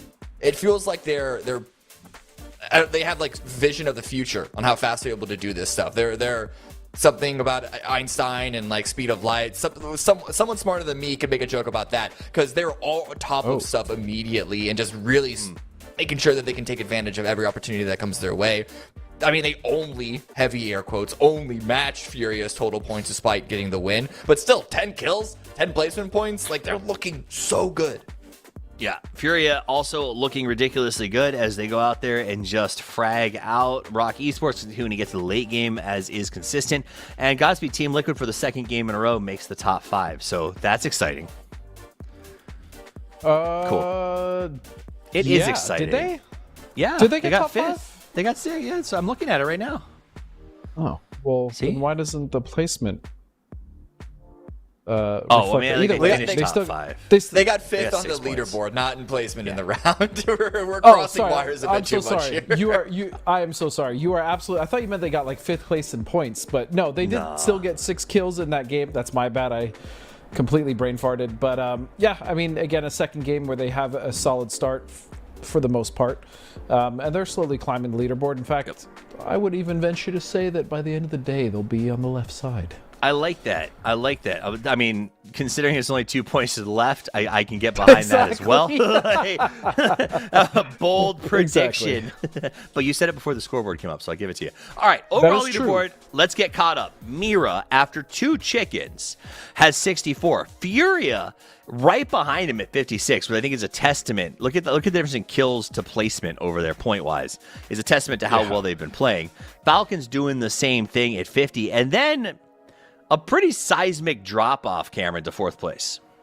I'm just distracted by the placement points that Team Mira have. I understand that they have 2 wins compared to Fury and Falcon's individual wins, but if you remove 1 win from either of them, that's still an enormous leap, and I think it just shows that not only are Mira so adept at grabbing kills, that because of their playstyle and because they play as like a pack unit so often, they're getting kills that are able to propel them into a good position in the zone, and they so routinely, whether or not they win, get into the top 4, and even though placements outside of the chicken dinner have been nerfed, they still add up over time, whereas teams like Furia, teams like Falcons, so far today, their games have been pretty hot and cold. They have some standout performances with good placements, and they even get a win, but they also have some stinkers, and Mira just really don't ever have those. Not in the PPT, and not that I can remember so far today. It's like 6 points is basically their floor, and that is a really, really tall floor to have.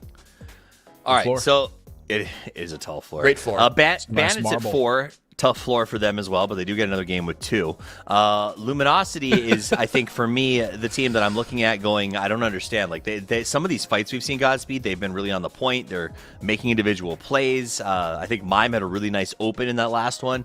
It just feels like even if they open with 2 knocks, once it turns into a team fight, they're just sort of like losing people one at a time. I don't get it. I love Luminosity. I want them to do better. They're in good positions, but they're just kind of getting rolled over in fights, right? There's really not much you can do to fix that except for just start winning gunfights, which is much easier said than done. But yeah, the crashes against them have been very successful. We'll say that. I mean, the first thing that comes to mind is the Miramar, or not the Miramar, excuse me, the Tego, when they died to the BRDM. I love that they put your picture right on top of the helmet graffiti, so it looks like you've got a dope halo, Cameron. So if you guys want to win 10,000 G-Coin, all you have to do is send a really awesome question or a terrible question that's so bad that we have to ask it because it's like so hilarious. Using hashtag MastersMikeAM. You can find us over on X to do that. And the winner, the 3 guys picked, get 10,000 G-Coins. So that is absolutely crazy. Send in your questions because we'll talk about it after the show. We have one more game to play. When that wraps up, we're going to take a quick look down, look at the scoreboards, and then we'll chat for just a little while, and then we're back for 2 days of play after this. We're going to do an 18-game series, at which point we determine which teams get to go to play for the final qualifying stage of the West Masters to play against EMEA and see who the best in the world is at TPP. Right now, it looks like it's Mira Godspeed, as they have been putting on a Masters class and everything from movement to, more importantly, timing. Their backfills have been incredible over and over again. They're doing a really good job of not being the aggressor, but being the closer, if that makes sense. Yeah, again, Cameron does bring up a very good point, though. Like, when we look back at Masters 2, they also showed this, and they showed how good they were, and they slipped, right? So that is something that I do worry about. Again, we talk about it a lot, especially in PUBG. It's often much easier to take the lead than to hold the lead, and so especially with teams like Falcons, like Furia, again, having crazy kill wins, or not even wins, like crazy kill like second and thirds, it's going to be difficult to hold them off. But if they're able to continue not only with the placements but continue to get the frags the way they have been, then yeah, I think they absolutely could be the team that wins. But again, it remains to be seen. They've slipped up in the past. A lot of games to go. And I'd love to see a 3-dog night, Cameron. I also personally would not like to see a team run away with it when we have 12 games left to play.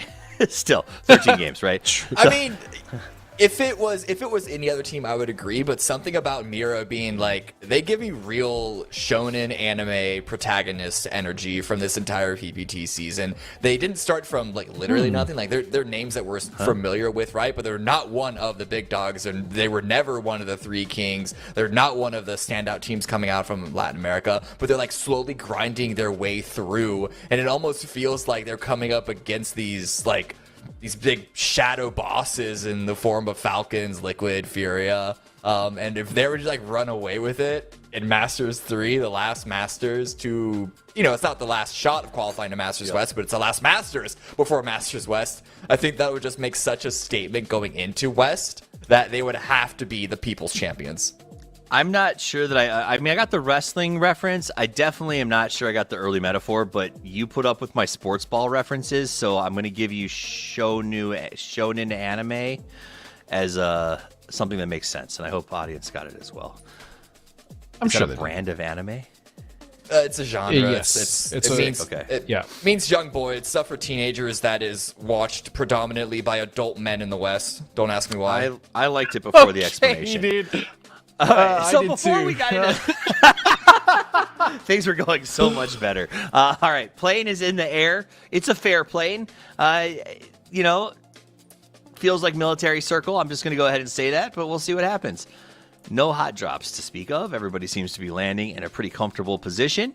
And there's the military circle. Did you guys hear Cameron die just there? He died inside. Do you like military circles, Godspeed? As a player, not so much, but again, that was a long time ago. as a viewer, as a caster, they definitely tend to be a little more entertaining because of how chaotic they are. But playing them, especially when you have like a super northern loot spot, is not great. Do you guys feel that the additions the things that have been added to the game, like the e-pickups, and I'm not going to say inflatable boats, but the attempt to continue to add things that are viably functional for travel, have lessened the damage of the island, or is it still essentially almost impossible to get to, even with things like e-pickups safely? I love e-pickups. I think e-pickups were one of the best additions to the game, especially when it comes to Sosnovka Island. But not everyone's going to have an e-pickup. Not everyone's going to... It's not even just the fact that you have to cross the water. It's also, even just looking at Phase 1, and you're going to see it in Phase 2. It's the fact that the water, even on the edges of the zone, is going to limit the playable areas. And then even if you do have an e-pickup, unless you're one of the first two teams to arrive on that, you're not going to have vehicles to find either. So it's a good addition, and it doesn't make it quite as brutal, but there are still so many things going against you if you're not a team that either loots on Sosnovka or loots close to it. So like basically anyone Furia and above, that's going to be rough. So following up, Godspeed, I'm going to assume you're still here. If you ran away, tough, get back here. So I know that I meme about you having played pro, and people like to make fun of that or whatever, and that's stupid. It does have a value though. The fact that you have had to make this transition to Sosnovka Island a lot of times, is that a correct? Is it the trouble with this island is that it's hard to get to it, or is it actually, as Cameron says, it's just there's no real estate to play because no matter what the circle is, there's just not a lot of options. I think the issue of coming on the island is definitely much less to a degree than it was before, right? Again, It's been a long time, but we didn't have e-pickups back then, right? Like, we didn't have the ferry that leaves from 2 different points and goes around the island. Like, we had boats and everything, right? But the bridge was completely different when I played, right? You have like 2 different levels on the bridge now, whereas before it was just there's a lot of differences. I think it's much easier now to get onto the island than it was before, but the main issue still persists, which Cameron's talking about, is like the real estate. If you're not in one of like the really good, it also depends on where the circle is, right? Like, this is just assuming the circle is encompassing the whole island. Like, once you get to phase 5, phase 6, like some of those areas, like, yeah, if you're not already a team that's set up in a good position, like, it's going to be hell to rotate in, because a lot of those rotates are going to happen in open space, right, with not too much cover. So Millie, just as an area, as a terrain, like, if we separate the fact that it's an island on a wrangle, just has some challenges in and of itself, a lot of different elevations. But yeah, the issue back then was more so getting on the island than playing the kind of tough spots. But like, for instance, the area west of where, or northwest of where PD is, right? Like, if you're not on that top compounds, you're pretty much SOL when it comes to playing around it. So yeah, Makes that's sense. my answer. All right, Bandits pushing in on Rez. Let's see who wins this one. I have my expectations. Resmi with a nice grenade, going to go off right there. Yayi gets the first one, looking for the second. The car is really the loser here. The car got a lot of shot a lot. Come on, Bandits. Come on, Bandits. Yeah, nice little cleanup here. Odasaka got the VSS, did a really good job on the initial push. Even got that second knock through the vehicle. The problem is the rest of Resmi are on such wide angles. Got Valiant on one side and Zeko on the other. So wait, Zeko is doing work with the VSS. The grenade does miss. The second follow-up might have made its way through, but still doesn't deal the damage to Valiant. I think there might have been a shield in play, but Zeko having to turn around and run away. Who also has a VSS for the record. VSS battle. Valiant going to come in with that submachine gun. Is flashed. Goes back to the other side. Uses the smoke for the cross. Nice little move by him. Little peeky-weeky. Problem is, Rock smells blood. BL is actually closing in right now on the back of this fight. You can see RB7 scouting to make sure nobody else pushes in. He did see some people headed down. It looked like NW was also starting to take some peeks in that direction. But right now, BL's the only one that's gone in from his team to make this move. Wow, what a Great shooter. shots by RBN. Instantly knocking DNL. Not really giving them an opportunity to respond. That's why you can't stand still in this game. Never stand still. Always Bob be and ducking. weave. Always be ducking. All right, so RBN putting in some nice work. BL has got Solds backing him up on the compound as they go down to the police station to try to sort of finish out whatever is happening here. Remember, we saw Valley with that VSS a few minutes ago holding down the fort. BL comes in, immediately gets the knock on Valiate. Yeah, Valley had to cross that road to take that push onto the Bandits. Luckily, Alo and RBN were there to, help clear that team out. But now, of course, getting surrounded. Zako's still off in the hillside. Like, Resmi, even with that fight, won. I'm going to use that term quite liberally because, again, it wasn't all them taking Bandits out. They still didn't really have control over a position, and they're kind of just floundering around at this point. It was a really nice little push. We pop over to Zako as he tries to figure it out. But, I think I would venture to ask Godspeed, I don't think he's left already. We'll probably call him back in here. That rock push was really, really exciting to watch. I like the way that they were, BL and Souls were willing to go down there and cause trouble. Don't you think, Godspeed?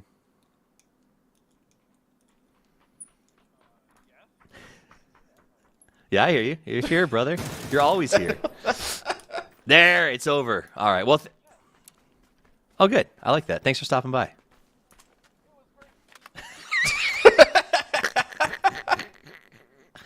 I knew it was getting a little slow, so I thought it'd be fun to troll Godspeed a little bit. Thanks for coming back. Sorry, Sam. Mime gets a nice little loot here, as that is the end of Resmi. Zako had no choice, man. I mean, like, that fell apart, and there's no shade on that situation. Zako just was on an island by himself. So, is what it is. Here comes a crash from LG. The distraction crash. Vox pulled his attention while Gats peeked the corner. I love that. Yeah, and this is all the way to the north. This is nowhere near Sosnovka. This is What north are they of the doing up Rozhok here? River. Well, What? they're going for a fight. They weren't anywhere close to Sosnovka. They know they're not going to get a valuable position. So the best thing they can do right now is not only get as much loot as possible, but if there's an opportunity to take a fight, a straight up 4 versus 4, then they're going to take that, because that's at least a, potentially guaranteed points. Whereas getting on the Sosnovka, you don't know what's going to happen there. They're even going to be driving out in the open, driving out into the blue to take these guys out. Come on, Gats on the chase, wants it real bad. I guess no Yego does not mean no running, because they are gone. You think the logo? You think he maybe wouldn't run away? Oh, he's going for backup. He's going to backup. No. Yeah, exactly. It's not retreating. It's a strategic departure. readjustment of position. Yeah. Oh, Fisher. Hate to see it. He used to have a pink Secret logo. Hero all alone. I don't know why Secret Hero is even this close. You'd think their call was made to just leave. Though I guess getting close enough to maybe get the blue chips, it's hard. But now Luminosity know where they are. They heard the vehicle. They heard the engine. Yeah. Stuff's not that quiet. Now they're going to see another drive-by sneaky attempt. move. But now they know exactly where he is. So Gats jumps out, but the rest of the crew comes in. Michael tries to make the move. He gets flushed, didn't he? Oh, last game of the tryout. Here comes Stremzy. Nice crash on Rebo. A good spray, though, and he's going to be able to flush the Falcon. Kickstart going to go a slow roll this one in. Little help, H-Win. Nades, but then Oh, they're now coming another from drive by everywhere. Toyo. Oh, cheeky. Kick got Jump one. into the Traded vehicles. off by Ben as he goes by. I thought his little cheeky, car jumping thing was going to work out for a second. If you want a real jump scare, open the map. A real jump. It's not great. Oh, that's a good It's not great. There's a reason Falcons and Toyo are just committed to this fight here. Similar reason for Luminosity taking the fight against Noriego. 55 on the north end. up to the antenna as fast as humanly possible. Meanwhile, Toyo fights Falcons. I mean, whoever wins this can take the ferry to Novo and at least slowly grind their way in. That's true. That's true. I mean, but what's the timing of the ferry? Are they going to be able to win the fight in time to grab it? And then if they miss it, they gotta wait for it to come all the way back, and it just make things a problem. Listen, I love public transportation as much as the next person, but sometimes when you don't have time to wait, things can get really frustrating. This might finally be the moment where the inflatable boat pays off. You might be right here. It could be it. All right, Ben Hogg gets a nice little grenade pop. A little short.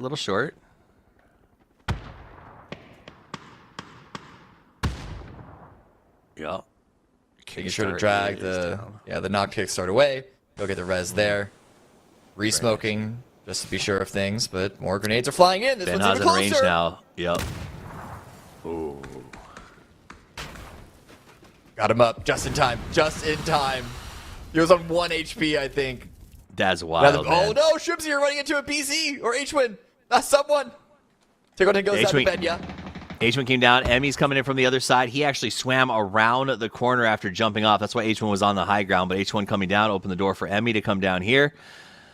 Kickstart the last man standing as he is just caught between two Toyos.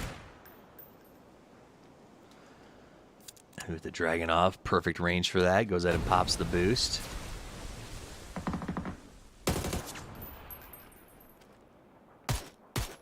Yeah, this is a well-played fight by Toyo. It's been... Yeah? I also like they're locking it down. They're waiting for the flushes to finish themselves. Like, there's no reason to over-push this while there's time for a possible, kickstart to make a run upstairs. You know what I mean? Like, yeah. They're slow playing, they're waiting to confirm, and now they're going to push in and finish this fight. Well, they also know that the rest of the teams are involved in their own stuff. This is not a position on the map with the circle, with the terrain, that they're going to get third party. So they don't need to worry about anything being stolen here. They can take their time with this. The blue is closing on top of them, but it's not going to do that much damage. And they all know that they're going to be playing at a Shark Fin. Whoever won this fight, they knew Shark Tooth was going to be the next step while they look towards Sosnovka, and they still have the time to do that. Falcons are eliminated now, back onto AKA. As they're fighting against not just potentially dangerous, but also Rock coming in from the south. All right, he's got info. He has been spotted. Rock's trying to come up the hill. This is a great compound for whoever can lock it down. AKA does have the smokes up. This is a really dangerous res, man, with Rock there in the high ground 55. Like, yeah, ding. Good pan. Base pan. Blessed pan. Right? The pan literally, I think that was 2 deflections right there. Yeah. Okay, so phase 3 does what we would have expected from phase 4. It just gets rid of the water. About time. Still not a great zone to play out of. That east is basically open. It's one big giant hillside. Everyone's going to be playing in from the west. I think a lot of people are going to be funneled through Rock's territory. I mean, it's a 2-2 split. They're taking these splits. They've been relatively successful with them so far. I do wonder how long it's going to take for Solds and BL to group up with Santasco and RBN. That's going to be a really tough collapse if they don't do it soon. I agree with you. But they really need PD out of that compound. And AK, do you spend the whole rest of the game right there now? I don't know. There's no other option. Underhand grenade. Knows where the target is. Nandu's not going to push in front of it, but it goes too far, so it doesn't matter. Actually goes over the wall. Nandu tried to take that opportunity. Ooh. Isn't even able to win the fight. Glock's AR comes out on top, even with the health disadvantage. That's AKA down for the count.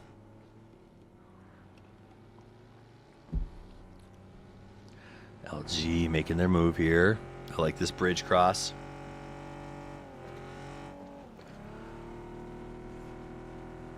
Should be uncontested.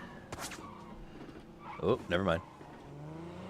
That's just 55 zipping bullets from the distance. This actually is a relatively uncontested cross. That's unusual.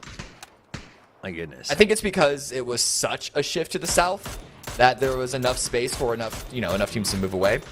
But there is, of course, 55 still peppering them in, but there's no one immediately blocking their entrance in. The next closest team would be Team Mira. There's going to be Liquid pushing in from the west to free. Well, Liquid was peppering them on the bridge, which is why they had to pull off on the left side, I think. But they managed to get away with it. 55 doesn't hit those shots. Liquid going to be able to move up on Mira. That should be a pretty good fight when that breaks down, as Liquid now going to try to scout the compound as best they can. The question is, does Mira let them know they're there? That is a good question. No one has shot yet. Alo is being baited. Luke's going to jump in, and they are going into the wall. Yeah, looks like bait. Looks like bait. Fana's pulling away. Throw the grenade through the window. You got to don't know if flash Fana it. would have been Yes, spotted. the flash. He's prepping the flash. I don't know if it's a careful flash or what, but it was excellently done. Nice. It comes in. Double flash. Oh, no.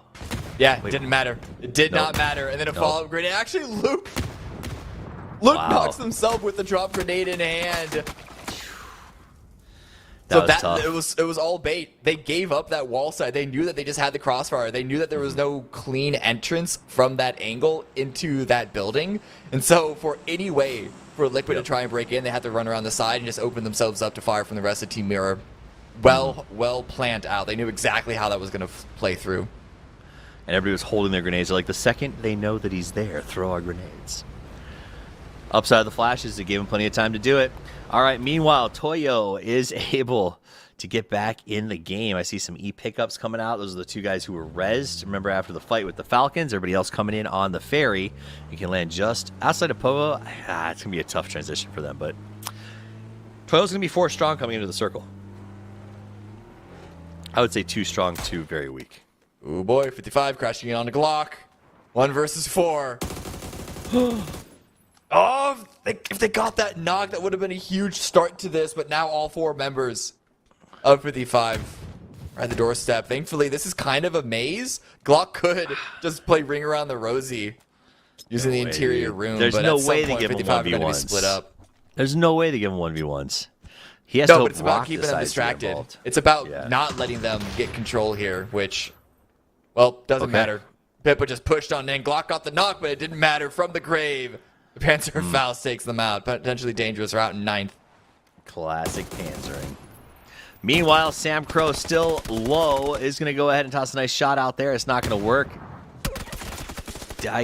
Kill. Yeah, easy kill, easy kill. Roth thought he was in trouble for a second, but I think he got away with that one.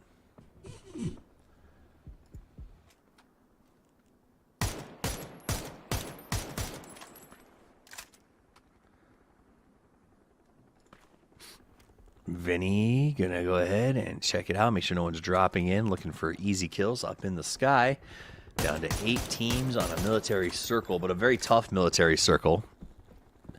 This is one of those ones because of the sort of like the way that this road is right in the middle of these inclines. I think it's just whichever way it goes, the other side.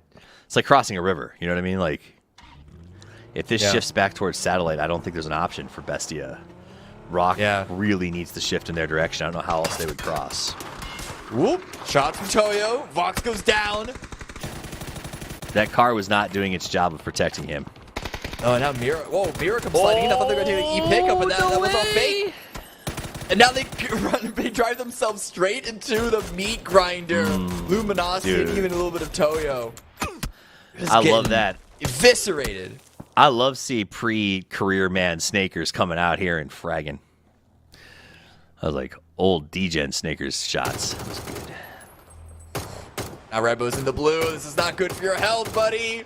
Down to 5. Wants to take this kill, but it's going to be Michael with it. Yeah, Snakers played the blue zone. Played that one well. Set up Michael for the crossfire and then secured that too. They know that there were some other members of Mira to block Snakers' access into the zone. But already 8 kills. This is already a pretty good round for Luminosity. Yeah, it is. And I just talked about how much it's like, these guys know what they're doing. Let's get a game together. Keeping in mind, Michael is there as a tryout right now, so they don't have that sort of practiced synergy. This nice to see them finishing out the day. It's going to be great for Michael, too, to finish out today with a good game. You know what I mean? Like, when you're kind of testing out a roster, it's got to be really frustrating to have like, if you do a full 6-day rough game, you just feel like you're not living up to your potential. Ooh, mime! Very low. RBN drops him down. Caught out in the open. Tough one for him. That shift of the circle, for the record, did go up towards radar, so 55 in a good spot. El Qudsiya in a great spot after they earned it early on in the rotation. What we're about to watch is the chaos as Luminosity is going to have to try to push uphill while Bestia and Rock both pepper them the entire time. And I rest my case.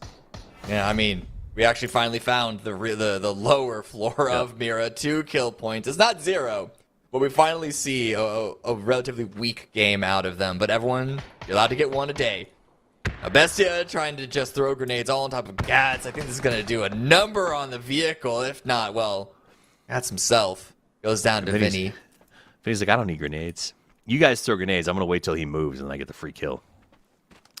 Luminosity pushing up the hill. Michael, we talked about him. Testing things out with this team. Going to go for an aggressive play against Rock and Bestia up here. Here, Vinny taking shots. He's getting peppered. Oh, they found Michael. 55. Man, 55 has just like carte blanche. Can do whatever they want in this map right now, and no one can fire back on them. Yeah, they only have 2 kills. Yeah, well, they're not shooting great. Well, they did. But the shots are there. There weren't that many targets for them so far. Up at the top of the mountain, and even now, so many of the targets are like at a distance that's difficult for them to secure a kill, or just, in this case, a lot of them were buried under them, pitted under them, under their sight line. Well, for them, it's more about just securing the chicken dinner when they get to the end game. Snaker's the last one standing for Luminosity, still trying to get forward to maybe get a revive on the Gats. But I don't know, Bestia, if they have any more grenades, it's likely going to be it for them. Yeah, I see some being prepped already. There it is. Good bounce. Like playing golf. Snakers, I don't understand. Well, okay, there we go. Two did the trick. A noble effort by Luminosity and an excellent final game for them as they walk away with 10 kills on that one. 5 teams left as we head into the home stretch. Rock able to heal up. Beal was knocked as he tried to cross the road, but Solds did make it across to start it out. So they have a foothold. Will it be enough?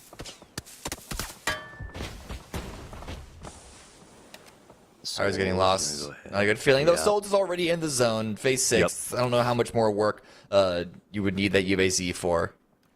I mean, honestly, they just need to... If Vinny can get knocked here by 55, it opens the door for Rock to make a rush cross.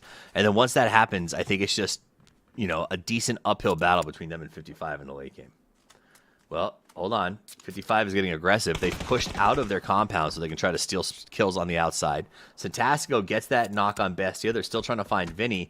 And it's actually QAD that has been creeping their way towards the middle of the circle to try to take real estate away from 55. So this is going to be pretty interesting once Rock is able to break out that side.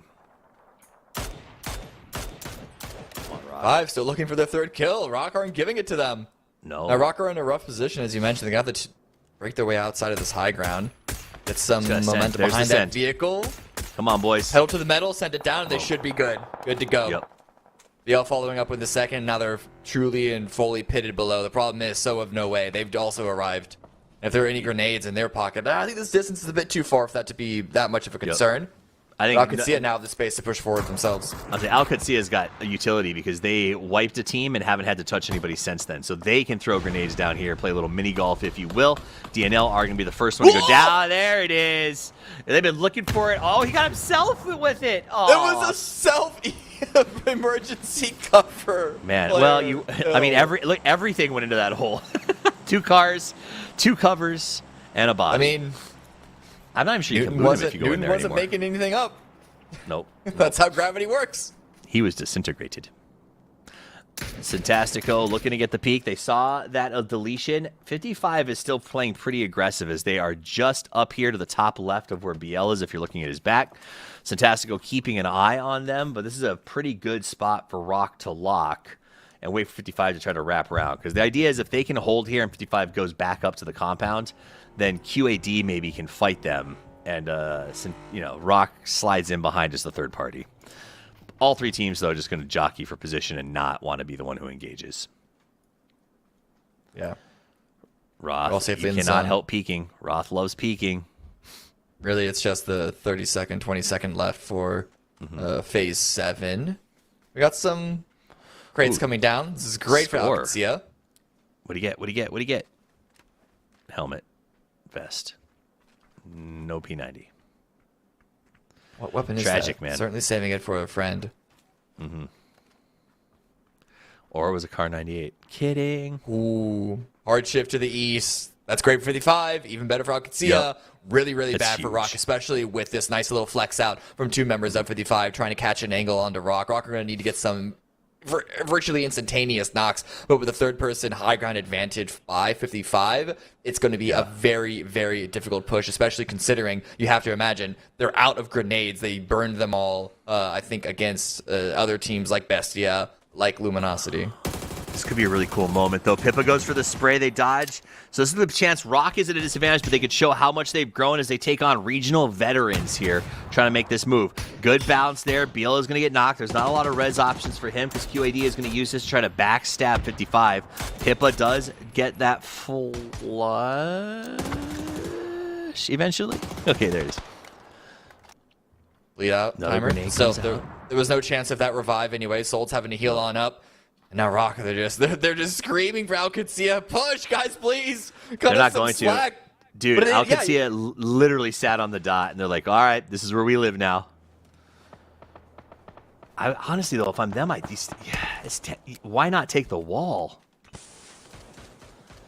All right, Karak's going to try to go for the high ground. They understand that the threat that is posed by QAD taking the position. They actually pull off the fight with ROC.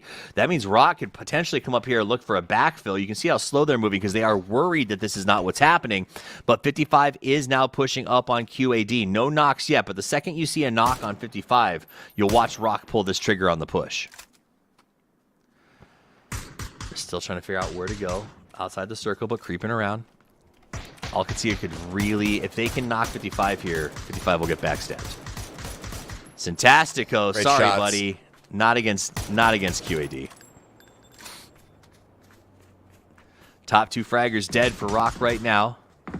Cowboy playing out of his mind on top of the hill. 55 has turned its attention back to ROC as they lock them in. Souls trying to run. RBN is down. Last man standing. Souls decides, does he want to throw some grenades to try to make the push? Maybe deny. Tosses some nades out looking for some more kills. Meanwhile, 55 has lost 1 player. Souls getting more grenades lined up. Hitting inside the smoke. Good bounce. Not enough. 55 is taking some major damage, though. QAD still sitting like a bunch of rocks out in that field. No issue, no intention for moving. Blue zone goes up, Rock goes down. DIY has been a huge thorn in their side. Pippa gets the next and is going to be a 4v4 to wrap this one up, Cameron. Yeah, keeping 4 up 55. Really good job by them, but look at all the space that Alcatraz have been able to maintain. They got the reses through the BZs, just barely holding on. And they're just barely holding on to what you could call, I think, a position in the zone. I don't even know about that. There is a flank coming out by Psycho, watched out on the east side. That, I think, is going to be the real major opener for 55, but everyone else is kind of locked in. D has been spotted now. Yep. I mean, Psycho's been locked into that position, trying not to shoot for a minute, hoping to catch them off guard. He's circle adjacent, so he can move late. The flank attempt from Pippa and the boys over here on the right side has been pushed back twice by DIY. They just cannot get anything moving. So they're going to push back into the compound, try to relocate and say, all right, well, we can play out of here and just wait for the next circle to close and go from there. Meanwhile, though, Roth has taken that wall. And with the third-person perspective, he can just lay there and call positions to anybody in 55 who moves. It's a winning game now. 55 don't have that long to wait. Nope. We're kind of just hoping that Alcatraz give them an opportunity. More flanks going around clockwise. In fact, a large majority of the force of 55 are going around clockwise. It is a better approach, especially if they can get under that dip. Get behind that tree, suddenly Relo is distracted. When you know you're out of luck, try to make it not make sense. Do something crazy. They make a big push outside. They go to. It switches the entire focus of Alcatraz. Will it work out? That grenade was perfectly cooked. So that's dead Carrick. I think the idea was good, but I think you really needed Smazira to force that 1v1 with DIY at the same moment. Yeah. I mean, it's hard, though. Alcatraz were in a really strong position regardless, and now they're going to be taking this advantage, pushing forward. Molly on top of... He's on pushing fire. Down. Oh, almost got distracted by the crawling body. But yeah, Pippa goes down. Carrot gets confirmed. 4 versus 2. This should be relatively straightforward. Make that a 4 versus 1. Definitely a straightforward cleanup for them. El Qadsiyah comes away with the final win of the day.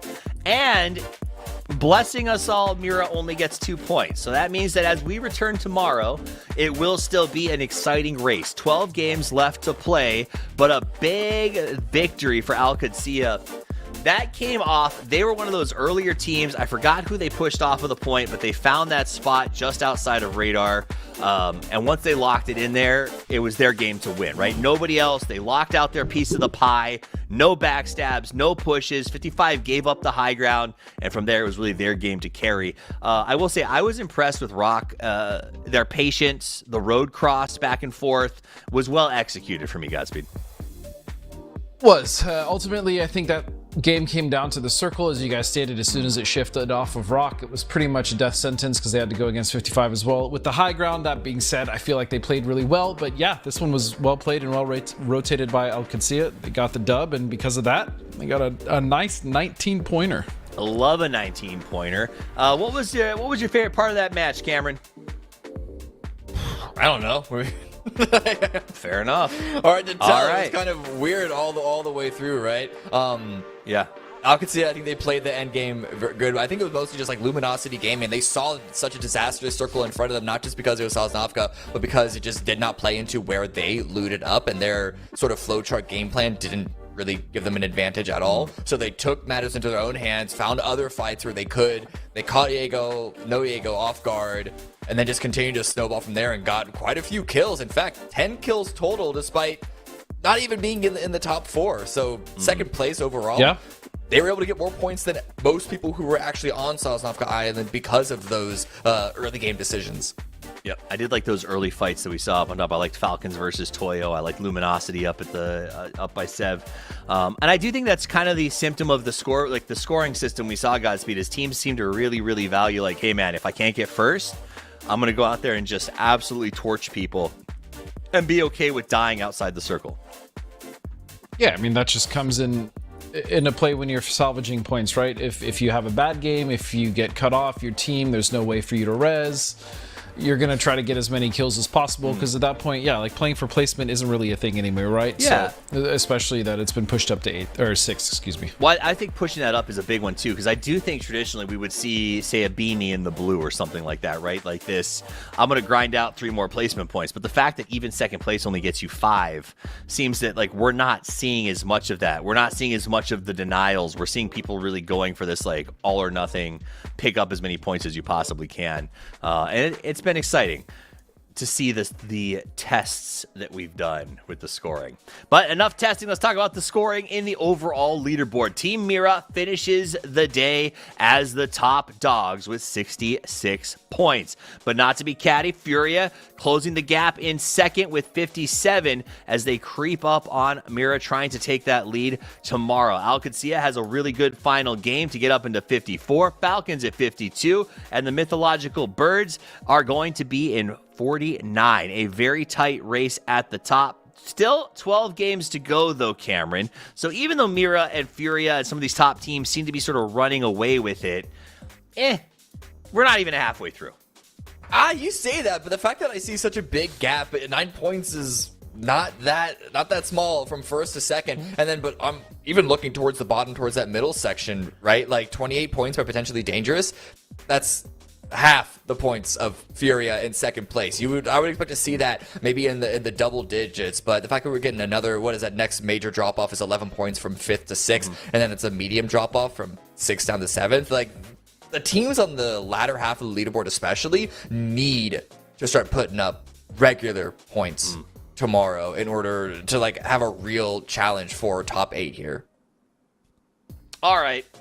We had a great show today. We did 6 games. We know who's in first. We know who's in last. And we know everything in between. But it's time for us to relax, get casual, sit back, and enjoy Masters Mike Americas. All right? Hello. Welcome to Masters Mike. My name's Toffees, and I'm excited to walk you through some of the greatest recaps in PUBG history. I'm joined by Godspeed and Cameron Davis as we get into a good time. Are you guys ready for some questions? Always. Godspeed? Ready to see how many buttons we're going down. Well, I've made it to the nameplate, baby, so it stops right there. All right. Let's talk about those questions. If I read your question, you get 10,000 G coin. That's dope. So, big shout out to Malcolm's Ann. Malcolm's Ann? Malcolm's Ann. One of those versions. Malcolm's Man. Who would be in your dream team if language barriers were not a factor? If you could build any super team, are we talking Americas or are we talking the world? Let's say I think the world. I don't care. That's the point of the World. language barrier. All right. Oh, good point. Otherwise, yeah, no, that check. Well, Americas. All right. Otherwise, it'd just be like, Godspeed, you probably had the most time to think about this because you weren't doing anything in the last game. Did I? So I didn't even know what was being asked. What do you think? What's your super team? We'll all think about it at the same time. My only problem. It's a very good question. My issue Chat, is that, like, what is real it? quick, Is it chat, all time? rate your super team. Yeah, like, is it right all now, time? You're gonna. Is it, like, I'm gonna. current all right, players? I'm calling this. You're fielding them tomorrow, or you're fielding them for PGS. So it's a team you're building to try to win PGS right now. Chat, tell me who your 4 players are. I think that I have. I think I would go Batu, IGL, Shrimzy, Himas, and probably Example. That would be my dream team. I don't really have any changes to make in that situation. Maybe Kinda hard. Salute. There's definitely players you could swap out. Yeah, I think that's what it comes down to. Right? It's like a fantasy team. You're just sort of like swapping out 1 or 2 heavy hitters. I think I drop Himas after his performance at AGAL. That is, I was thinking about that. Never really I was happened. like, oh man. So but maybe I would still put him in there. I put Syntastico in there, man. MVP. That's fair. That's a fair pick. I think him being backed up by a Shrimzy and led by a Batulin could be pretty bad. Like pretty like good bad, you know what I'm saying? Cameron, who you got? We can't do this forever, so Yeah. So I have an easy one. It's gonna be. I know. I think they retired. Yeah, it doesn't matter. I'm pulling them out of retired. I'm bringing Loki back in. I'm getting Tickleton. I'm getting Akesleff, and I'm getting Example. We don't even need an IGL with the fragging across the field. That's BS though, because then I would have pulled in Uba and Pio. Like that's why I asked. Like, is it specific to this era? I would have pulled in Zampa and Sharky. All right. Fine. No Loki, him as Example, Akesleff, and Tickleton. Again, no IGL needed. We're just gonna frag everyone. Akesleff is solid. That's because Cameron knows he's coaching if he builds the team, and you don't need an IGL if you got Cameron coaching. All right, question numero dos. This is from Emma. Your eyes. Emma 49186276. Thank you for your question. God. I'd advise less numbers in the future. What advice would you give to someone looking to transition from being a casual PUBG player to competing in tournaments like the PUBG Players Tour? I'm going to start with this. I'm going to say the first thing I would recommend is that you change your Twitter handle to something more memorable that matches your screen name. Godspeed, your answer? It sounds silly, but playing a lot. These guys are grinding 6, 7, 8, 9, 10 hours a day, depending on how hungry some of these teams are. So just first of all, grinding a lot. Ranked, not so much. I would say find scrims that you can be a part of, whether they're tier 3, tier 2, whatever. Like, you're not going to jump in with the big dogs, but do the open competitions. We have a ton of those, not only for TPP, but some of our FPP tournaments still going on have open qualifiers. Just as much experience as you could possibly get. If you have a favorite pro player that streams, go into their stream, ask them questions, see what they're doing, look at what teams are doing, watch competitive VODs, try to emulate a style that you really enjoy, even if it's in pub games, right? Practice is how you play. So that would be my advice. If you really want to go pro, utilize every avenue that's available to you as a casual fan or player. I like that. Even just getting involved in it, right? Even just getting involved in playing, even if you don't have any intention of going pro and make it a career off of it. I mean, the Players Tour scrims are open signups. Just grab some friends and get involved. And once you get a feeling for ranked feels different from casual. This is gonna feel that much different from ranked. Once you get a feel for how proper competitive is played, and if you really want to continue playing it, you're gonna fall in love, and then the networking from there sort of gives you more opportunities for the scrims and maybe playing opens with other people and getting on better and better teams. Okay. I'm going to make my advice simple. Make yourself... Okay, sorry, Godspeed. You probably have better advice. You go ahead real quick. I was going to say... No. It's not better. I was just saying the last thing, I would just be open to feedback, right? If you're coming into a scene, you should be willing and happy to work with a bunch of different people, and then just be willing to take feedback and improve on what other people say as well. Don't be too don't have an ego. I think that's the big one. And I'll also say this very simply: get comfortable, practice the way you play, sit the same way, get your setup the way that you like it, train consistently, and most importantly, watch your games back. Right? As casters, I can say the same thing. Yeah. You want to be a caster, you want to be a talent, watch yourself back. You know what you did wrong. Watching you do it and learning not to do it again is the best way to improve, and I think that's the first step. After that, team and comms and all that stuff, it will build off of that. All right, last one. This is from Retro Moo. PUBG has always balanced survival elements with competitive structure. Do you think the current format truly rewards the best teams, or are there adjustments that could make the competitive scene more skill expressive and maybe more exciting to watch for the viewer? It's a loaded question. I'll hand it to you first, Cameron. So, yeah, the problem with PUBG as an esport and just Battle Royales as an esport in general is that it's a game on top of a game. In every other game, the win condition is the same, whether it's a casual game or it's an esport. But here, the win condition once you load up PUBG and play your very first game, it's about winner, chicken dinner. Here, we're playing multiple series in a row, and we're trying to do our best to make a judgment call on who was the best performing team throughout the entire series. But there's a reason why we play 18 games, even 8 or 12 games. The reason we play a multiple series event, and we try and devise a point system on top of it to best judge the best performing teams over the course of all those games. But it's always going to be a game on top of a game, and I don't think there's one truly right answer. It really just depends on what you can do to facilitate what you think is the best play in PUBG. And I don't think there's one objective correct answer with that. Interesting. Godspeed? There are definitely things that I feel don't necessarily, there's, that balance between competitive and casual or quote unquote randomness. Like, for instance, I feel like, red zones are obviously very random, right? In their nature. And so we've seen that already affect teams who, when you look at a competitive standpoint, probably not the most consistent when you look at like new features in competitive, but like Camry say, it's a really hard balance to strike, man. It's a really good question. I'm just gonna say that's a hard balance to strike. Some things they've added definitely help competitive. Other things I feel like have not. So, I mean, that's my answer. I'm just going to come straight at you. And I'm going to say, first off, the loaded part is what makes it more exciting to watch for the viewer. And I think that is a tough road to pack because every viewer is different. Some want to see the perfect skill shot in FPP. Some want to see absolute chaos. Some want to see backflips on motorcycles, which none of you guys do anymore. Come on, do some more of that. So my point is, there's always going to be some value to viewership no matter how you slice it. The question then becomes, how do you express skill? And I think there's a fallacy within Battle Royale across the board where we say RNG negates skill. But if you are like me and you grew up in the era of Magic the Gathering, if you've been around for the Hearthstone generations, if you have been in a world where competitive games are built with RNG inside of them, you know that a great player manages RNG. That's what a PUBG player's greatest skill is, managing RNG. If that means having the right crap in your trunk to counter every single play, that's how you become a good player.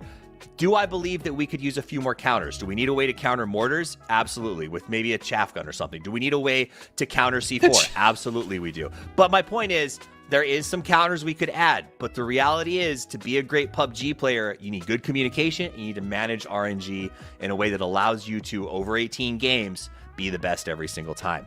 I don't know how to do that. I do think it's still competitive. I would argue that every event we watch, no matter what changes come down the pipeline, is exciting and fun, and the last game always matters. And to me, that's what makes an awesome esport, because that's what I want to come back and watch every single time. So that's my answer. I don't know what the right answer is. I hope it gave you a little something, but I know for a fact that it gave you 10,000 G-Coin. So even if you don't like our answers, that'll make you feel just a little bit better. Guys, that's it for our show tonight. The talk, the yaps, they are coming to a close. So really quick, I need a final thought from you, Cameron Davis. Team Mirror all the way, baby. I bought low. I'm not selling. I'm holding. Hodl all the way. Let's go. Hodl. What do you got, Godspeed? So far, really interesting. I don't like that the top 5 is kind of getting point hungry and spongy, but so far it's been fun. That's my take. It has been fun. That's my take, too. My take is there's 12 more games to play. Chaos will abound, and we are back in the same place at the same time tomorrow for more PUBG Masters 3 to pave the road to Masters West. So we'll see you tomorrow, and until we do, play more PUBG.